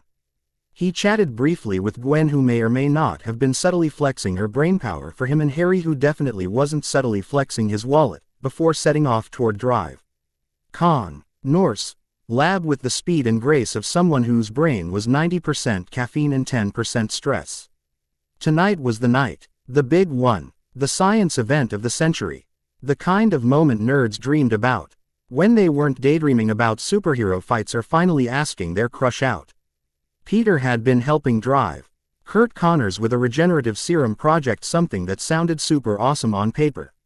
And super dangerous if it ever got into the wrong hands. Like, villains growing back extra arms, level dangerous. So far, every trial had ended in disaster. And by disaster, Peter meant instant rodent death. Which was about as encouraging as being told your new airplane model crashes every time it takes off. But tonight felt different. The air had that weird buzz of either scientific breakthrough or impending doom. Possibly both. Peter stepped into the lab, which smelled like antiseptic and old coffee. Classic scientist lair vibes. Dr. Connors was hunched over a table, his lab coat slightly rumpled. His one arm cradling something carefully. "Evening, Doc," Peter said, trying not to sound too nervous. "Still alive, I see. That's good." "Peter," Connors said without looking up, "come here. You need to see this." He lifted a small metal cage like it was the Holy Grail. Inside, a lab rat. Now, Peter had seen a lot of rats in his time, some in sewers, some as test subjects, and one terrifyingly buff one in the subway, but this one was different. Because this one had grown back its leg. "Is that," Peter began. "Regrown," Connors whispered, voice trembling like he was holding a newborn. "A complete regeneration. The tissue fused. The nerves reconnected. It's all there." Peter leaned in. The little guy looked healthy. Alert. Like he was ready to run a marathon, or at least scurry for a snack. For a second, there was just silence. Then it hit them. This wasn't just a successful test. This was a miracle. They had done it. After months of failure, dead ends, and almost losing their grant. They had created something that could change the world. Heal the injured, regrow limbs, end suffering, and maybe even finally get Peter out of part-time pizza delivery. Peter grinned, but kept his cool. "Barely. That's incredible, Doc. You've done something amazing." "Doctor." Connors gave a breathless laugh. "We've done it, Peter. And this is just the beginning." Of course, Peter being Peter. To be the voice of caution in the face of mad science-level joy. "You're monitoring the subject, right? Any weird behaviors? Sudden cravings for blood? Spontaneous combustion?" Connors chuckled. "It's been 5 days. Nothing abnormal. In fact, its vitals have improved. No immune rejection. No instability." Peter narrowed his eyes slightly. He knew Connors. The man wasn't careless. But he was passionate, maybe too passionate. A one-armed genius with a heart full of hope and a file full of rejection letters didn't always wait for green lights. "Just don't skip any steps," Peter said, trying to keep his voice level. "There were some moments in life that really made you question your decisions. Like, say, jumping off a building to stop a mugger. Or forgetting your umbrella during a thunderstorm. Or watching a monkey grow a hand covered in lizard scales while screaming like a banshee from a horror movie. This was one of those moments." Peter Parker stood behind reinforced glass, arms crossed, heart racing, watching as Dr. Connors' assistant wheeled in the next test subject, a monkey missing one hand, looking absolutely thrilled to be here. "Just kidding. It looked very done with life. The animal was sedated, prepped, and injected with the serum. And at first, everything seemed fine. Then it wasn't. The monkey screamed like it had just learned taxes were real and bananas weren't a valid currency. Its body seized violently, twitching like it was trying to breakdance through an exorcism. Then silence. For a moment, everyone just stared. The air hung still, thick with tension. And then the magic red bad idea happened. Before their very eyes, a new hand began to grow. It sprouted like time-lapse footage of a weird plant, but instead of soft skin and fingers, it had scales. Thick ones. Reptilian. And the nails. Let's just say Freddy Krueger would have been jealous. Peter's spider sense didn't just tingle. It practically screamed, "Back away, nerd." "Now, no one go in," Peter said firmly. Eyes narrowing. The lab assistants froze. Even Connors hesitated. Peter stepped closer to the glass, his expression grim. "Something's wrong." Connors, ever the hopeful scientist, motioned for the mechanical arm. "Let's confirm. Maybe it's just a side effect. Nothing major." "Oh sure." Because the scaly demon hand was totally normal. The mechanical arm poked the monkey gently. Its eyes snapped open. Peter's heart dropped to his sneakers. The pupils weren't monkey eyes anymore. They were slits thin and sharp. Reptilian. The monkey thrashed against its restraints, letting out another horrible screech, this one louder, more primal. It wasn't just scared anymore. It was angry. Back. Back away from the glass. Peter shouted. The assistant scrambled. The creature growled a low, guttural sound that definitely didn't belong in a primate's vocal cords and bared its teeth. For a second, it looked at Peter. Right at him. With a level of intelligence that didn't belong in that gaze. It's a failure, Peter muttered, stepping back. Doctor. Connors stood frozen, eyes flicking between the growing horror and the data on the monitor. But the regeneration worked. Yeah, Peter said dryly. Along with the mental corruption and mutation. Connors clenched his jaw. We need to find out what went wrong. Peter's brain was already running diagnostics like a supercomputer on espresso. Could be a neurological trigger. The serum might have overridden part of its brain. Or maybe the reptilian DNA is asserting dominance over the mammalian traits. Connors nodded. A clash of species. The serum may have too much of the lizard genome. Peter glanced back at the cage, where the monkey was now attempting to bite through solid steel. Doc, he said, dead serious now, if this stuff gets into the wrong hands. It's not going to heal people, it's going to turn them into monsters. Connors didn't reply, but the look in his eyes said it all. He knew, and so did Peter. They had a miracle, but they had also just opened Pandora's terrarium. Connors, pale as a ghost, nodded grimly.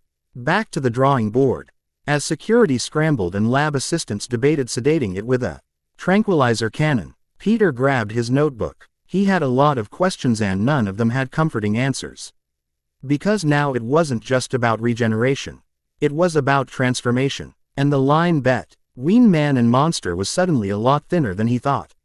By 10 p.m., the lab looked like a battlefield. Not the explosive Kinmore that everyone's brain is melting from overthinking kind. Arts were scattered across desks like fallen soldiers. Coffee cups had evolved into a second species. And the monkey, still locked in containment, still glaring at anyone who dared make eye contact. Peter stood by the monitor, arms folded, eyes locked on the rotating cell diagrams. The genetic mapping glowed neon green on the screen, highlighting all the issues in glorious 4K misery. Uncontrolled mutations, heightened aggression, neurological degradation, scales. Just way too many scales. He rubbed his forehead. Okay, so either we made a miracle, or a monster smoothie. Doctor. Connors slumped in a chair, face buried in his hands. We were so close. One of the exhausted interns, Marvin. Peter didn't know. They were all named something, yawned and packed up his notes. Sir, we should call it a night. Connors nodded wearily. Yes, everyone get some rest. And like cockroaches fleeing a suddenly lit kitchen, the interns scattered. All except Peter. He stayed. Because of course he did. Peter wasn't just invested in the science. He was invested in the people. Connors wasn't just a mentor, he was a man who had lost everything and still clung to hope. That mattered. So, Peter double-checked the sequences, ran another mutation risk algorithm, and sipped his third black coffee. The monkey screeched behind the glass. Peter waved dismissively. Yeah, we get it. You're mad. Same. His thoughts drifted toward the inevitable truth. The military would eat this up. Forget healing people. Forget noble causes. A formula that regrew limbs and created stronger bodies. That screamed super soldier serum. And if a few soldiers got lizard hands or developed a craving for raw meat. Well, that was just another footnote in a black budget program. Peter leaned back in his chair, staring at the ceiling. This is how it starts, he murmured. With good intentions. And next thing you know, someone's turning into a giant, city-smashing lizard. Leaving the team to take a much-needed break, Peter stepped outside. His radio crackled to life. All units, we have an armed robbery in progress requesting backup. Peter smirked, rolling his shoulders. It's hero time. With a quick motion, he suited up, webbed his way onto a nearby rooftop, and swung into the night. Tonight, science had almost changed the world. But for now, it was Spider-Man's turn to make a difference. In which Chair tries not to get cancelled for saving lives a little too enthusiastically. Across town, just when New York thought it was going to enjoy a peaceful night, spoiler, it wasn't. the city got a loud, sparking, rage-fueled wake-up call. Boom. Glass shattered, concrete split, and a massive crater formed in front of New Horizon Bank, courtesy of one very electrified lunatic. He was tall, built like a linebacker who ate other linebackers for breakfast, and his suit looked like someone mashed together Spider-Man's colors with a Navy surplus catalog. Red and blue bodysuit, check. Gray tactical pant, S with more pouches than he could possibly need. Double check. Lightning crackling off his fists like he was a human Tesla coil. Triple check and yikes. His name, Supercharger. And no, that's not the name of an energy drink. Although it really should be. He stood in the middle of the street, arms crossed, electricity dancing off him like he'd just rolled through a thunderstorm and liked it. Behind him, the bank lay in ruins, alarms blaring, smoke billowing, and half a dozen armed guards webbed to the walls like oversized stickers. Okay, maybe not webbed, yet. Peter wasn't here, but give it 5 minutes. Supercharger stared out at the crowd of onlookers forming behind the police barricades, his face twisted in a snarl somewhere between, "I'm going to destroy your skyline," and "I haven't had a hug since 2012. Ronnie Hilliard hadn't always been like this. Once, he'd been a regular guy. A lab assistant, a son, a science nerd with a love for equations and a deep respect for his brilliant, awkward father. Their life's work, studying mutagens, these strange forces that gave people powers in the first place. Ronnie and his dad had made real progress too. The kind of stuff that could have changed the world. And then one day, the world changed them instead. A battle between two costumed superhumans had spilled into the industrial district because of course it hadn't a stray energy blast turned T. Hilliard research facility into a glowing crater. Ronnie barely survived. His father didn't. And when he woke up in the hospital, wrapped in bandages and hooked to machines, no one came with answers. Just an apology. From a hero with a PR agent. There was no justice. No restitution. Not even a press conference. And somewhere deep inside, Ronnie snapped. Now, here he stood, powered by the unstable, electrically charged biology the explosion gave him. His muscles were denser. His nerves fired like lightning. His mind, well, let's just say the elevator wasn't going to the top floor anymore. And his goal, simple, burn it all down. He raised a fist, and with a crack of thunder that split the sky, he roared. Where are your heroes now? Electricity surged outward in a blue-white shockwave T. Had blew out every traffic light on the block and sent car alarms into a screaming frenzy. Sirens echoed in the distance. Police were en route, so were the news helicopters. Because New York never sleeps. And neither does trouble. Supercharger was not having a good day. Okay, fine, he thought he was having a good day. Exploding police cars, lightning theatrics, stealing power like it was Pokemon energy cards. You know, villain stuff. But then he showed up. And by he, we mean Spiderman. Black suit, glowing lenses, casual snark levels cranked up too, obnoxiously delightful. Peter landed under last functioning streetlight like it was his personal spotlight, brushing imaginary dust off his shoulder. Hey, guys, having some trouble again, he said, giving the cops a little wave like they were old buddies at a backyard barbecue. One officer blinked from behind a flipped squad car, probably wondering if this was an Avengers recruitment stunt gone wrong. Peter turned to Supercharger and grinned. Dude, seriously, a power outage? What did Netflix ever do to you? Supercharger's jaw clenched, his veins glowed like molten lava pipes, and his muscles twitched with unstable voltage. That's exactly what I want, freak. Spider-Man tilted his head, crossing his arms like he was about to scold a toddler for drawing on the walls. Ouch, freak. That's so unoriginal. You kiss your rage issues with that mouth. Then came the fashion roast. I look awesome in this suit. Unlike you. What is that even supposed to be? Did your husband make it for you? Silence. Even the electricity in the air paused. Supercharger's left eye twitched like it was buffering. Peter could practically hear a Windows error noise go off in the man's brain. You dare mock me, Supercharger bellowed, lifting both hands into the air. Cue the Thor cosplay attempt. A violent storm of electricity crackled into being, arcs of raw power jumping between lamp posts, ripping through signs, and vaporizing a trash can that honestly just minding its own business.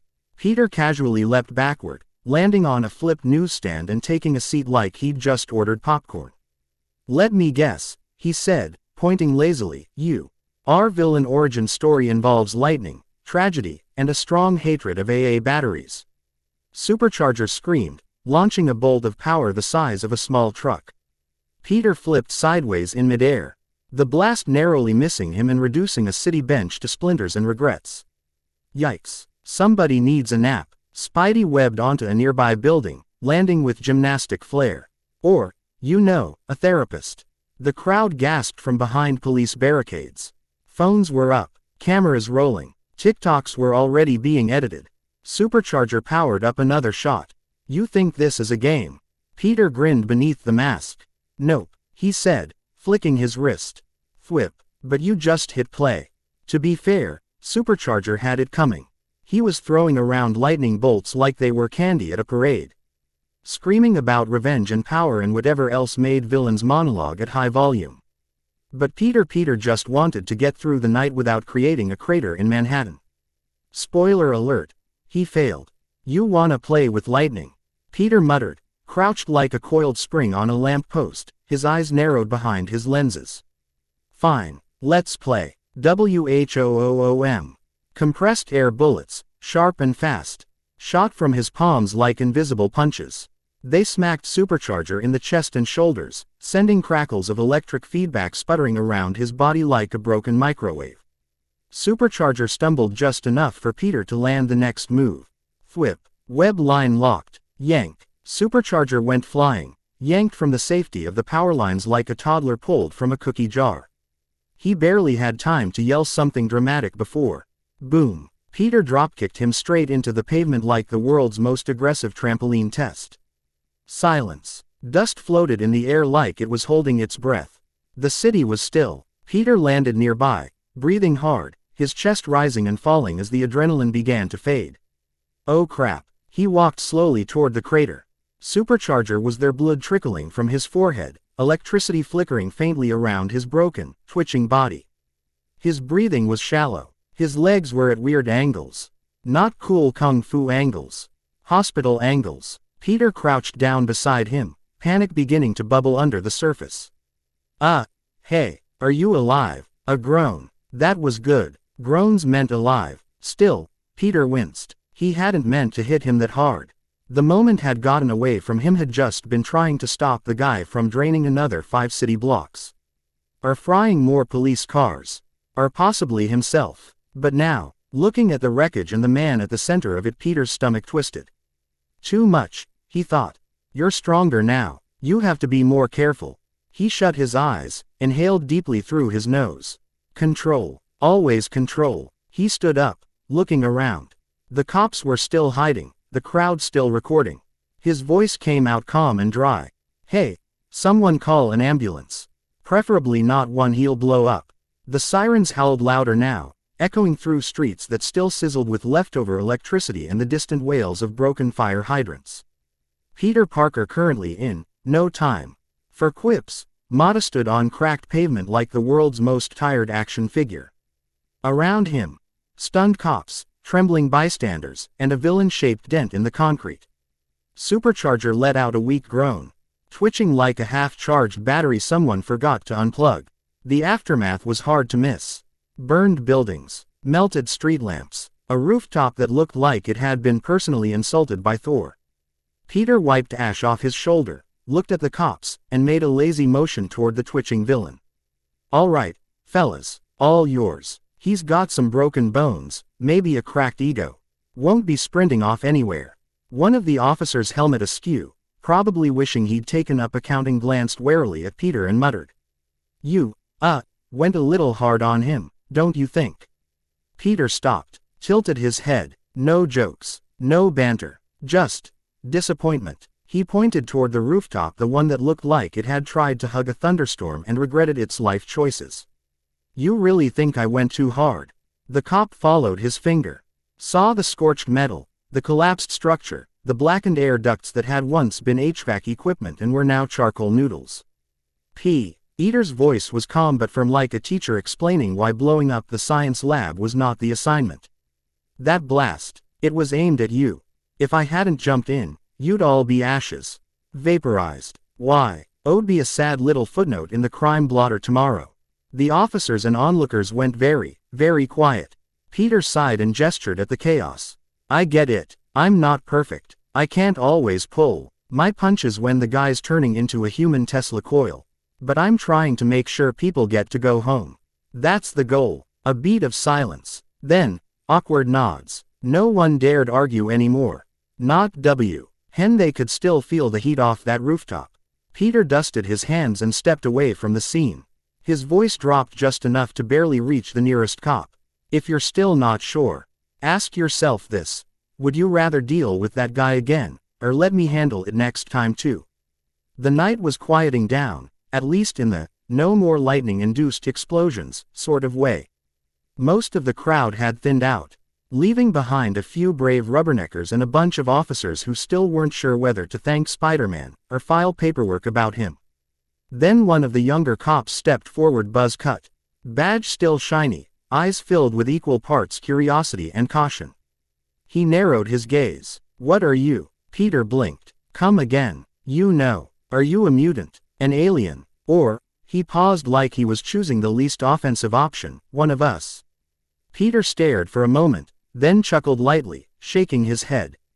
Oh man, that's a bold opener. Do I at least get a coffee before the existential questions? The officer's jaw tensed. He wasn't trying to be funny. But that's what made it worse. Peter sighed, stepping forward just enough for his voice to carry. His tone didn't carry the usual sarcasm. It didn't need to. Does it really matter? The question hung in the air like a dropped microphone. And it hit harder than a lightning bolt. The young cop hesitated. The way Peter had said it, not angry, not defensive, just honest, it made the question seem a little stupid now. Peter crossed his arms, his silhouette outlined against the scorched pavement. I do good because I want to. Not because I have to. Not because of what I am. What I am doesn't change what I do. No jokes. No masks. Just truth. Some of the officers shifted on their feet. Others street ARED at their boots like they were suddenly fascinating. And a few in the crowd actually nodded. Peter's eyes drifted to the people watching from behind the barricades. Mothers, kids, students with phones, civilians trying to make sense of what they'd just seen. You guys really gotta stop treating mutants like they're time bombs, Peter continued. They're not monsters. They're just people, born with a quirk in their DNA. That definitely got a reaction. A few officers frowned. One guy visibly clenched his jaw. Another looked like he wanted to argue but thought better of it. Peter rolled with it. Look, I've fought aliens. I've fought robots. I've fought rich people in armor. And none of them were mutants. Most of the time, the real danger doesn't come from what someone is. It comes from what they choose to do.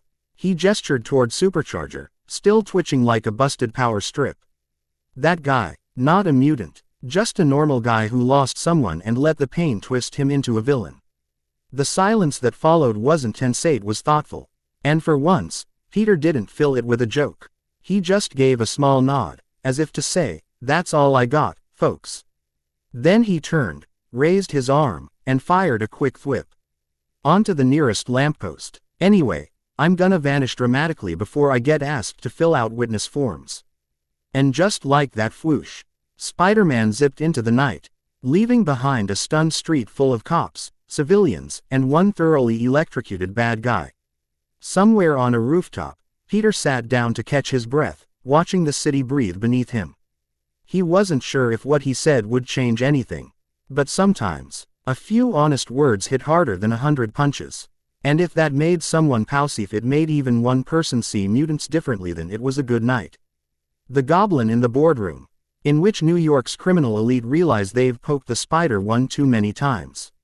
As Spiderman vanished into the shadows like a dramatic ninja powered by one-liners and acrobatics, the silence he left behind lingered. It wasn't just any silence. It was the kind that comes when something inside people shifts a little, like someone hit the pause button on the world just long enough for everyone to think. The cops stayed where they were, still processing what had just happened. No one holstered their weapons. No one moved toward Supercharger, who lay unconscious and groaning. They just stared at the empty space where Spider-Man had been. A few of the civilians stepped forward from behind the barricade. Whispers fluttered rough the group like wind rustling paper. Did he just call out anti-mutant bias? Yeah, and he was right. I mean, I never really thought about it like that. One lady pulled her teenage son closer. He saved lives tonight. That's what matters. A construction worker near the front scratched his head. Man's got jokes and morals. Wild combo. But while the city murmured, one person wasn't talking. He was staring. Flash Thompson stood a few feet away from the wreckage, clutching the strap of his backpack with white knuckles. His face was pale, his chest still rising and falling like someone who hadn't realized they were holding their breath. Because a few minutes ago, he almost died. He'd just gotten off his part-time shift grinding through hours bussing tables and fending off greasy stomers at some late-night diner when the street went nuts. He had ducked behind a parked car just in time to not get vaporized by a lightning bolt that turned said car into smoking scrap. His legs had frozen. His body refused to move. He was ready to accept the end. But then thwip. A blur of black and white. A flash of sarcasm. And boom, lightning stopped. Flash had seen the whole fight. Not just the punches, not just the jokes, but the control. The way Spider-Man pulled his punches when he could have gone lethal.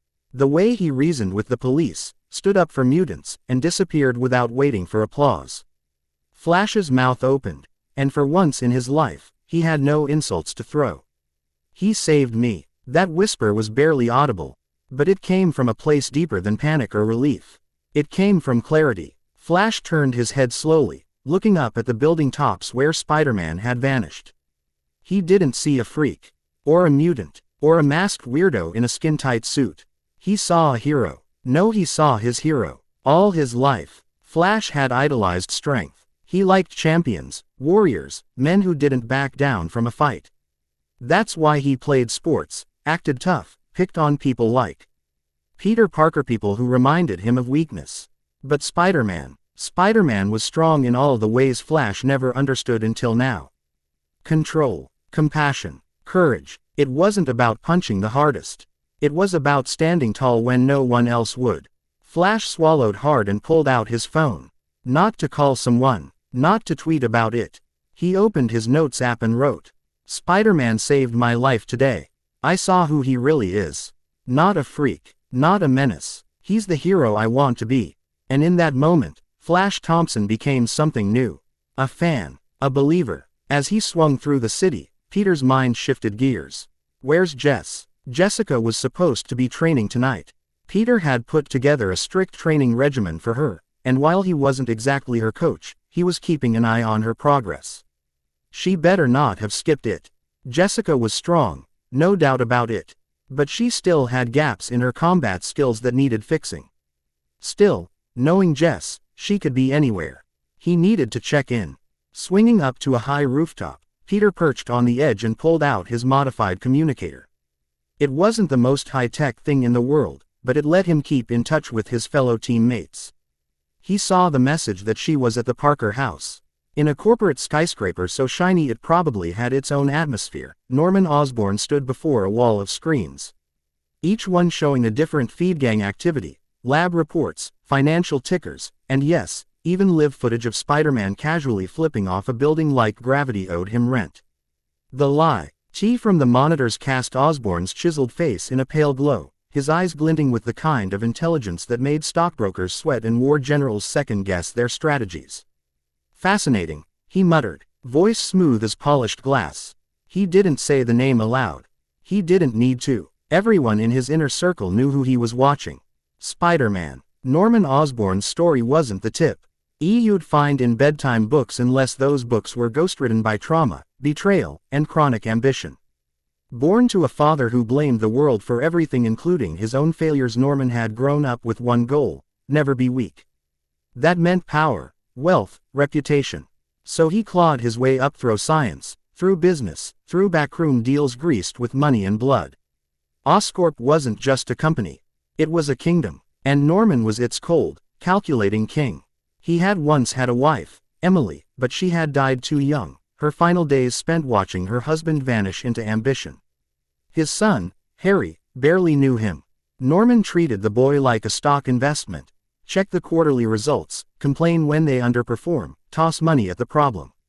But deep beneath the steel and glass facade of Oscorp, in a lab known only to a select few, Norman had discovered something else. Power true, terrifying power sealed inside a green-tinted serum meant to enhance human potential. It had exploded in his face. Literally. Thanks to Harry's well-meaning teenage tantrum, the serum had been sabotaged. But instead of killing him, it did something worse. It made Norman feel powerful, sharper, smarter, free, also, completely and delightfully unhinged. He told no one. But from that moment, something else lived in his head. A voice. A darker side. Some called it a split personality. No, RMAN called it, the part that tells the truth. Now, 5 years into his secret campaign to control New York's underworld, Norman Osborne had gathered more than just gangs. He had powered enforcers, mutants, cybernetically enhanced mercs, even failed super soldier prototypes. He had back-alley deals with corrupt senators and military men. He could cripple a hospital with one press release or launch a drug empire with the flick of a pen. And yet, there was still one problem. Kingpin. If New York was a chessboard, then most of the pieces were already in play. The Fantastic Four. They were off fi. Ting space whales are babysitting pocket dimensions seriously. Reed once got lost in his own sock dimension. The Avengers. Busy coordinating interstellar treaties and arguing over whose turn it was to clean the Quinjet. X-Men. Probably dealing with time travel, evil clones, or some mutant melodrama. But street-level problems, like organized crime, rogue supervillains, or bank-robbing psychos with electrical powers and fashion sense stolen from a neon rave. Those were beneath the world's heavy hitters. Which meant the streets were still crawling with danger. And up until recently, the only real nightmares the underworld had to fear were Daredevil, the brooding, blind ninja lawyer who beat people up and then sued them in court. Punisher. Basically Batman with zero impulse control and a love of explosives. Elektra. An assassin so deadly she could probably kill you with a chopstick and a sassy wink. Rogue villains. Wildcards. Chaos with capes. But now there was Spiderman. And unlike most new heroes who showed up and got kicked through a wall within a week, this kid was different. Somewhere in the glass and chrome towers of Oscorp, Norman Osborne watched everything unfold. The F-8 with Supercharger had been captured by 6 satellites, 3 drones, and a hacked vending machine across the street. Don't ask. Spider-Man's moves were precise. His strength, alarming. His reaction time, unnatural. Norman leaned back in his throne of an office chair, watching the footage on repeat like it was the world's most violent music video. Interesting, he murmured, sipping what was probably a $6,000 glass of scotch. Then he did what all villains do when they get a really bad idea. He smiled. Bring him to me, Norman ordered, voice as calm as a weather forecast. He wasn't talking about Spider-Man yet. He was talking about Supercharger. Once a scientist, now a crispy, angry lightning battery in a broken body. Supercharger had been crushed, humiliated, left twitching in a crater with only shame and static to keep him company. But to Norman, that wasn't a failure. That was raw material. You see, Norman whispered to himself, every broken man can be repurposed. You just need the right tools. Norman loved tools, especially when they screamed. Let's take a second to talk about Norman Osborne. To the public, he was the face of Oscorp, a philanthropist, a tech genius, a walking press conference. To those who knew better, he was New York's secret emperor. And ever since he inhaled that little cocktail of experimental goblin goo seriously, someone should have stopped him. Norman had been, well, not right. The goblin formula gave him strength, speed, and enough insanity to make a therapist cry into their degree. But Norman wasn't content with being superhuman. No, he wanted to be invincible. Which is why he trained in martial arts like a maniac, sparred with machines that could punch through tanks, and collected weapons the way normal people collect Pokemon cards. Oscorp wasn't just a tech company. It was a weapons lab dressed in a lab coat. Norman had stolen Stark tech, reverse-engineered shield prototypes. He even had a fridge in his lab lobby. Lead, do not touch, contains sentient plasma. But he'd never used any of it publicly. Why? Because the moment he unleashed his true arsenal, Tony Stark would come knocking. And Norman wasn't quite ready for a billionaire brawl with Iron Man. Yet, of course, Spider-Man was ruining everything. One costume do-gooder with a sense of humor and abs that shouldn't be legal was threatening the entire ecosystem of crime Norman had spent years building. Worse, people liked him. The media couldn't pin anything on him. The gangs were scared of him. Even the cops, despite some grumbling, were reluctantly admitting he was saving their lives.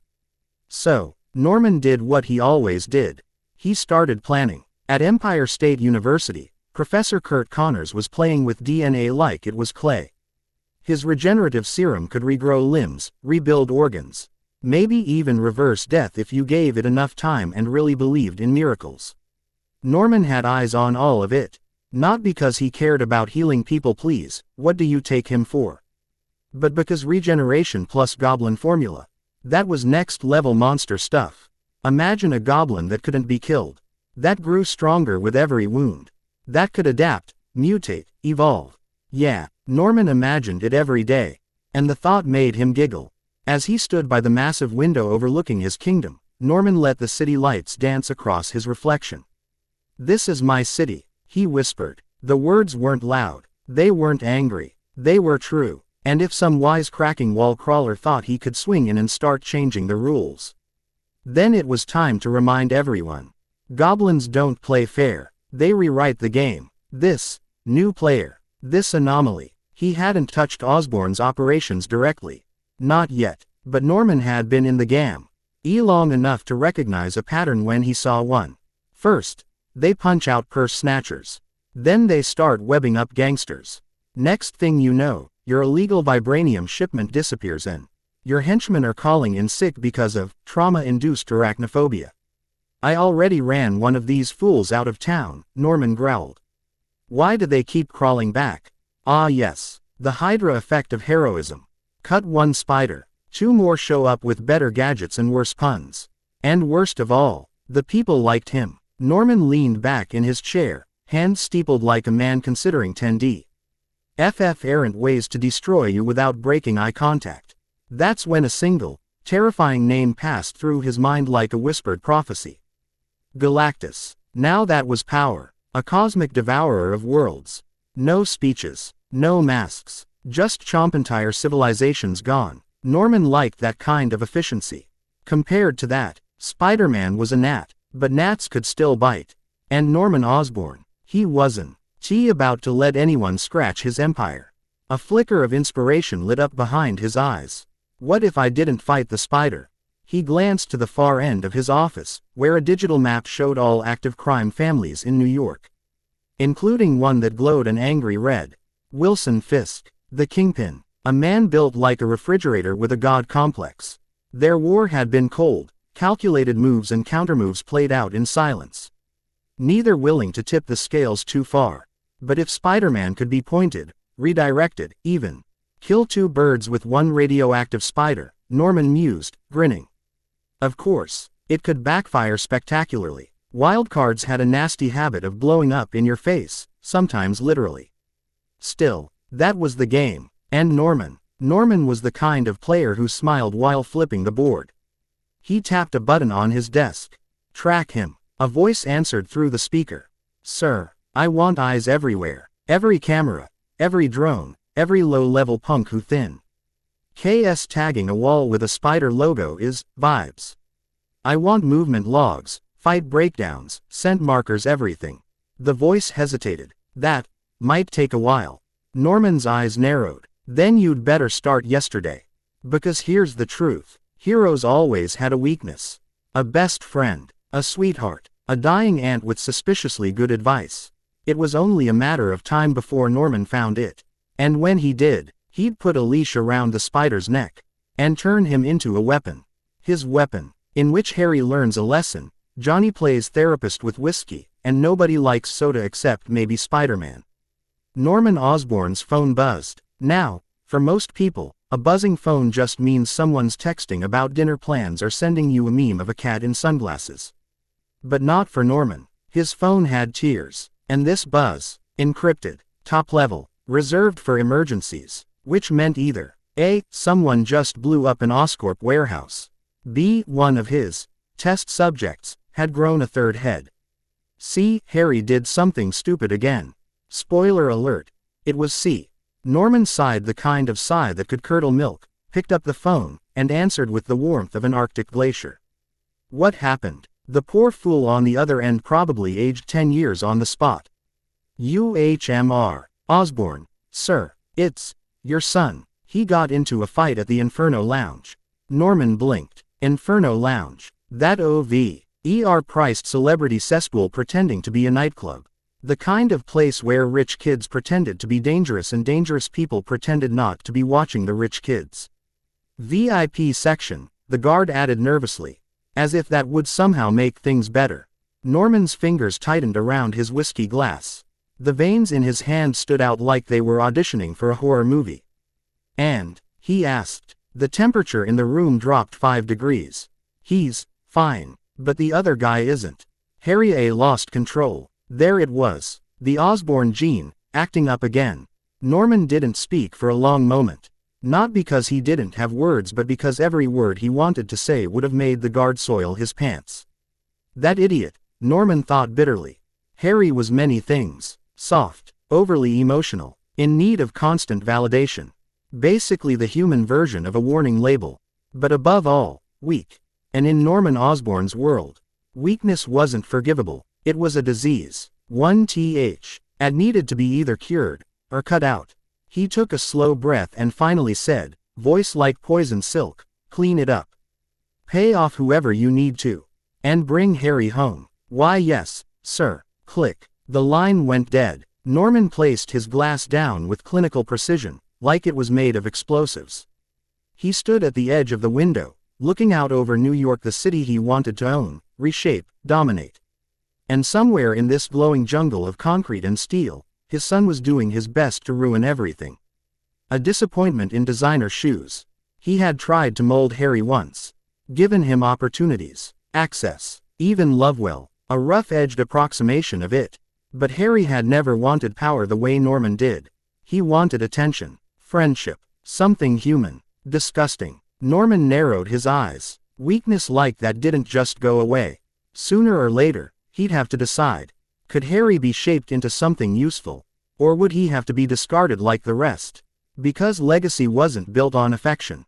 It was built on dominance. And Norman Osborne didn't raise heirs. He forged successors or destroyed obstacles. The Inferno Lounge wasn't exactly subtle. It was one of those clubs where the air smelled like money, regret, and cologne strong enough to melt your sinuses. The VIP section was reserved for the city's richest, loudest, and most emotionally neglected. Naturally, Harry Osborne had his own booth. He sat there like he always did, sleeves rolled up, tie loose, the weight of his last name sinking into his bones like wet cement. A half-empty glass of overpriced bourbon sat in front of him, untouched now as he brooded like a soap opera air. The music thumped, lights flashed, models posed for Instagram like they were in a mating ritual.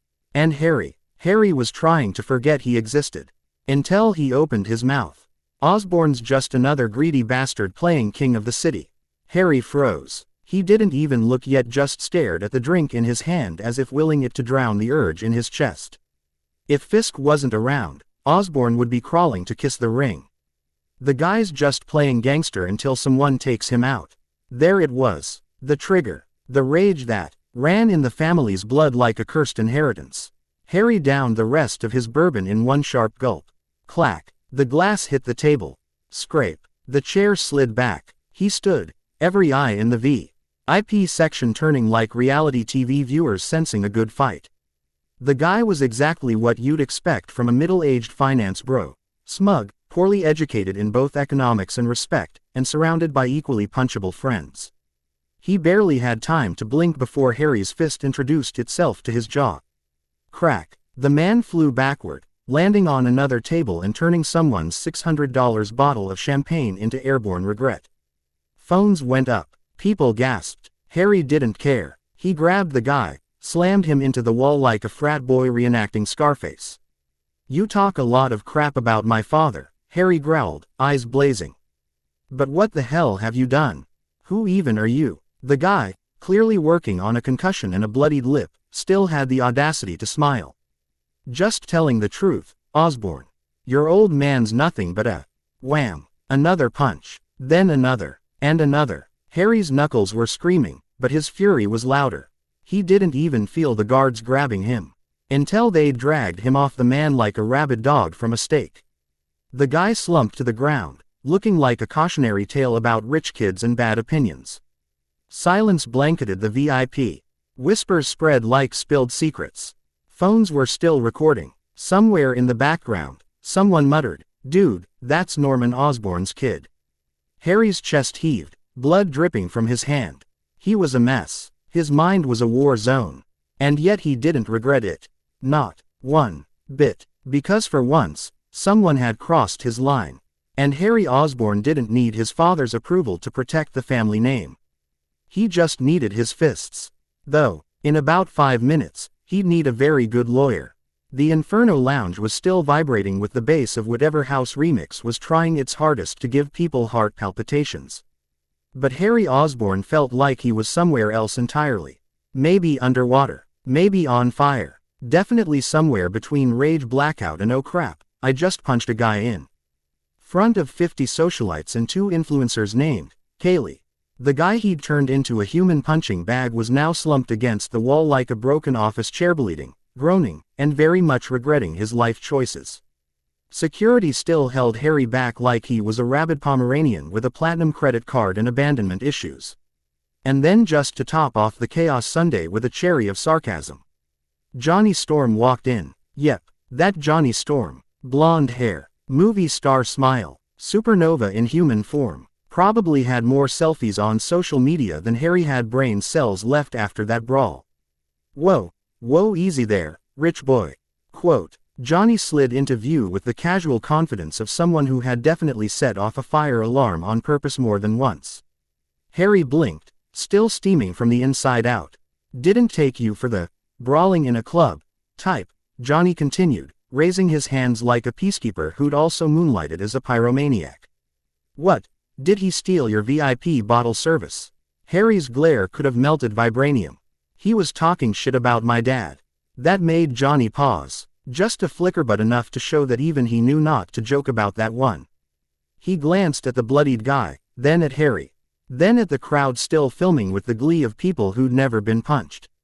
"Yeah, okay," Johnny muttered. "That's fair, I guess." People were still whispering, phones still up, probably captioning the footage. Harry Osborne goes goblin mode in Midtown Lounge. Johnny sighed, rolled his eyes, and stepped up like the human PR extinguisher he somehow knew how to be. "All right, everybody, show's over, thanks for coming." A burst of flame erupted from his palms, just enough to send a few gasps and cause some very expensive heels to wobble backward. Some people jumped, others yelped. One guy dropped his vape. The phones started going away. The whispers faded. The crowd scattered like paparazzi running from copyright strikes. Security finally let go of Harry. Thought one guy, probably the head of Osborne's private security detail, leaned in real close. "Your father will hear about this." Harry rolled his eyes harder than a dice in Vegas. Yeah, like he doesn't already have 10 guys watching me breathe." Johnny placed a friendly hand on his shoulder and started steering him away like a very smug golden retriever with pyrokinesis. "Come on, let's get you a drink before you torch the place worse than I usually do." "I don't need a drink." "No, because you look like you need about 5. The bartender, used to New York chaos and super-powered tantrums, didn't even blink when Johnny slid into the seat and pointed. "Whiskey. Neat. And a soda for my grumpy friend here." Harry groaned. "I don't want a soda." Johnny raised one eyebrow like a disappointed babysitter.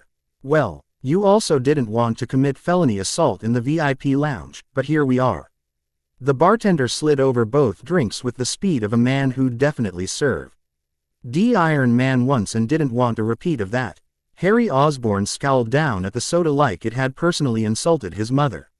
Which, to be fair, if it had been sentient, it probably would've. I don't want a soda. Johnny Storm, professional superhero and part-time social fire extinguisher, didn't miss a beat. Yeah, well, I don't want to be babysitting you while you're drunk and making worse decisions, so suck it up, Osborne. The bartender, who was either emotionally numb or just extremely well paid, placed the drinks on the counter like this kind of exchange happened every Tuesday. Johnny grabbed his whiskey, cool as ever, and nudged the soda over to Harry with the kind of big brother energy Harry never asked for and definitely didn't want. Harry sighed, grabbed the glass, and took a sip like it was medicine he didn't believe in. For a moment, the neon light flickered over them in silence. No explosions. No flaming catchphrases, just two guys at a bar with too much noise around them and too much mess inside. The bruises on Harry's knuckles throbbed. The guy he punched, still unconscious somewhere in the back, and in his chest, a storm that no soda could fix. Johnny was watching, not judging, just watching. Then he spoke, and the usual cocky tone was gone.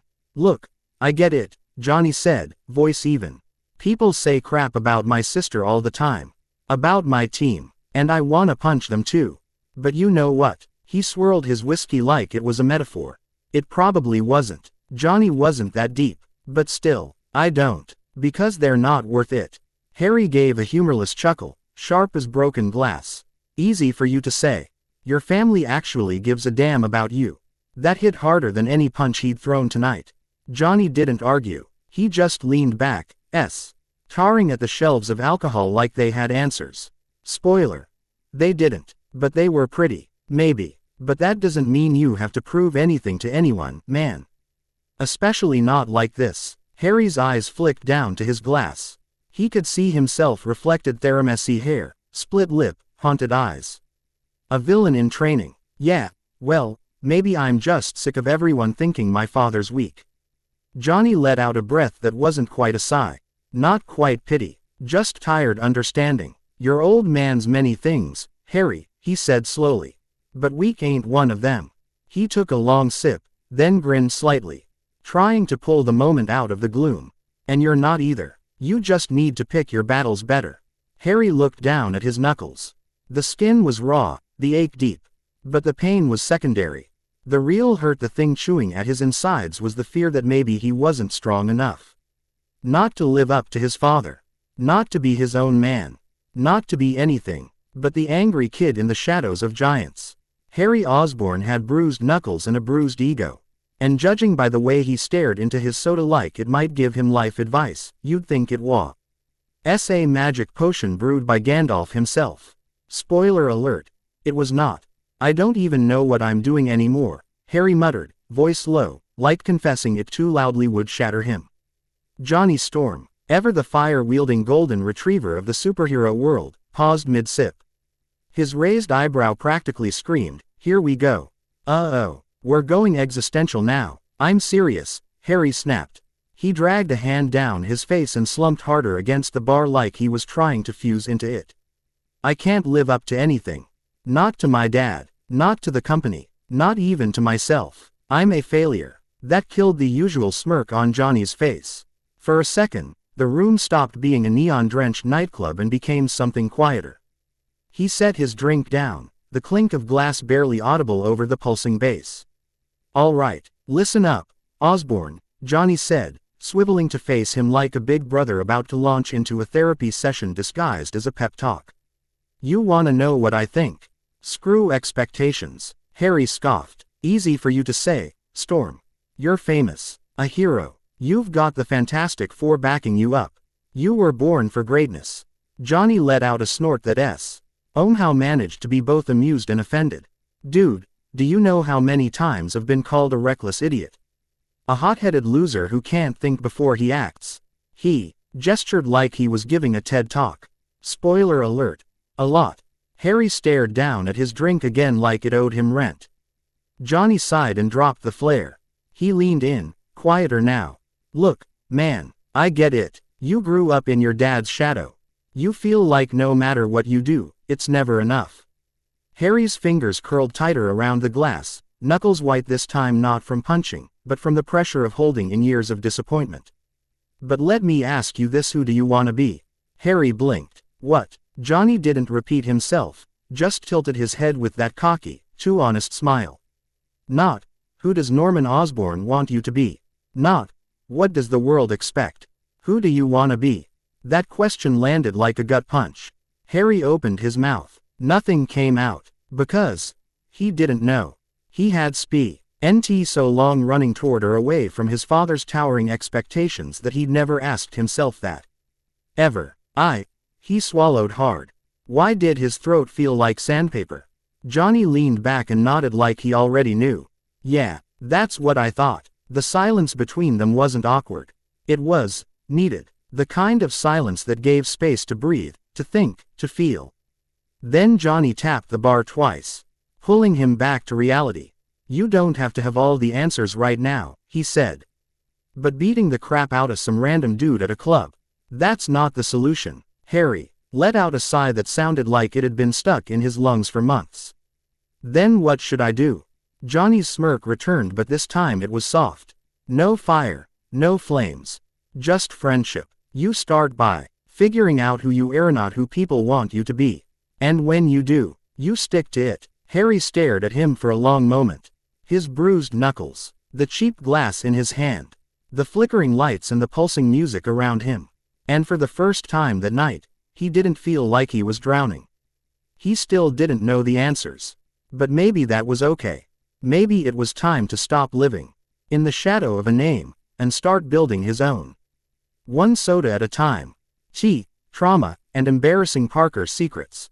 In which Jessica Jones meets the parental units, learns Peter used to wet the bed, and discovers that love tastes like grape addiction. New York City looked oddly peaceful when you were swinging 30 stories above it with your body cloaked in a perfect veil of chakra-infused invisibility. To the pedestrians below, Spiderman didn't exist, which was fine. Peter Parker was never a fan of the spotlight anyway. He soared between buildings with effortless grace, the night air cool against his masked face.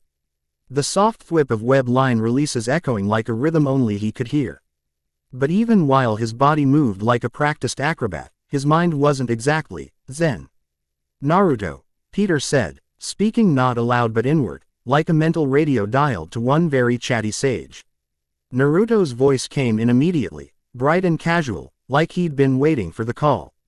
Yo, Webhead, what's up? Peter twisted midair, flipping off a flagpole and launching himself toward another rooftop. I was thinking if I can train in the mental world, could Jessica do it too? It'd really help. She's strong, but she's got a lot going on. More than she lets on. For a moment, Naruto didn't answer. Peter landed on a water tower with a thunk, crouching like a gargoyle while the wind ruffled his suit. His thoughts buzzed louder than the city lights below. Then came Naruto's voice, calmer this time. Wiser. Yeah, it'd help. A lot of things would help if I stepped in more. But that's not the solution either. Peter frowned. What do you mean? Naruto answered the way he always did, like a mentor who'd once made every mistake in the book and lived to tell the tale. You can't keep leaning on me, Peter. I'm not here to fix your life. That's not what a teacher does. That's what a babysitter does. Peter scratched his neck under the mask, sheepishly. Ouch. You're strong, Naruto continued. But real strength isn't about having someone swoop in and save the day. It's about patience, discipline, solving your problems even when the world's stacked against you. Peter stood slowly, assing out across the city like it might hold the answer. So what? I shouldn't use mental world training. I didn't say that, Naruto replied. If you want to use it, learn it. Ask, study, make it yours. Don't ask me to hand it over like a cheat code. Okay, Peter said, a touch embarrassed. Then, how do I learn it? Naruto laughed lightly. Now that's the right question. So, teach me. Patience, bug boy, Naruto said with a grin Peter could hear through the psychic link. Before you even step into that level, you need to become an advanced master of chakra. You're still at, what? Fumbling in the dark level. Peter groaned. More like accidentally setting my coffee table on fire level. Exactly. So no shortcuts. You'll get there, but only if you earn it. Peter nodded, even though Naruto wasn't there to see it. Got it. I'll train. I'll earn it. Good, Naruto said, because the next time you step into that mental realm, I won't be there to hold your hand. Oh joy, Peter muttered, leaping into the air again. As he swung through the night sky, the city once again alive beneath his feet, he felt a bit more grounded even if he was 30 stories up. Naruto was right, no shortcuts, no saviors. If he wanted to build something real for himself, for Jessica, for this city, he'd have to climb that mountain the hard way. Web by web, step by step, and maybe, someday, Chakra Contro. LLED Dreamscape by Chakra-controlled Dreamscape. If there was one thing Jessica Jones wasn't expecting when she sat down for tea with Peter Parker's family, it was warmth. Not the, "your coffee's too hot," kind. More like the, "actual love exists in this building and it's melting my emotionally repressed heart," kind. The Parker household wasn't fancy. No marble counters, no high-tech furniture, but it had something better: coziness. The walls were covered with photos and shelves crammed with books, old trophies, and random science gadgets that probably buzzed or blinked if you poked them. Jessica sat at the kitchen table with a cup of tea in hand, doing her best not to look like she was prepared to throw it across the room at the first sign of emotional vulnerability. Mary Parker smiled warmly as she set her own cup down. "So, Jess, how did you and Peter meet?" Ben Parker chuckled from across the table. "We don't get many visitors who claim to fight crime with him. Usually just his L.A.B. partners and the occasional pizza guy." Jessica smirked, brushing a strand of hair behind her ear.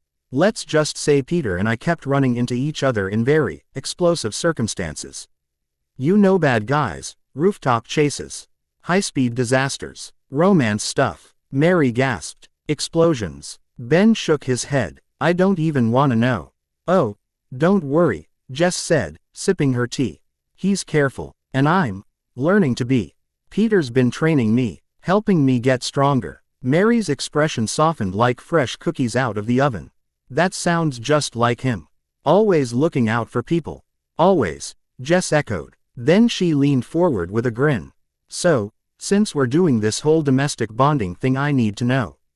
What was Peter like as a kid?" Mary and Ben practically lit up. "Oh." Mary clapped her hands together. "Did Peter ever tell you that he used to sleep with us until he was 10? Jess's eyebrows shot up. No, he did not. But he definitely will now." Ben grinned. "Stopped wetting the bed at 6. We were so proud." Jess choked on her tea. "So proud," she wheezed. "Oh, and he was a menace with gadgets," Mary said fondly. "He once broke his toy car and rebuilt it into a remote-controlled spider. Said it was field testing." Jess's eyes widened. "That is the most Peter Parker sentence I've ever heard. And his eating habits." Mary leaned in like she was sharing a national secret. "Loves spicy food, won't touch sweets." Ben snorted. "Unless it's red grapes. Then he's a sugar maniac. Ate a whole bag once. Got a tummy ache and blamed quantum physics." Jess laughed. "I am absolutely saving this for later." "Oh, and he still watches cartoons," Mary added. "Mostly science channels, but when he's stressed, it's always Looney Tunes." Jess's grin widened. Mental image locked and loaded. Mary took a sip of tea, then said casually, "He loves romance novels too." Jess blinked. "Wait, what?" Ben nodded solemnly. "He cried during The Notebook. Denied it. Swore it was allergies." "Peter, awkward nerd science boy, Parker reads romance." Jess repeated, incredulous. Mary smiled like a mom who knew her son better than any file or intel report. "He doesn't talk about it. But he's a sucker for a good love story." Jess sat back, mind officially blown. "I honestly don't know what to do with that information." "Oh, tease him endlessly," Ben offered. "That's the only correct response." Jess nodded. "Oh, I will, for years." Ben chuckled. "Just don't mention football. He can't stand it." "Really?" Mary nodded. "Too violent, he says. But baseball, he loves it." Jess chuckled. "Yeah, that checks out. Nerd sports." Then came the part that hit her square in the chest. "You know," Ben said, folding his arms. "Peter's never really brought anyone home. Not since he was a kid." Mary nodded gently. "You being here, it means a lot. To us, and to him." Jess blinked, suddenly feeling like she'd walked into an emotional ambush. "Oh, well, Peter's important to me too." Mary reached over and gave her hand a soft squeeze. "Then you're important to us as well." Jess froze. Her throat tightened. Her eyes burned in a very annoying, un-Jessica-like way. "Thanks, Mrs. Parker," she said, trying not to sound like a 12-year-old who just got adopted by Santa Claus. "That actually means a lot." Ben smiled. "Call us Mary and Ben. You're family now." Jess sat back in her chair, a small, stunned grin on her face. Family. She never thought she'd hear that again, much less from the parents of the world's dorkiest superhero. But as the kitchen filled with laughter, tea, and stories Peter would definitely sue them for sharing, Jessica felt something she hadn't felt in a long, long time. Like maybe this was home too. Jessica Jones had discovered 3 very important facts today.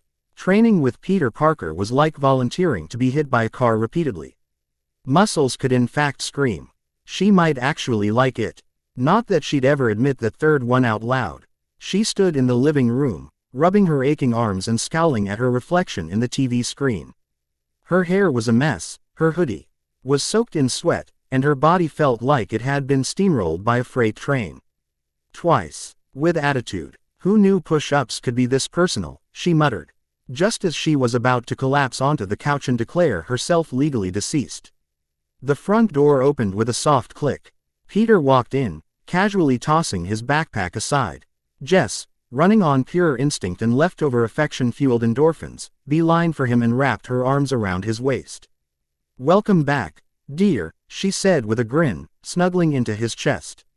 "Would you like dinner, a bath, or me?" Peter blinked. Then he chuckled, hugging her back. "Bath first, then food. But tell me, how'd training go?" Jess groaned like she'd just been asked to solve a calculus equation after running a marathon. "It was awful. My legs feel like they belong to someone else. Someone weaker. I look like a zombie. A sexy zombie, but still." Peter chuckled, brushing a damp strand of hair from her face. "You did great. I'm proud of you, Jess. Keep pushing, and soon we'll be patrolling together for real."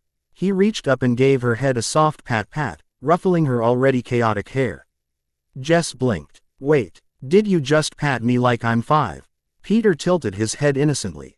"You don't like it. You ruined my hair." Peter's smirk grew dangerously wide. "Then maybe you'd prefer this." Before Jess could react, Peter leaned in, voice low and smooth, and whispered something into her ear. Then, because apparently he was now certified in Chouch, nibbled on the edge of her ear and kissed the side of her neck. "HHYAA. Jessica launched him. There was a blur of motion. And as Peter flew backwards, except he didn't crash into a wall like a normal person. He flipped mid-air like a caffeinated gymnast, stuck to the ceiling, and landed gracefully on the coffee table like it was a runway. "I knew it. Your neck's your weak point," Peter declared proudly, brushing imaginary dust off his shoulder.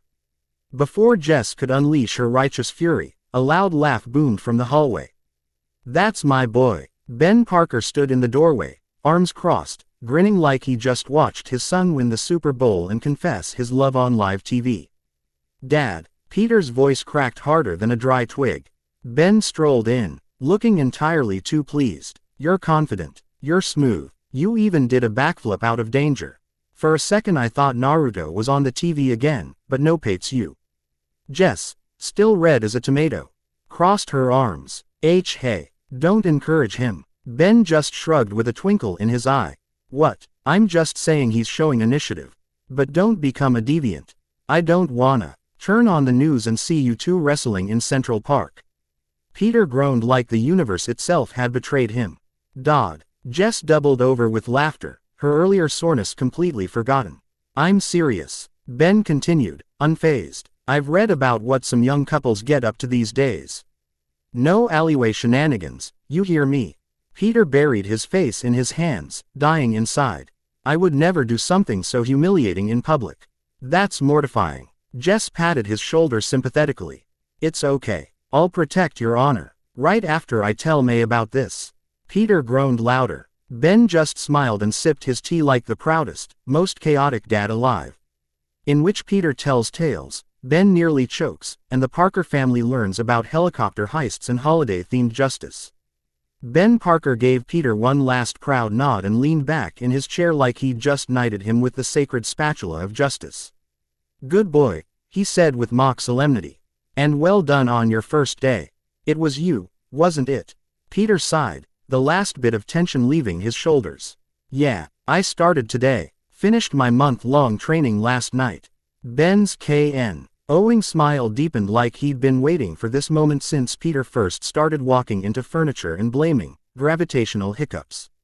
And, he asked, tilting his head. Peter's eyes lit up, like he'd just found the final piece of a Lego Death Star. It was amazing. Helping people, swinging through the city, dodging angry birds and confused pigeonsets more exciting than I ever imagined. Ben chuckled. Then his smile faded into something sterner. I see. That's good. But don't get carried away. Excitement is great until it makes you sloppy. He leaned forward, voice low and firm. From now on, do research. Crime patterns. Law enforcement strategies. The right time to step in, the right time to pull back. I have notes, decades of them. You'll start with that. Peter blinked. Wait, you have hero notes. Ben raised an eyebrow. What, you thought I spent my free time knitting socks? Peter opened his mouth, closed it, then decided some things were better left unquestioned. I understand, he said instead, giving a respectful nod, and just when the conversation was veering dangerously into responsible adult territory, dear, May interrupted, sweeping into the room like a warm gust of mom energy. Stop lecturing him like it's the State of the Union. She pulled Peter into a hug so cozy it should be sold as a weighted blanket. You just got home, she said, ruffling his hair, and you haven't even eaten yet. Go take a bath, then come down for dinner. Peter smiled sheepishly. Got it, Mom. As he jogged up the stairs, Jessica watched him go with narrowed eyes and a smirk growing by the second. Oh no, that was the face of mischief. The face of chaos. The face that said somebody was about to regret relaxing. 10 minutes later, Peter was soaking in the tub, eyes closed, the world finally quiet. The water was warm, his muscles were finally unclenching. Life was. Slam. The bathroom door burst open like a SWAT team raid. Peter's eyes shot open in panic. Jess, wait, splat. A bucket of bright pink paint poured down like judgment from the gods of practical jokes. It coated Peter's hair, his chest, the water had even managed to hit his left ear, which felt personally offensive. Jess stood in the doorway, doubled over in laughter, her arms crossed like a supervillain mid-monologue. You should have seen your face. She howled. You looked like someone just told you bah. T-Man was real and had a vendetta against bathtubs. Peter stared at her. Just stared. Like a flamingo caught in a snowstorm. Then without a word he stood up, dripping pink like a crime against Crayola, stepped out of the tub. And with swift precision, slam, he booted Jess out of the room and slammed the door. You're too childish. Peter shouted through the door, his voice muffled but still full of barely contained laughter. Jess lay sprawled in the hallway like she'd been ejected by a pink paint-powered cannon. Paint dripped from her hands. Her hair was frizzing from leftover bath steam. But none of that mattered because her grin. It stretched ear to ear. Totally worth it, she whispered with the satisfaction of a goblin who had completed her mischief quota for the day.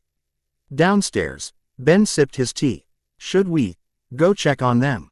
May shook her head, smiling softly. Nope, they're bonding. Ben paused. With paint, apparently. The Parker living room glowed with that post-din. Our golden hour kind of warmth, the kind that made you want to wrap yourself in a blanket burrito and declare war on productivity. May was humming to herself as she wiped down the kitchen counter, the scent of cinnamon tea still lingering in the air. Ben sat in his recliner with a cup of coffee and the patience of a man who'd seen a lot, but wasn't ready for whatever Peter was about to say next. Peter, meanwhile, sat on the couch with a smirk that could only mean one thing: story time. Beside him, Jessica Jones was curled up like a cat that had fought 12 dogs that day, then demanded dinner and a foot rub. She nudged him with an elbow. So, how was Spider-Boy's first official shift in the big leagues? Peter stretched dramatically. You mean besides the part where I almost stole a helicopter? Choke. Ben sputtered mid-sip, coughing into his coffee like it had personally betrayed him. You what? Jess slapped her forehead. Peter. Peter raised both hands. Okay, that came out wrong. It wasn't stealing. It was, emergency borrowing. I gave it back. Ben stared at him like he was reconsidering fatherhood entirely. Let me rewind, Peter said, cracking his knuckles like a narrator about to launch into a Broadway retelling of the life and crimes of idiots I fought today. So first thing this morning, Peter began, I dropped down into this sketchy alley where 3 very loud and very stupid men are holding an illegal pharmacy conference. Jess squinted. Loud, as in, oh, like soap opera loud, Peter said. They were practically screaming their crimes into the void like it owed them rent money. Ben shook his head. Never underestimate how dumb street criminals can be. Peter leaned in conspiratorially. So I sneak in, super stealthy, and land right behind them. You know, full Batman modeminous, the brooding and dramatic cape billowing. He lowered his voice for effect. And I go, hey, fellas. You guys wanna hear a really scary story? Jess burst into laughter, imagining Peter's face.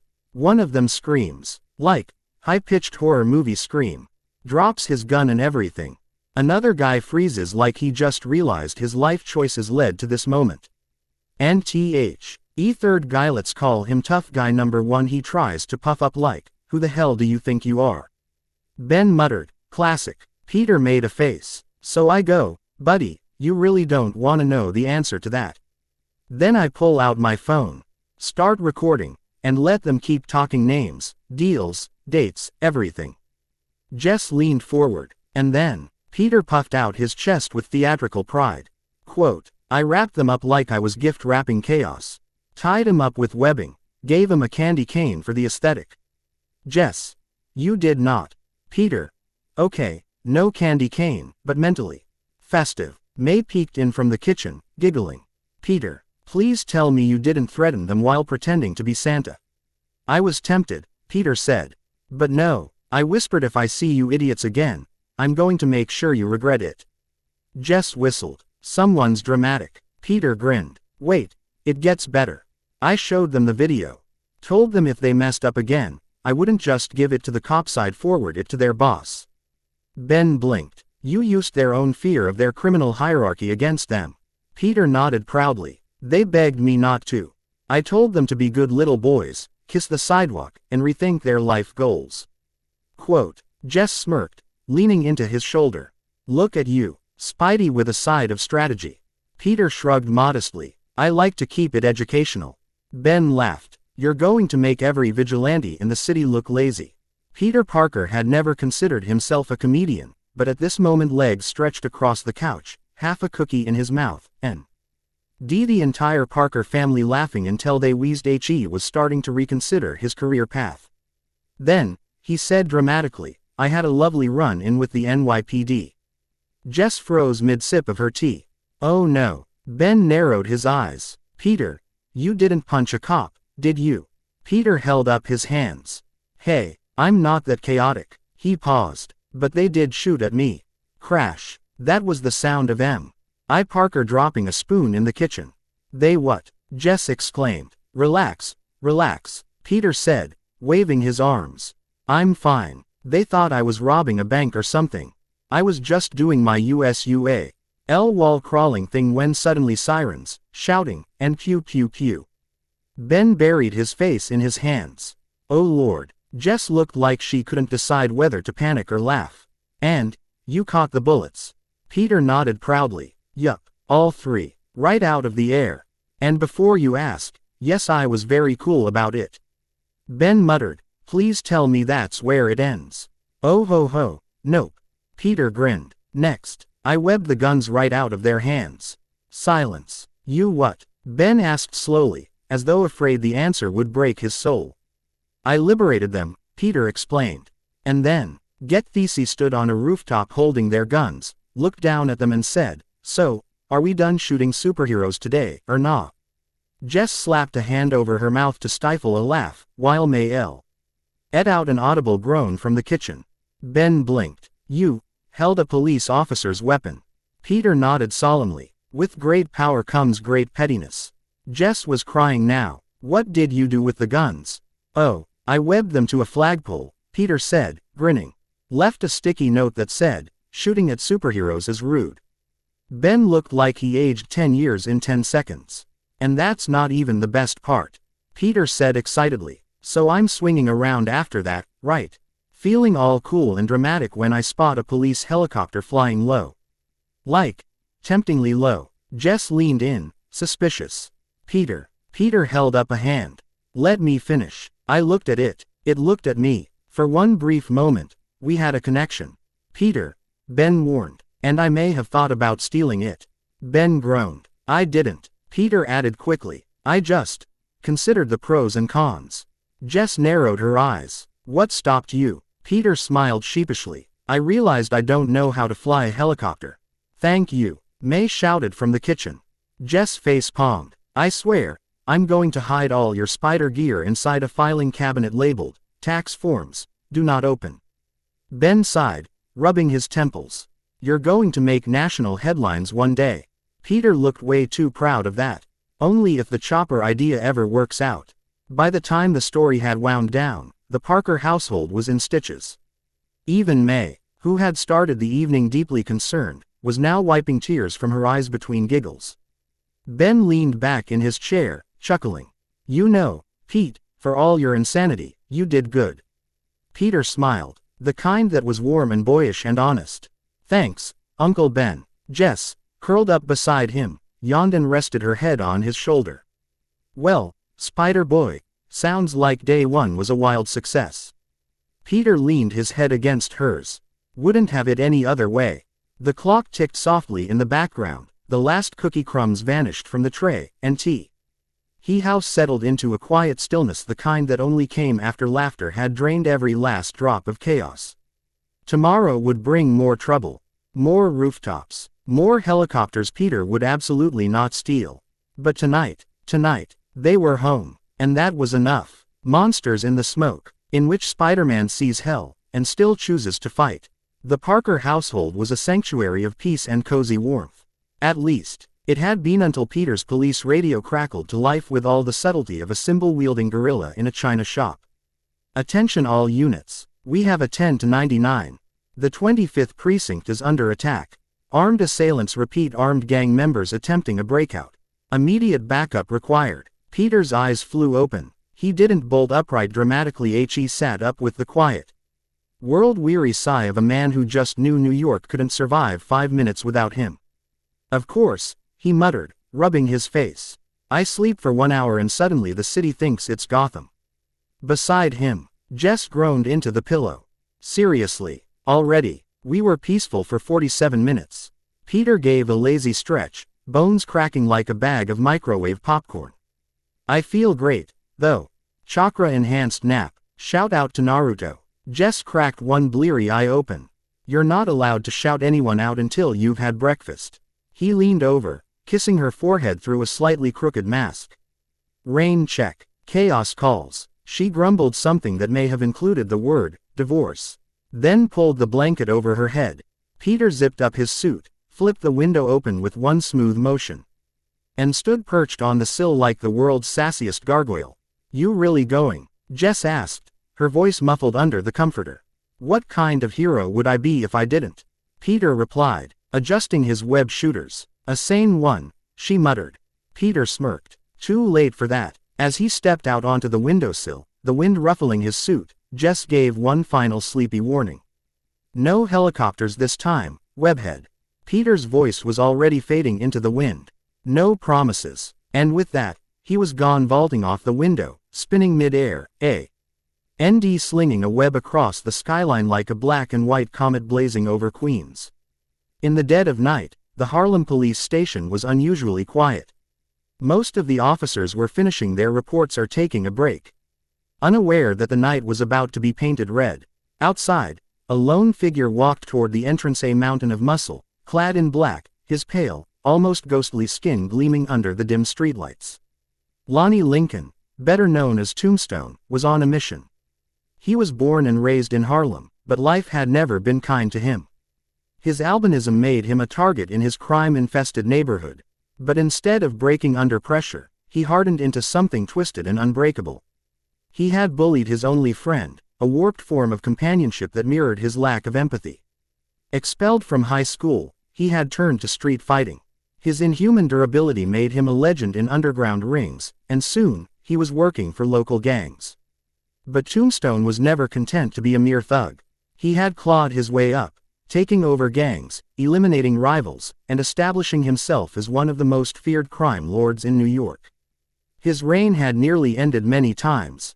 Captured by the police, betrayed by allies, but each time, he returned.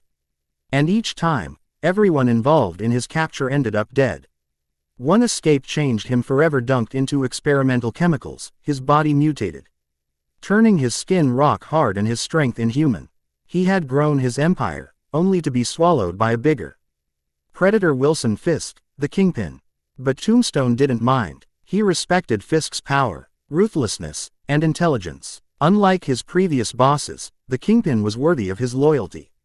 That didn't mean he wouldn't seize control if given the chance, but for now, he played his role well. Outside of crime, Tombstone had a daughter, the only thing in his life he cared about. She had been raised in luxury, with every problem solved through bribes, threats, or violence. Though he had tried to keep her from crime, his twisted sense of pride had encouraged her darker tendencies. When she got in trouble, he handled it. Her caretakers failed to keep her straight, he killed them. Now, Tombstone ruled Harlem with an iron grip. Only one gang dared to challenge him, the Goblin Gang. But even that conflict was something he relished. Tonight, however, was about business. Kingpin had sent him to retrieve a special Asceta mutant called the Persuader. Roland Rayburn, better known as the Persuader, was a Wall Street trader before he realized he had an ability that made him irresistibly persuasive. With a few words, he could convince people to do what he wanted, at least for a short time. He had scammed his way to millions, manipulating clients, brokers, and bankers. But greed breeds carelessness. One wrong deal put him on Kingpin's radar. Fisk had given him a choice: serve or disappear. Rayburn had wisely chosen to serve. For years, Kingpin used him like a hidden blade, manipulating people, influencing legal cases, and running financial scams. His abilities weren't powerful enough to control strong minds for long, but for the weak, he could make them turn against their own families, sign away fortunes, or even kill themselves. Recently, he had been caught by Daredevil while trying to push a lawyer into committing suicide. Now, drugged and shackled, he awaited transfer to a special superhuman containment facility. Kingpin couldn't allow that. That's where Tombstone came in. Tombstone didn't walk out of the Harlem precinct. He owned it. Every step echoed with menace as he strode through the ruined lobby, boot soles crunching over broken glass, bullet casings, and blood-soaked tile. The machine gun in his hands, more rail cannon than firearm, was still smoking, the air around it humming with heat and the faint scent of ozone. The building groaned around him like it was in mourning. The walls were perforated. The ceiling had holes you could fit vending machines through. Someone's desk chair was embedded halfway into a concrete column. And Tombstone, he was grinning. "I love the smell of smoke and the screams of despair in the night," he growled, voice like gravel dipped in motor oil. Then he chuckled low, guttural, and so damn happy you'd think it was Christmas morning and blood was tinsel. He didn't do this for chaos. He did it for clarity. There was something poetic about erasing resistance. Something pure about reminding people that fear still ruled the world, that fists and bullets beat law books and courtrooms every time. And Tombstone brought both. The elite task force had arrived 5 minutes into the attack. They had armor. They had high-tech rifles. Some of them even had glowing veins from bootleg super serum. And they still dropped like paper dolls. Tombstone's heat gauntlets had turned one man's chest plate into slag.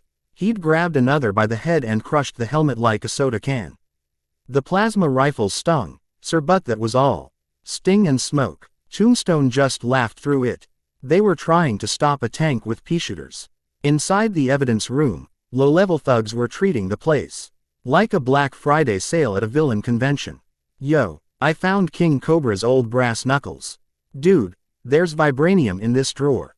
Somebody find me Electro's batteries, these tasers suck." Meanwhile, Tombstone marched toward the holding cells like he was heading to pick up dry cleaning. He stopped in front of cell 7. The reinforced door had already been half blasted open by one of his boys. Inside, Roland Rayburn blinked slowly, like a man waking from the worst nap of his life. He looked up, dazed, seeing only a pale-skinned mountain of muscle framed by smoke and fire. Tombstone, he croaked. Tombstone didn't answer, just reached in, grabbed the mutant by the collar, and hoisted him up like a misbehaving child. Your lucky Fisk still thinks you're useful, he muttered. Rayburn swallowed, hard. And you think I'm a chore? Now shut up and hang tight. He slung the persuader over his shoulder like a gym bag and turned back toward the exit. By now, the cops had locked themselves in the steel-reinforced panic bunker, a glorified vault buried beneath the station. Tombstone could hear their panic over the intercoms. Breathless voices, barked orders, prayers. He considered knocking on the door, leaving a message. Instead, he raised one fist, seared glowing red with heat, and punched the wall beside the vault. The entire foundation shook. Tell your bosses, he rumbled, voice low but deafening. The Kingpin doesn't like his toys locked away.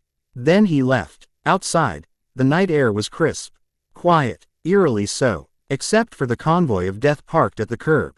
3 matte black SUVs waited like growling wolves, engines purring. Their armor had been tested in war zones.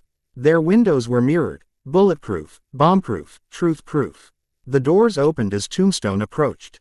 One of his lieutenants, skinny, twitchy, with way too many piercings, waved him in. Boss, that was some show. You made the Punisher look like a water balloon. Tombstone didn't smile this time. He threw Rayburn into the backseat, slammed the door, and turned to his crew. No mistakes, he growled. We're not ghosts yet. Keep your eyes up. Peter Parker had seen bad nights. But this was carnage. He crouched silently on the ledge of a nearby rooftop, the world burning below him. Harlem's 25th precinct was a war zone, not a war zone. Even war zones had rules. This was slaughter. Walls that once held up a city's safety were now Swiss cheese, gouged by railgun fire. The front gate looked like it had been kissed by a tank. Flames licked out from inside the station, casting carrying shadows over the crimson-streaked pavement. And the bodies. Peter's chest tightened. Cops, agents, bystanders, some collapsed where they stood, others buried under rubble, limbs twisted in impossible angles. One man, he wasn't sure if it was a man anymore. Just red. His breath hitched. He'd trained for danger, been mentored by demons, and occasionally, a very stern Naruto who could throw planets if he really felt like it. But all that training hadn't prepared him for the sheer, brutal reality of this. It wasn't just a crime scene. It was a message. Then he saw the sender. Tombstone. The man looked like a walking horror film poster, hulking, grinning, skin as pale as a bleached skull and eyes glittering with feral glee. The railgun in his hands hissed, still venting heat, glowing faintly in the darkness like a dying star. He was laughing at the chaos, at the bodies, at this. Peter's hands curled into fists, claws of rage digging into his palms. Peter. A voice cut through the tension like a knife wrapped in silk. He turned. A flash of violet. Jessica Jones hood up, eyes hard, landed beside him with a low thud, the cracked rooftop tiles splintering under her boots. You shouldn't be here, he said, trying to keep the snarl out of his voice. Jess just arched an eyebrow. And you should. I don't want you getting hurt. And I don't want you playing martyr, she shot back. Guess we're both out of luck. Peter took a sharp breath. He didn't want to argue. Not now. Not with this much death below them. How'd you find me? Jess shrugged. Didn't need to. I followed the screaming. Despite everything. Peter let out a short laugh. The kind of laugh that didn't reach your eyes but kept your sanity from crumbling. Jess glanced down at the ruins, her mouth tightening. This is bad. Peter nodded. This is worse than bad. The two of them stood in silence for a beat. Somewhere below, a dying police radio crackled static. Jess's jaw clenched. I'll get the survivors. Anyone still breathing is probably hiding in the reinforced vault. I'll fly them out through the roof if I have to. Peter's voice was low, controlled, dangerous. And I'll take care of them. Jess turned to him, surprised. Alone. I'm not letting him walk away from this, Jess. He looked at her, now really looked at her. His eyes weren't just determined. They were haunted. This could have been May, or Ben, or you. Jess opened her mouth, then closed it. She couldn't argue that. Okay, she said at last. But don't do anything stupid. Peter managed a weak smile. Define stupid. Stupid is charging a superhuman murder train with a vengeance complex and a gun that could blow up a tank. He gestured to himself. So, Tuesday. She didn't laugh this time. Just grabbed his wrist and squeezed. Come back in one piece. Peter nodded. And then he jumped. As Spider-Man plunged toward the inferno, the flames reflecting in his lenses like twin suns, one thought burned brighter than all the rest. This wasn't just about saving the day anymore. It was about justice, in which fists fly, tempers flare, and Spider-Man learns the hard way that lava fists are not covered by your average health insurance. The night was still thick with smoke and tension, like a pot left on the stove a little too long, simmering, heavy, and one misplaced spark away from boiling over. Somewhere above it all, the moon blinked through the haze like a worried relative watching a family argument from across the room. Peter Parker didn't have time to admire the atmosphere. He crouched low on the ruined rooftop, silhouette barely darker than the shadows around him. His body was perfectly still, save for the twitch of his fingers. Flick. Chakra-infused needles shot from between his knuckles, slicing through the air so quietly they might have been ghosts. Thwip. The first one struck a man square in the thigh. The poor bloke let out a yelp that sounded somewhere between a scream and an unfiltered curse, dropping like a sack of disgruntled potatoes. Another needle hit a second man in the shoulder, sending his gun skittering out of his hands like it, too, had decided this gig wasn't worth the risk. One by one, Tombstone's men fell, arms twitching, legs buckling, eyes wide with sudden, unearned clarity about their career choices.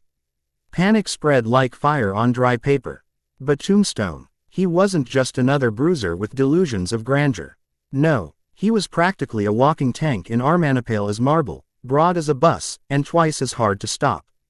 The first needle barely nicked his arm before he dropped to the ground, dragging one of his injured goons into the line of fire as a human shield. Of course he'd do that, Peter muttered from the shadows, invisible and unimpressed. Tombstone's narrowed eyes swept the darkness, every muscle tense. His instincts honed by a life that rewarded paranoia and punished hesitation. Around him, the remains of his men clutched wounds and fired blindly into the night like overcaffeinated stormtroopers. He's here, one of them shouted, spinning in circles and nearly shooting his own foot off. No kidding, Tombstone growled, jaw tightening. He had fought mutants, mercenaries, and monsters, but this was a magician, a ghost, a very annoying ghost with an invisibility trick and a flair for dramatic entrances. Somewhere above, the shadows shifted. Thwip. Before Tombstone could even grunt, a web shot out and yanked the oversized rail gun clean out of his grip. The thing whizzed through the air like a disgruntled hammerhead shark and landed with a clunk in Spider-Man's waiting hands. Well, this looks expensive, Peter quipped, testing the weight of the weapon with a casual one-handed spin. Mind if I borrow it for a science fair? Tombstone's only answer was a roar of fury. It was the kind of noise that usually preceded a building collapsing or a supervillain charging headfirst into disaster.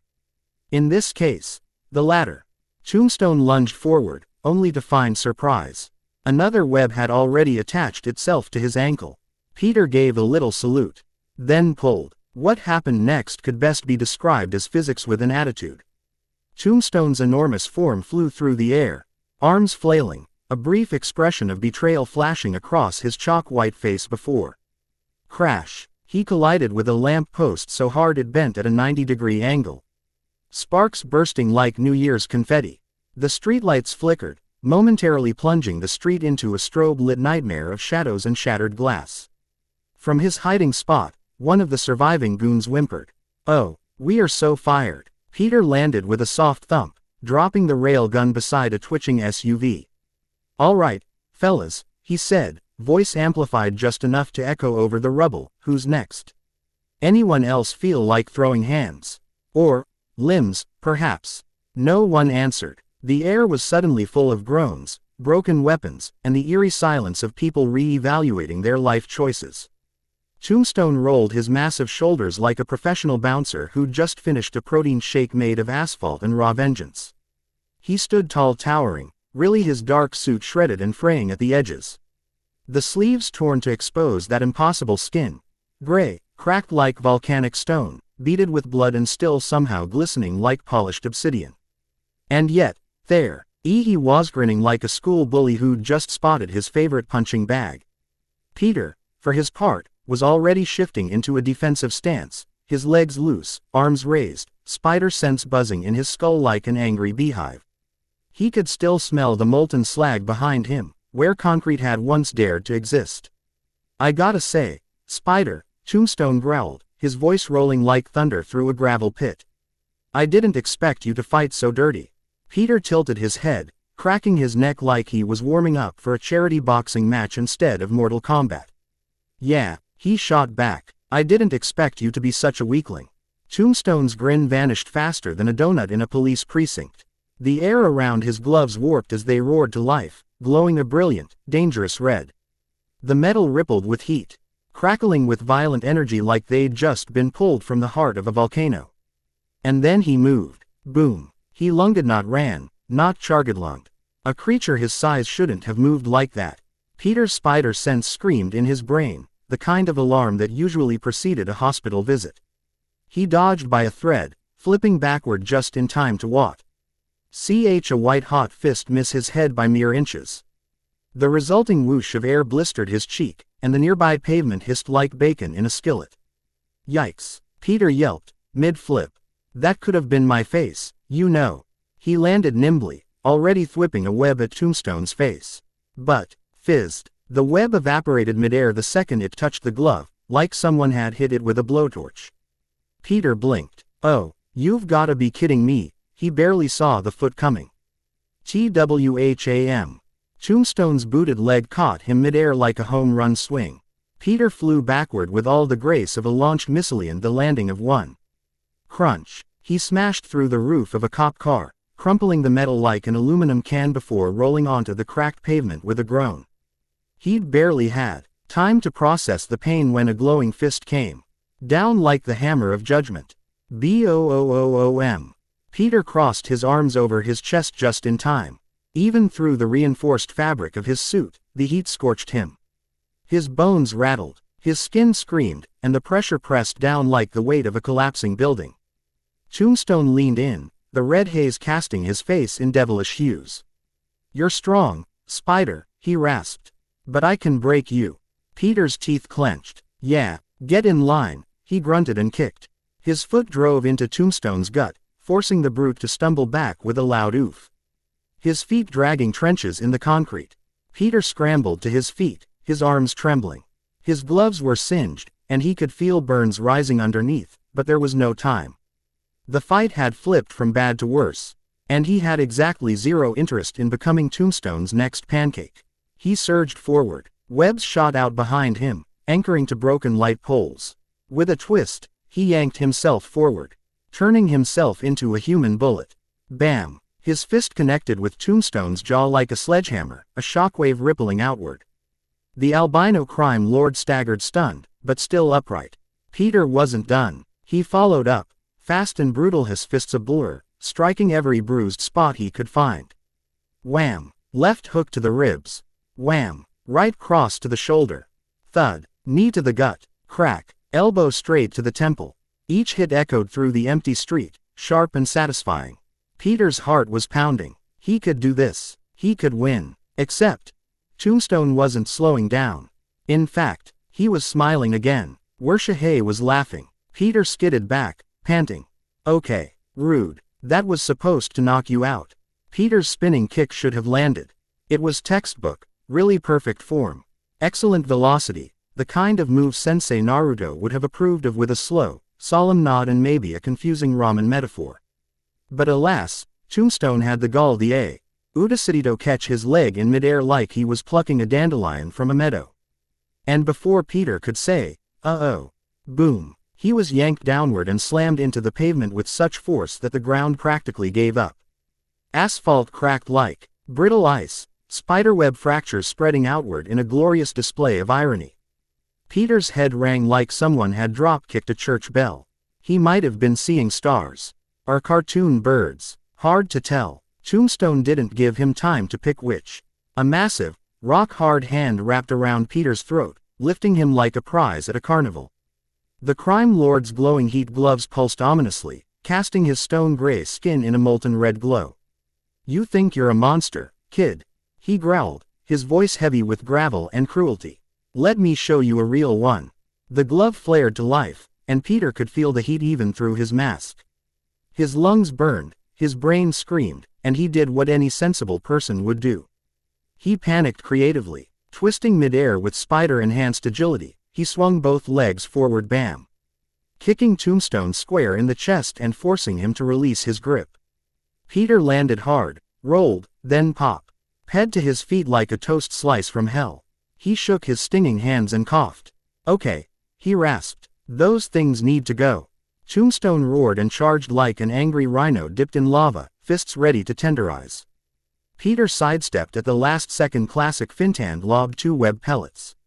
Pop! The tiny orbs detonated in a puff of dense, sticky webbing, blanketing Tombstone's arms and heat gloves in insulated gunk.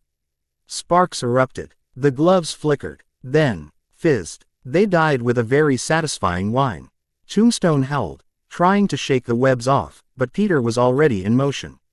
One hand on the ground, he launched into a wild arc, all momentum and fury. Crack! A vicious kick slammed into Tombstone's ribs, sending the behemoth sliding backward, carving trenches into the asphalt with his heels. Peter didn't stop. He webbed both legs, then yanked. Tombstone flew forward like a sack of rage and regrets right into a brutal rising knee to the jaw. Bam! Tombstone's head snapped back. He reeled, dazed. For the first time, Peter saw him stumble. And that was all the invitation he needed. He became a blur of motion, a flurry of shadow and fury and tightly packed sarcasm. Whack! Spinning kick to the ribs. Thwom! Flip into a downward axe kick that cracked the sidewalk. FWAP! A second volley of webs, pinning Tombstone's feet to the street like cement shoes in a mobster opera. The crime lord jerked, snarling, trying to rip himself free. But he was stuck. Peter stood over him, panting, suit torn, arms singed, adrenaline humming like a chorus of caffeine-fueled squirrels. "You know what your problem is," he muttered, voice steady now. "You underestimate people like me." Tombstone glared up, teeth bared. Peter's eyes narrowed behind the mask. "And that's why you lose." The night air was thick with smoke and silence, a stillness that seemed to hang heavy over the ruins of the Harem precinct. Streetlights flickered weakly, casting long shadows over rubble-strewn streets and crumpled squad cars. Somewhere far off, a siren wailed a distant sound, almost ghostly. And in the center of it all, 2 figures remained. One stood tall, his dark suit swallowing what little light remained. The other lay broken at his feet. Peter Parker's breath came in slow, steady pulls as he loomed over Tombstone's twisted body. The crime lord was no longer the unstoppable tank that had stormed the station. He was wounded, beaten, and if Peter had done this right, about to spend the next year drooling into a hospital pillow. "Give up," Peter growled, his voice low, dark, and if one were to be honest, just a tad too dramatic. Like he'd been rehearsing it in his head all night. Tombstone, bless his cracked ribs, managed a wet, gurgled chuckle. Blood trickled from the corner of his mouth like cheap stage makeup. But that grin, crooked, pained, and full of venom, didn't fade. "Next time, Spider," he rasped. "You won't be so lucky." It was the sort of thing villains always said, right before they got their faces stomped in. Peter, obligingly, didn't hesitate. He sprang forward, silent, deadly, shadow-wrapped. Crack! A stomp, precise and brutal, connected with Tombstone's legs. Something gave, and not in a metaphorical way. The sound echoed across the street like a tree snapping in a storm. Tombstone screamed at a sound so guttural and monstrous it made the nearby pigeons take off in a flurry of feathers and indignation. And still Peter wasn't done.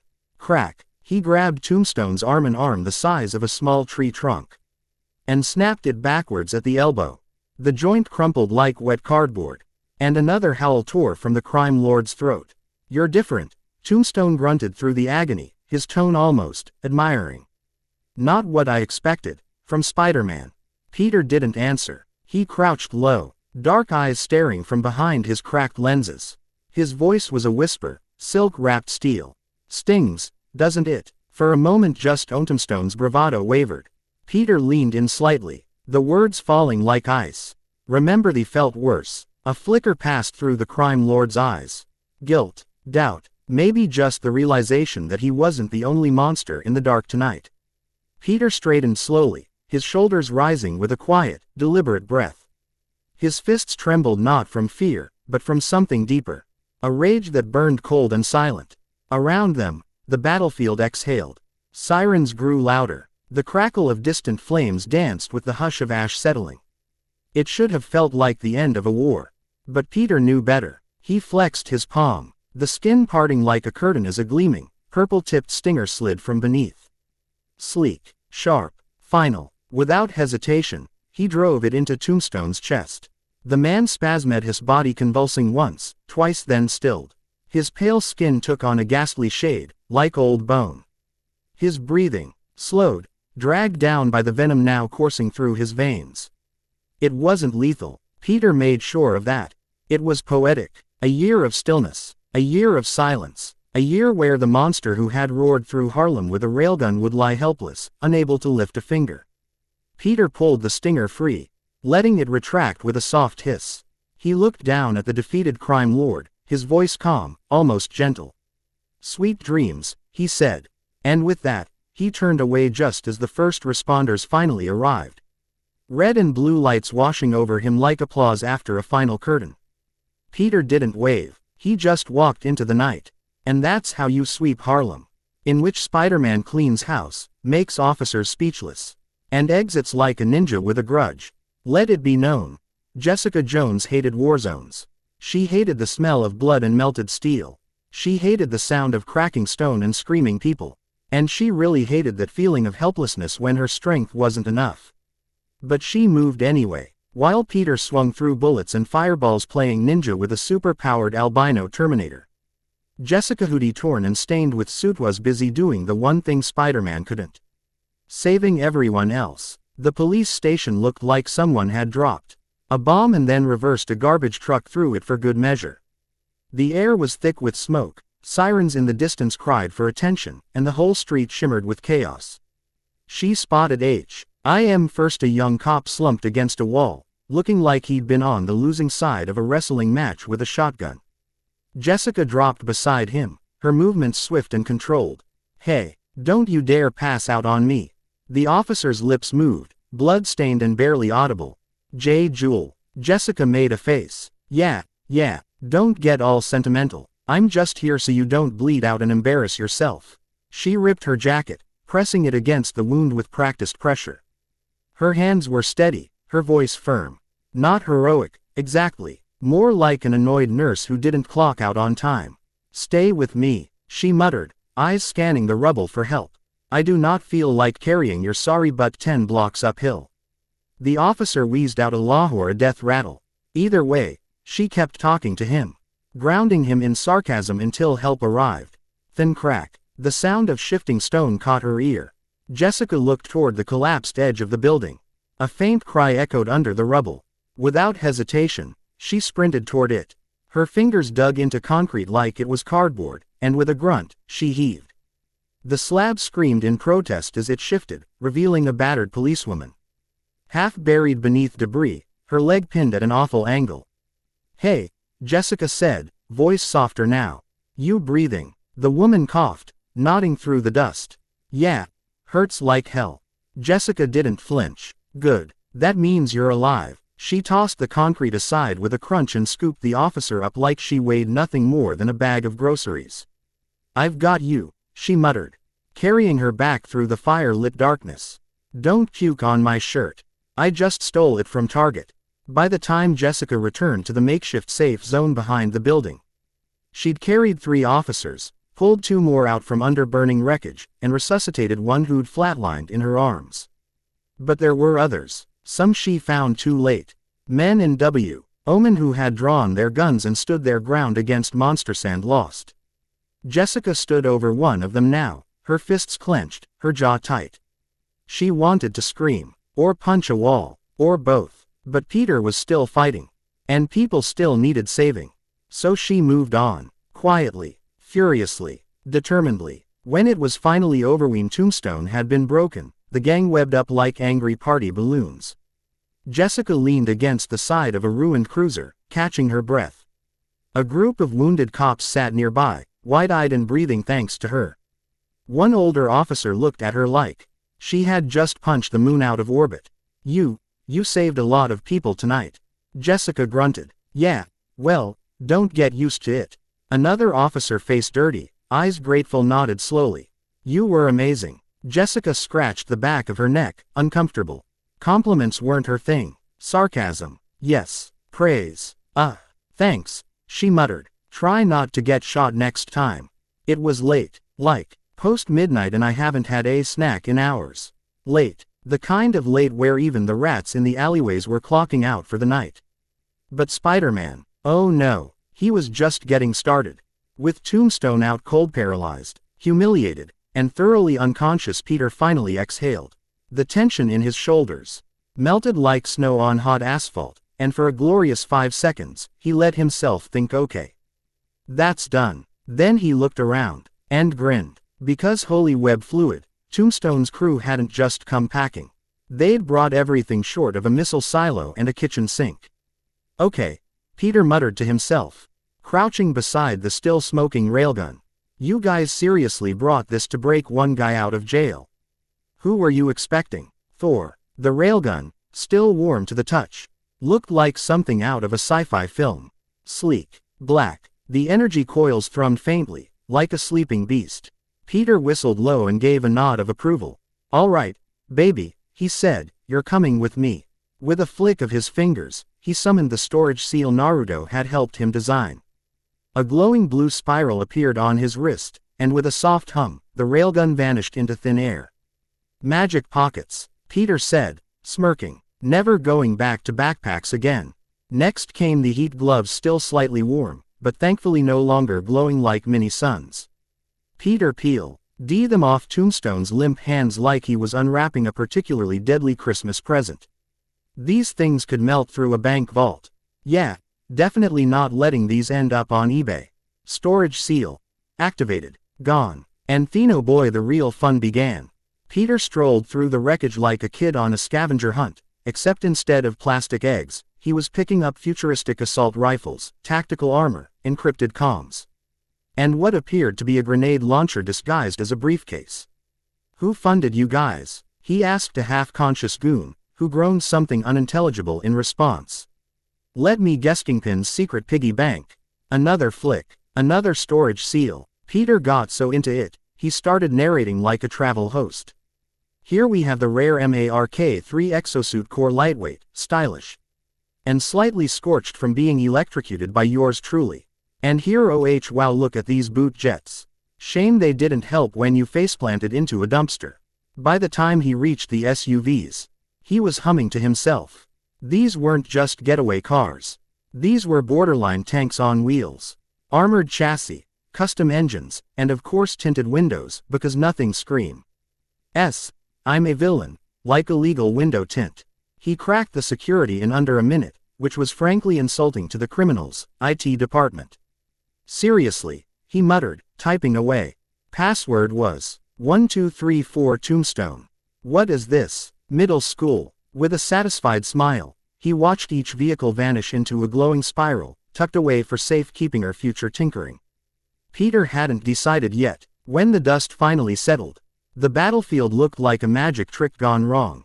Where once stood a full-fledged gang with an armory fit for a small country, now there was only a heap of groaning bodies webbed together like a failed trust fall exercise.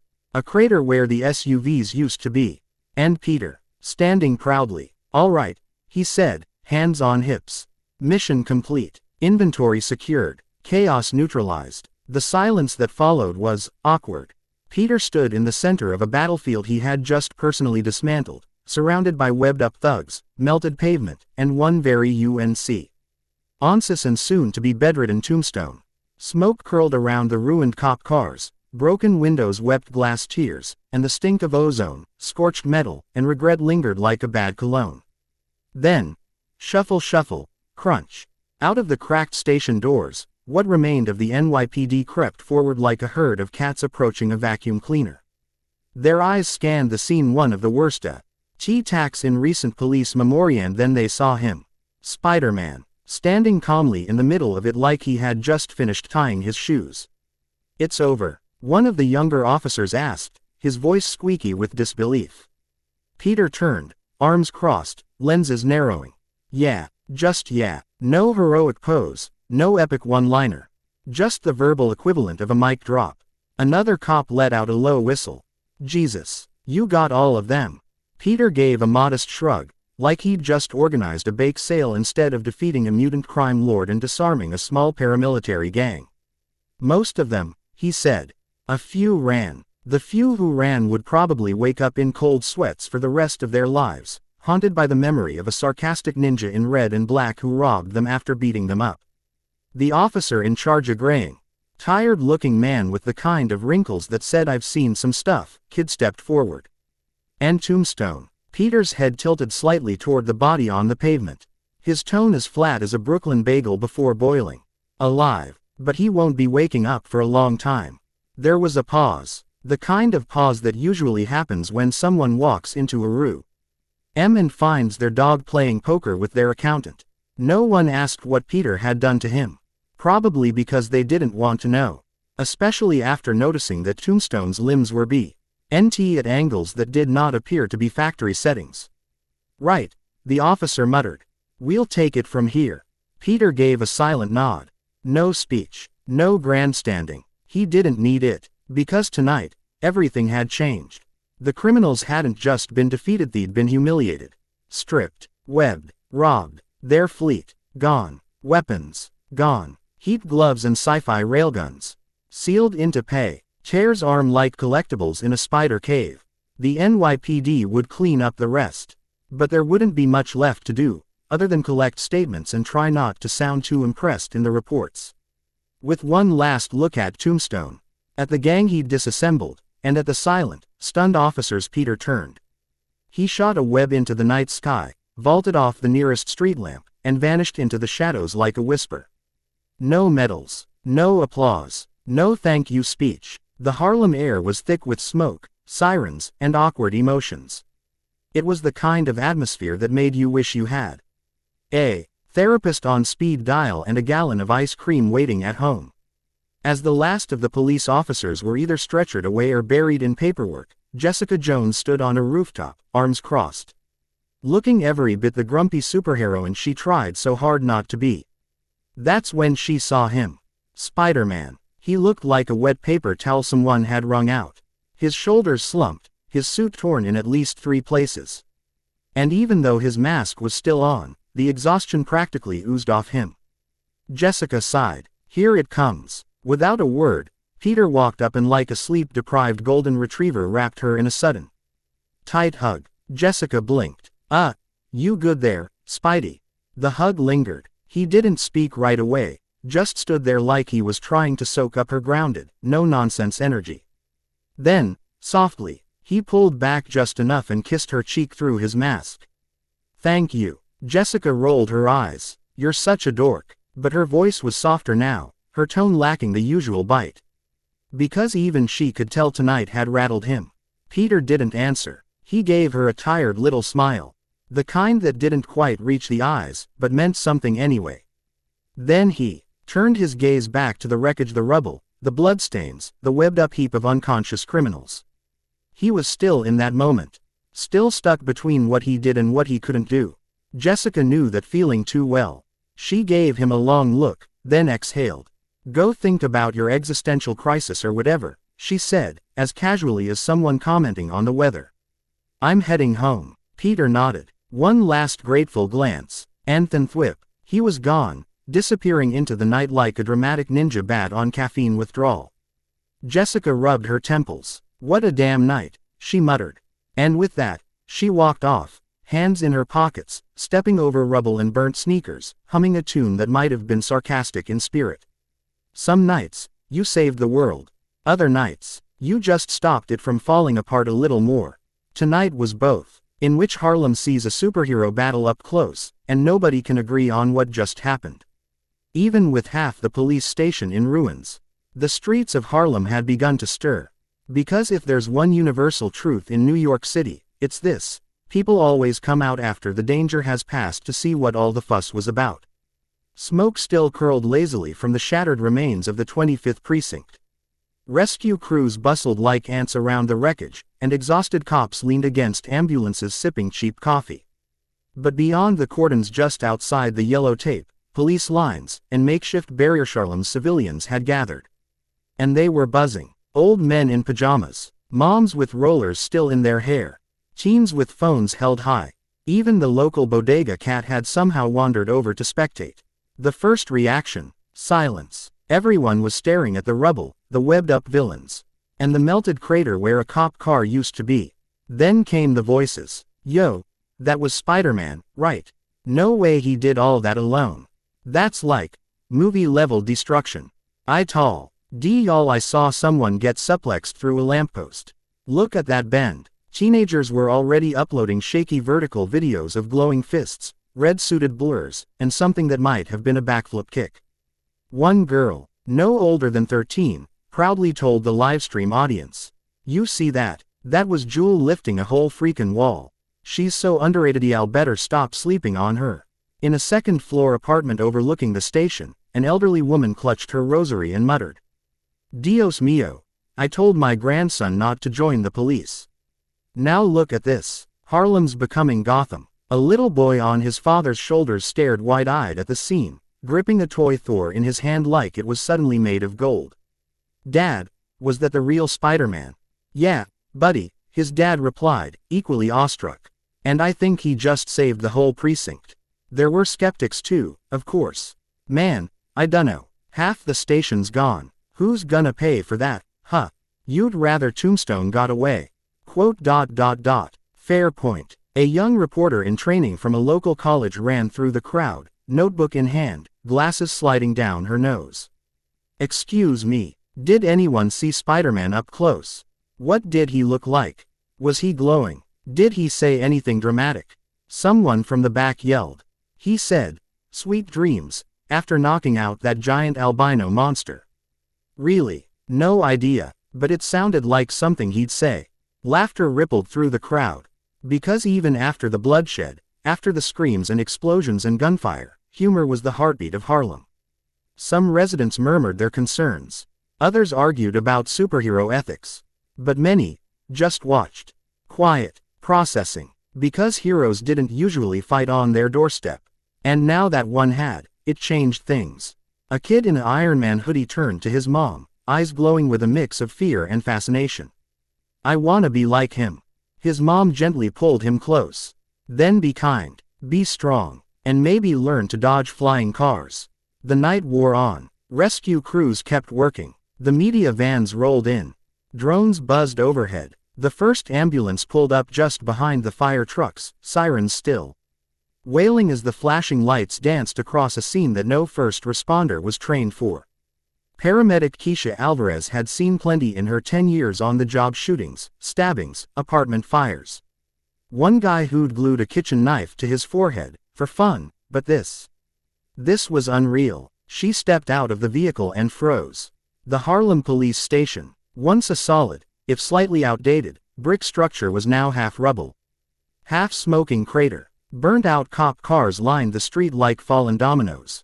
And lying in the middle of it all, tangled in a cocoon of webbing, were at least 20 criminals in high-tech armor looking like someone had shoved the Avengers into a tumble dryer. Quote. I didn't bring enough gauze for this, Keisha muttered. Her partner, Malik, was staring up at a webbed SUV stuck halfway up a lamppost. Why is that car up there? Better question, she said, pointing. Why is that guy glowing purple and foaming at the mouth? Indeed, one of the thugs' Tombstone was lying unconscious, his rock-like skin twitching as faint lines of purple toxin pulsed beneath his veins. A nearby officer approached them, waving them toward a group of survivors who were being gathered under an emergency triage tent. We've got wounded officers here, multiple with burns, shrapnel wounds, and one impalement. There's a guy who tried to walk it off with a bullet still in his leg, and someone passed out from smoke inhalation. The worst is inside. Keisha blinked. And the webbed-up guys. Spider-Man left a note, said to keep them sedated. Apparently one of them has mind control powers. Keisha and Malik stared at the group of unconscious villains. One of them twitched in his sleep and mumbled something about caviar and jet skis. Malik shook his head. I don't get paid enough for this superhero nonsense. Still, they moved fast. Training took over, and soon they were checking pulses, applying pressure, stabilizing fractures, setting up drips, and transferring the critical cases to gurneys. They worked side by side with Jessica Jones, who had stayed to help carry the worst cases herself, her arms effortlessly lifting injured officers 2 at a time. This one's fading, Keisha warned, checking a cop with severe internal bleeding. On it, Jessica said, tearing through debris to clear a path to the ambulance. Try not to die before I get you there. The injured officer managed a half smile. In the chaos, a younger EMT, barely 22 and fresh out of training, stood pale and shaking beside a puddle of blood. His eyes hadn't left Tombstone's giant body since they'd arrived. Is he dead? Malik shook his head. Nah, just sleeping. Probably dreaming about crushing cars with his pinky toe. The rookie's hands trembled. Why does it look like someone stomped on him with a truck? Keisha gave him a grim smile. That's probably because someone did. By the time the night wound down, the triage area was overflowing, the ambulances were stacked with patients, and everyone's scrubs were stained with blood, soot, or worse. As Keisha climbed back into the driver's seat, Malik handed her a cold energy drink he'd stolen from a supply tent. So, what do you call tonight? He asked, cracking his own can. She glanced out at the destroyed police station, the broken villains, the smoldering streets and the glowing web that still read. Friendly neighborhood Spiderman was here. I call it Tuesday in New York, she muttered, then drove them toward the hospital, sirens once again cutting through the smoky Harlem night. As the first responders worked and the fire was finally extinguished, a heavy silence settled over what remained of the Harlem police precinct. Cops wandered through the wreckage like shell-shocked ghost shells of men and women who had walked into work expecting an evening of paperwork, maybe a drunk and disorderly, not a full-scale war between a monster in a tailored suit and a ninja spider in black armor. Captain Morales, the station's commanding officer, stood beside what used to be his office, a blackened skeleton of melted bricks and shattered glass. He stared at it blankly for a moment, then slowly lowered the half-melted mug he'd somehow found among the debris. The words, "World's okayest boss," were still readable. Barely. Quote. This is the 3rd time in 6 months, he muttered to no one. A young sergeant next to him gave a bitter laugh. What was it last time? The lizard and those cybernetic dogs. Yeah, and before that, Rhino hijacked a garbage truck and drove it through the precinct because someone gave him a parking ticket. Another officer limped past them, one arm in a makeshift sling and his uniform covered in soot. He looked up at the pair, grim-faced. I've officially run out of ways to write. Giant albino man with railgun destroyed the armory, in a police report. Inside the temporary command post hastily set up in what was once the station's parking lot, officers worked under emergency lights and portable fans. The air was thick with smoke, tension, and the scent of singed paperwork. Someone passed around bottles of water like it was holy wine. Who was that guy again? Asked Officer Ramirez, still catching his breath after being pulled from under a collapsed ceiling. Tombstone, grunted Officer Green, massaging a bruised shoulder. Real name: Lonnie Lincoln. Former street brawler turned crime boss. Likes violence, hates shirts that fit. And the kid? Asked another, gesturing toward the webbed-up heap of criminals. Spiderman, Morales said flatly. The new hero, I think. The one that actually does paperwork for his battles. Quote. Everyone nodded like that somehow made things make more sense. He took everything, one detective muttered, scrolling through what little security footage survived.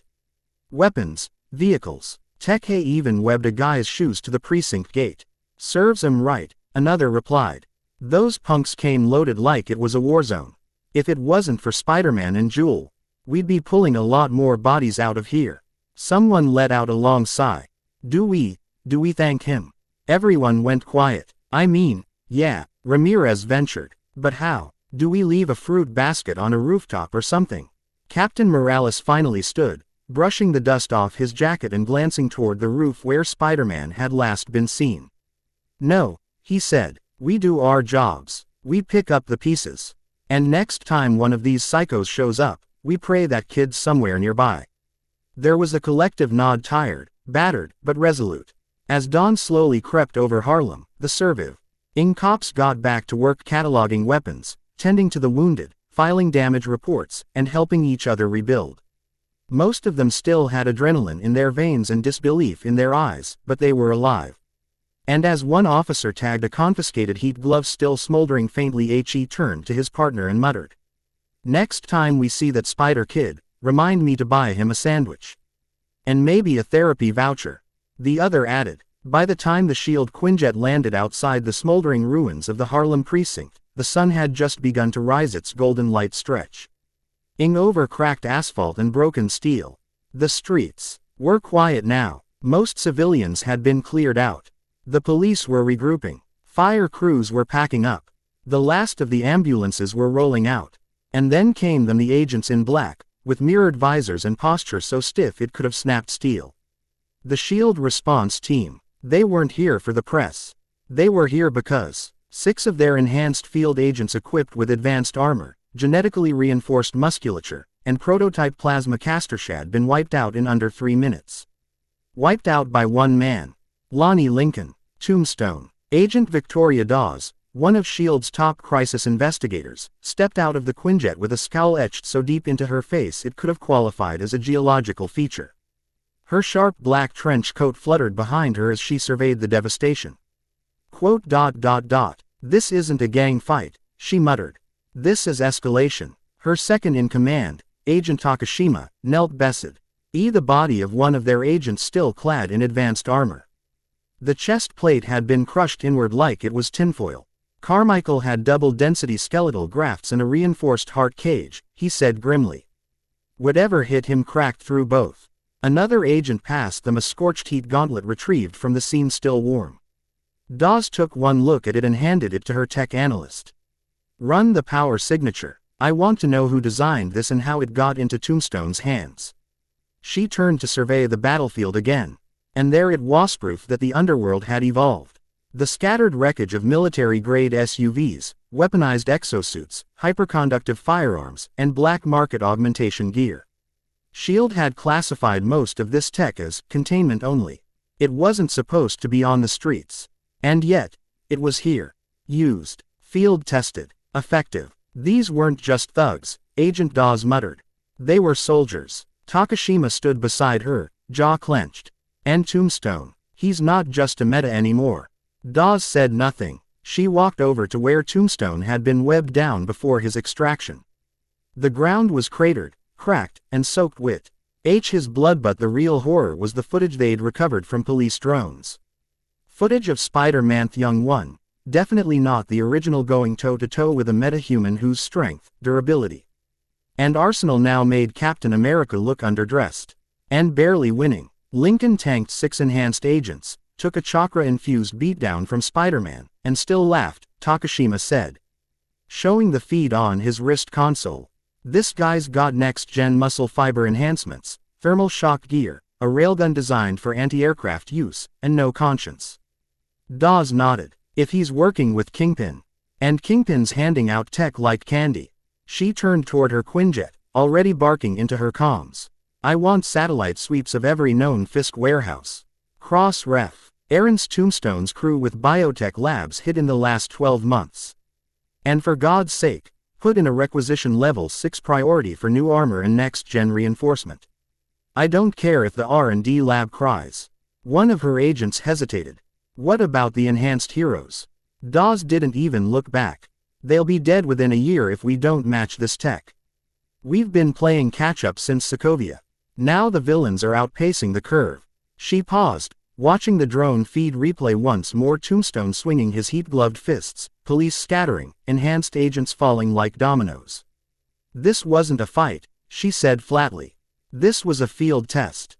Her voice dropped to a whisper. "And we failed it." As S.H.I.E.L.D.'s agents moved into the wreckage with clinical precision, recovering weapons, tagging bodies, and analyzing destruction zone, something became chillingly clear.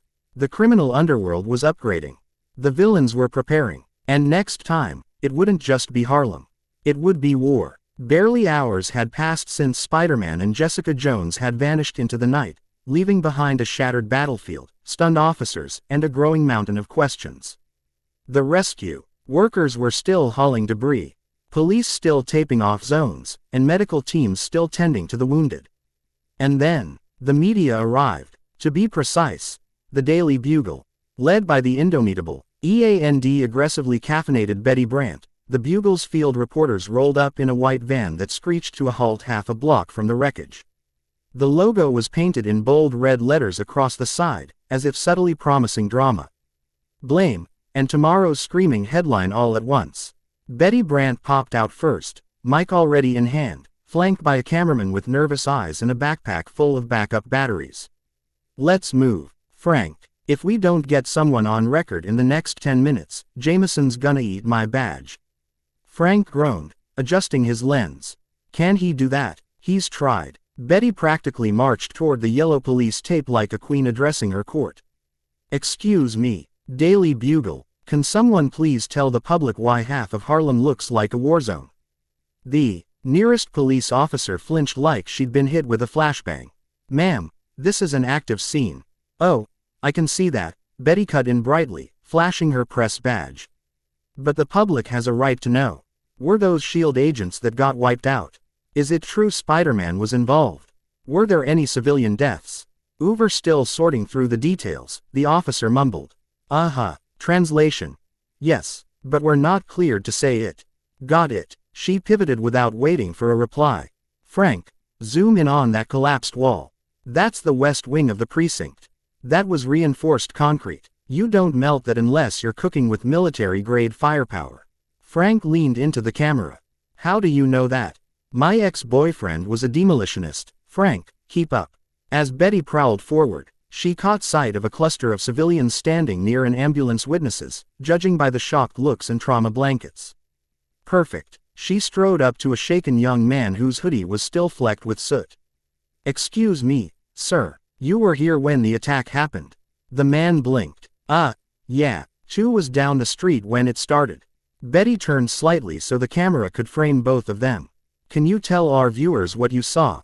The man hesitated, then blurted, it was a monster.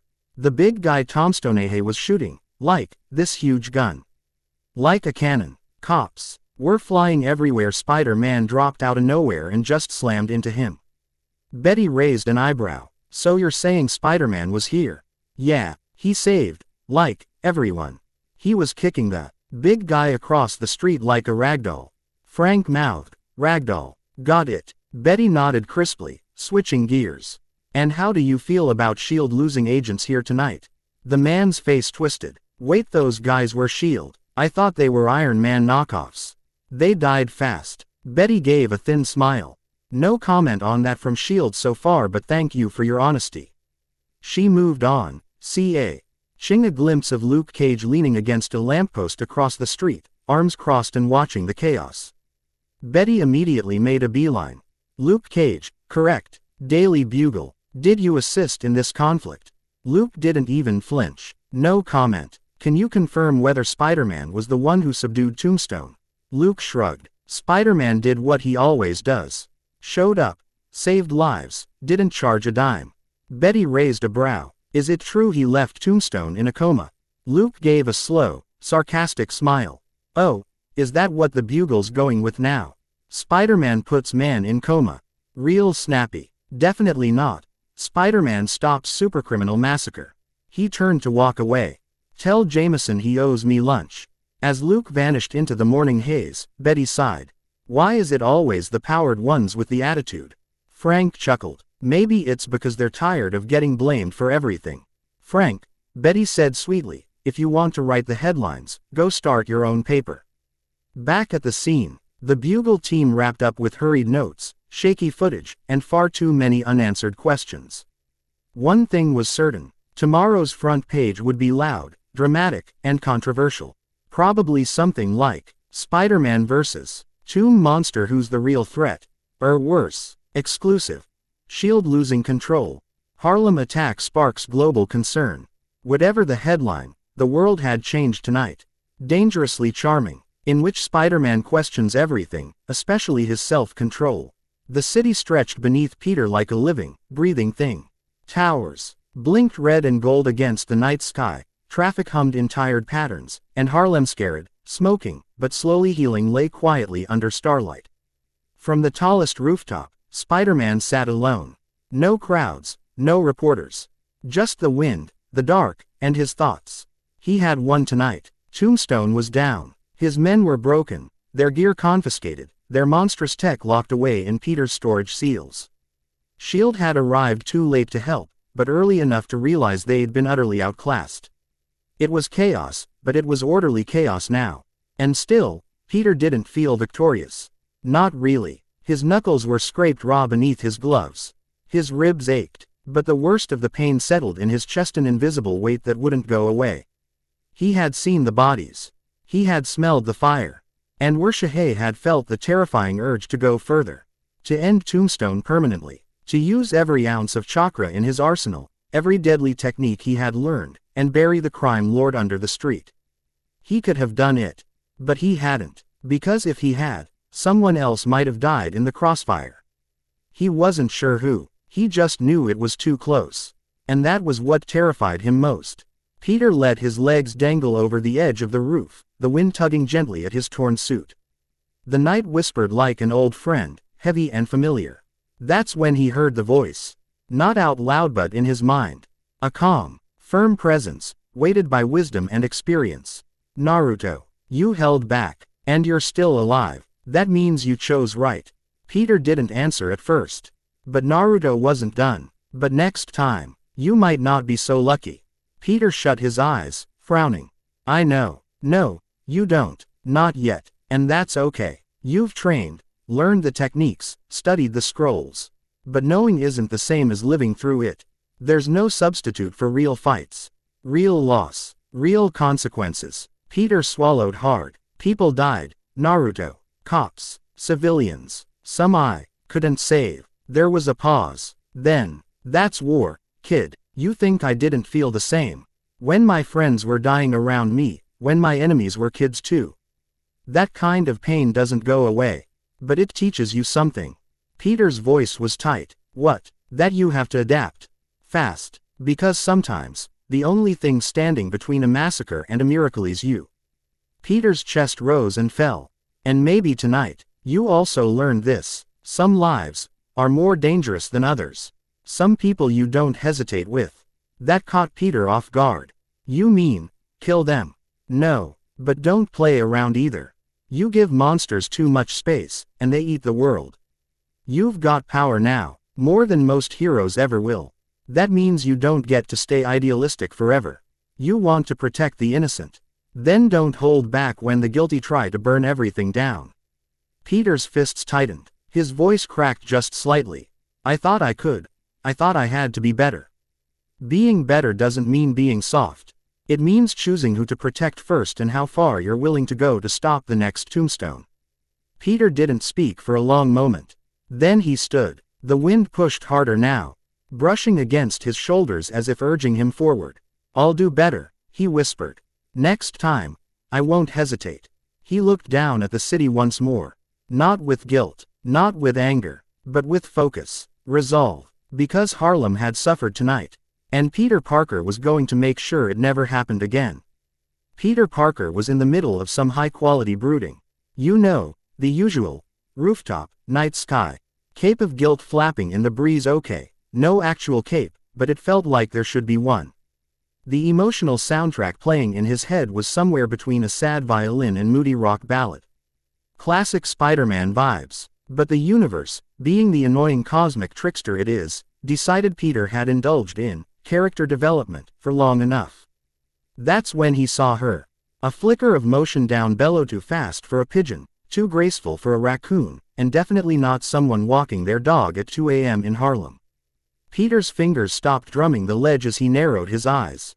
He zoomed in with his Mosk's lenses, and yep, there she was.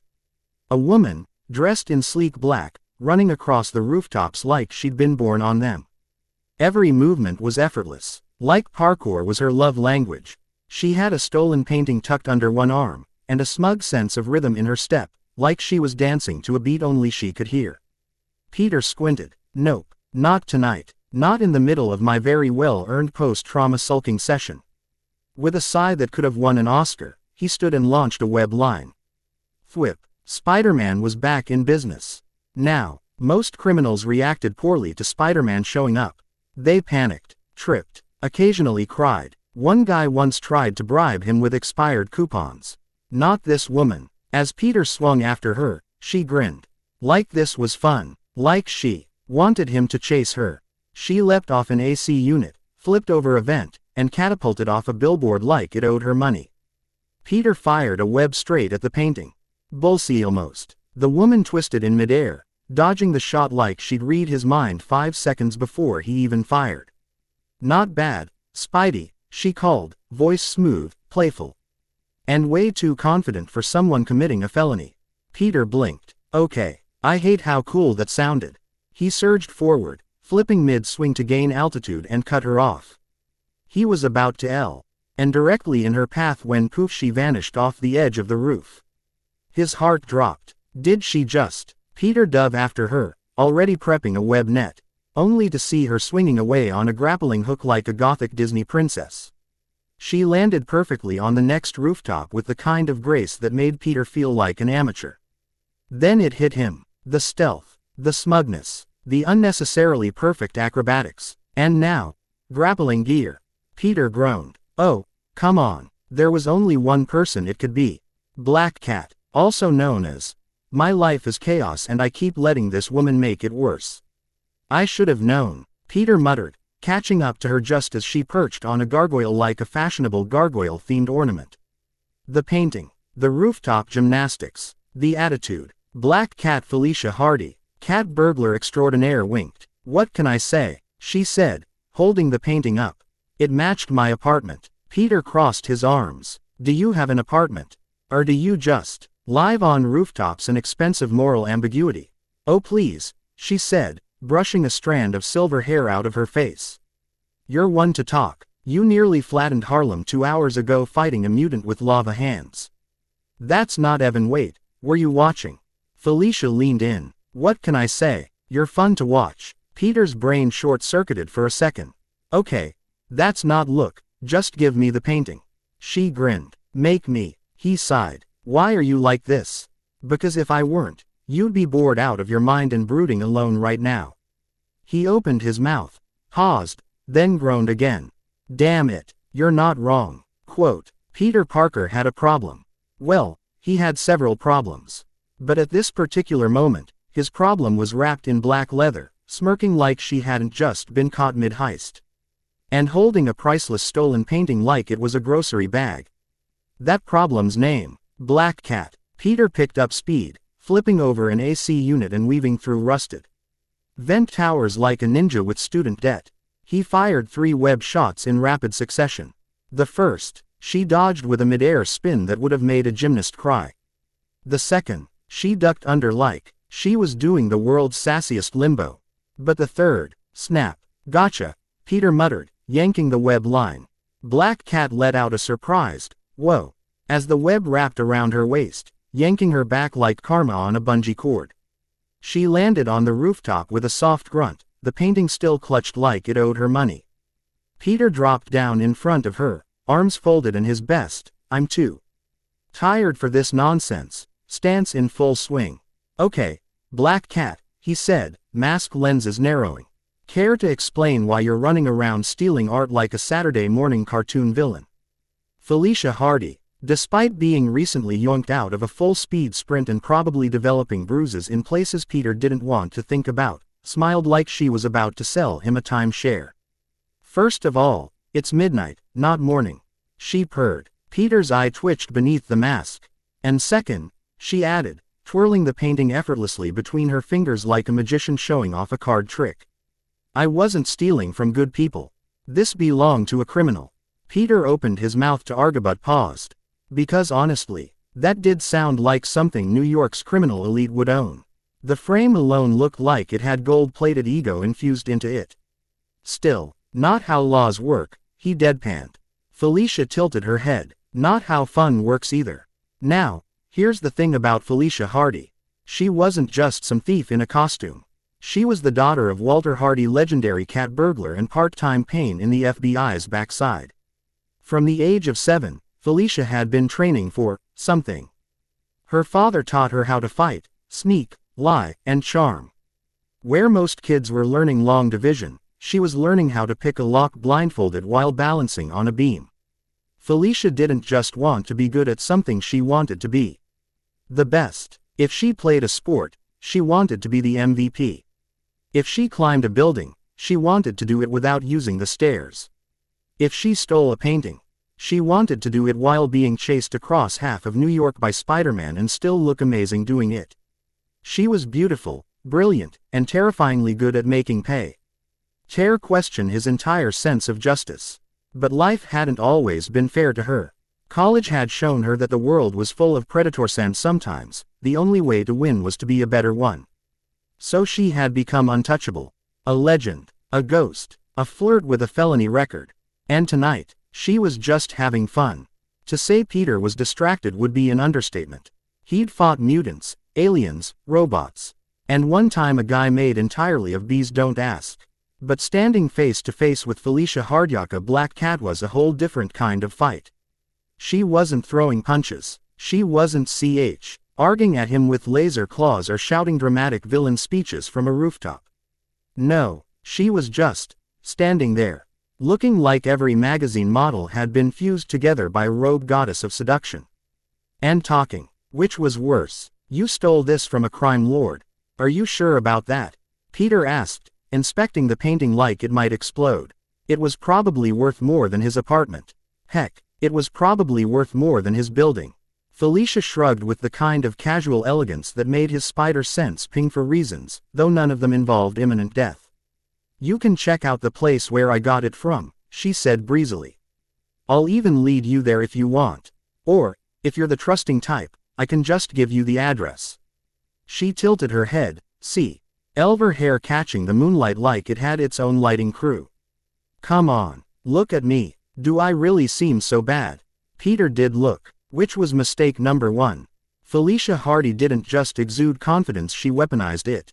Every word, every movement, every tilt of her head felt like it had been rehearsed 100 times until it landed perfectly. She wasn't just stealing artwork tonight. She was stealing focus. Peter's fingers tightened around the frame. Something was off. This wasn't normal attraction. His thoughts felt a little foggy. His heart was beating faster than it should have been. His spider sense wasn't warning him about danger, but it was twitching, like it couldn't quite decide if he was about to get stabbed or kissed. She's doing something, he realized. But how? Felicia hadn't moved. No tech. No pheromones he could detect. No spells, at least none that smelled like Loki's cheap cologne. That's when it hit him. A scent. Not overwhelming. Not even noticeable unless you were close. But it was a subtle perfume. Something that clung to the air between them like silk. It wrapped around his thoughts and tugged at instincts he tried very hard to keep in check. Felicia watched him carefully. He was resisting. Interesting. Most men folded by now. Even some heroes. She could practically hear their thoughts. She's hot. She's not hurting anyone. Maybe I can let her go just this once. But Peter wasn't folding. Yet. Or, she murmured, her voice sliding lower like melted chocolate, do you want something else? Something pleasurable. Peter's jaw clenched behind the mask. The painting creaked in his grip. Okay, that was pushing it. Was she messing with him for fun? Testing his limits? Trying to see if the famous Spiderman was all principles and zero pulse? If so, she was doing a terrifyingly good job. He wasn't a blushing rookie anymore. He'd seen stuff. Been through stuff. But standing here, barely a foot away from someone who oozed temptation like it was a job description. Yeah, even he had limits. Careful, he said at last, his voice calm but steely. You flirt like a Bond villain. Felicia's lips curled. Only if Bond looked like you under that mask. Peter didn't take the bait. I'm not here to play games. Shame, she said. I'm really good at them. She stepped closer, just slightly, enough that Peter could feel her presence like static electricity. And still he didn't move. That's what made her pause. Because he wasn't melting. He wasn't fumbling. He wasn't cracking jokes or stammering like a nerd at Comic-Con. He was standing firm. And that Was kind of hot. Swinging through New York with a criminal under your arm wasn't exactly listed in the friendly neighborhood Spider-Man handbook, but then again, there wasn't a chapter on what to do when said. Criminal was flirtier than a rom-com villain and hotter than a space heater on full blast. Felicia Hardy, also known as Black Cat, was securely webbed and dangling like a smug Christmas ornament from Peter's side. You know, this is kind of intimate, Spidey, she cooed, giving her hips the slightest wiggle for dramatic flair. I usually don't let men hold me this close unless they buy me dinner first. Peter grunted. I'm sure prison food will be an exciting first date for you. Felicia chuckled, clearly not offended. Spicy and sarcastic. You sure you're not secretly into me? Peter didn't respond, because no matter how much she teased, how much she smirked, how much her voice sounded like velvet dipped in espresso, he had a mission. And a decent amount of dignity left. He hoped. The penthouse Felicia had mentioned was exactly where she said it'd be, locked up tighter than a billionaire's therapy secrets and packed with criminal memorabilia. Sure enough, the wall the painting had been was now just an empty space with a suspiciously rectangle-shaped dust outline. Peter scanned the place with narrowed eyes, one hand still holding the stolen artwork. No signs of a break-in. No security alerts. No panicked goons running around in boxer shorts with machine guns. I'll admit it, he muttered, mostly to himself. You're good. Felicia, still webbed and dangling. Gee, like she belonged in a museum for smug behavior, beamed. Told you, I only steal from bad guys. It's like Robin Hood but sexier. Peter sighed. Fine, he said, landing softly on a rooftop and dissolving the webbing. Felicia landed on her feet in a fluid, elegant motion that made Peter's eye twitch. Of course she stuck the landing like a gymnast meets supermodel. She rolled her shoulders like a cat after a nap. Well, she said, sauntering toward him, that was fun, and I do believe you've earned a reward. Peter took a step back, his mask hiding the suspicious narrowing of his eyes. Define reward. She grinned like someone with a very long list of mischief in her back pocket. And before he could even say no thanks, I'm emotionally repressed and allergic to chaos, she moved. It wasn't a kiss on the lips. His mask was still on, thank webs. But it felt like one. A kiss just near the edge of his jawline, warm and precise, with the faint scent of jasmine and danger filling his lungs. Or a heart beata single heartbeat. Peter froze. His fingers brushed her waist. His head tilted just slightly. His body betrayed his brain with a subconscious lean in. And then wham. Sanity returned. Pete jerked back like he'd just been tasered, blinking the haze out of his thoughts. His fingers curled into fists, not out of anger but out of pure emotional confusion. What the hell was that? He demanded. Felicia just stood there, licking her lips, looking more amused than a cat in a room full of laser pointers. That, she said innocently, that was me saying thank you. Peter pointed at her like an angry teacher. You used something. Perfume. Chemicals. Magic lipstick. That's not fair play. Felicia raised a brow. Oh, Spider, fair play is so boring. Peter took another step back, shaking his head. She was unlike any villain he'd ever faced. Not because she could crush him. Not because she could outfight him. But because she knew exactly where to poke without throwing a punch. You're playing games, he said.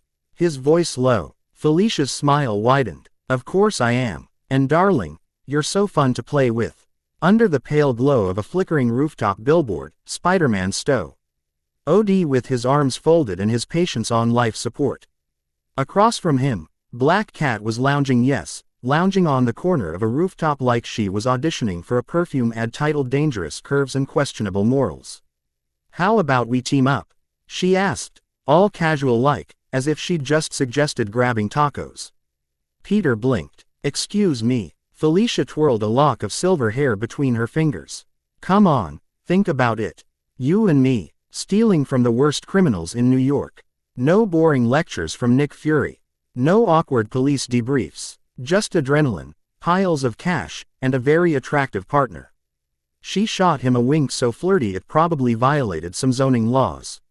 Peter snorted. Hard pass. She pouted, clearly offended. Rude. You didn't even think about it. I did think about it. For about 3 seconds. Then I remembered I like sleeping with a clear conscience. Felicia rolled her eyes. You're such a goody-goody.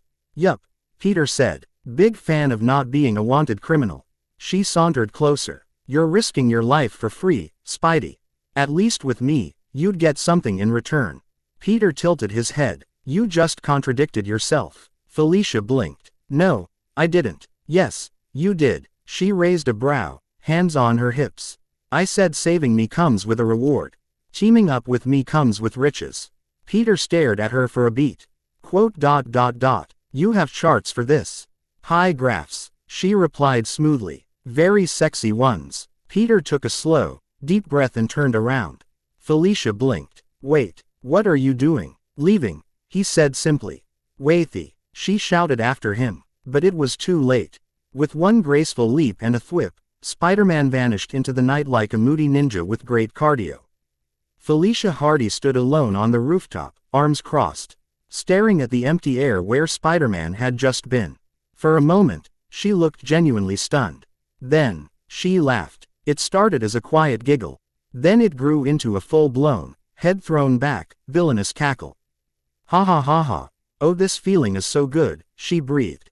Her heart was racing not from fear, not even from failure but from curiosity. He'd rejected her, not because he didn't want her attention but because he didn't fall for it.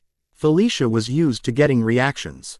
Awkward stammers, nervous flirting, the occasional villain monologue begging her to join their evil empire. But Spider-Man, he was like trying to flirt with a locked safe. One that occasionally fired webbing in your face. Now, that was a challenge worth chasing. She walked to the edge of the rooftop and leaned over, watching the glimmering lights of the city below. I'm gonna have fun with this one, she murmured. Like a cat that just spotted a laser pointer, she was already planning her next move. Maybe she'd rob a bank next time. Or stage a fake kidnapping. Or just break into his apartment and leave a flirty note on his fridge. Something subtle, she smiled to herself. Let's see how long you can resist me, Spider. And with that, Black Cat vanished into the night, her laugh trailing behind her like the promise of chaos wrapped in silk.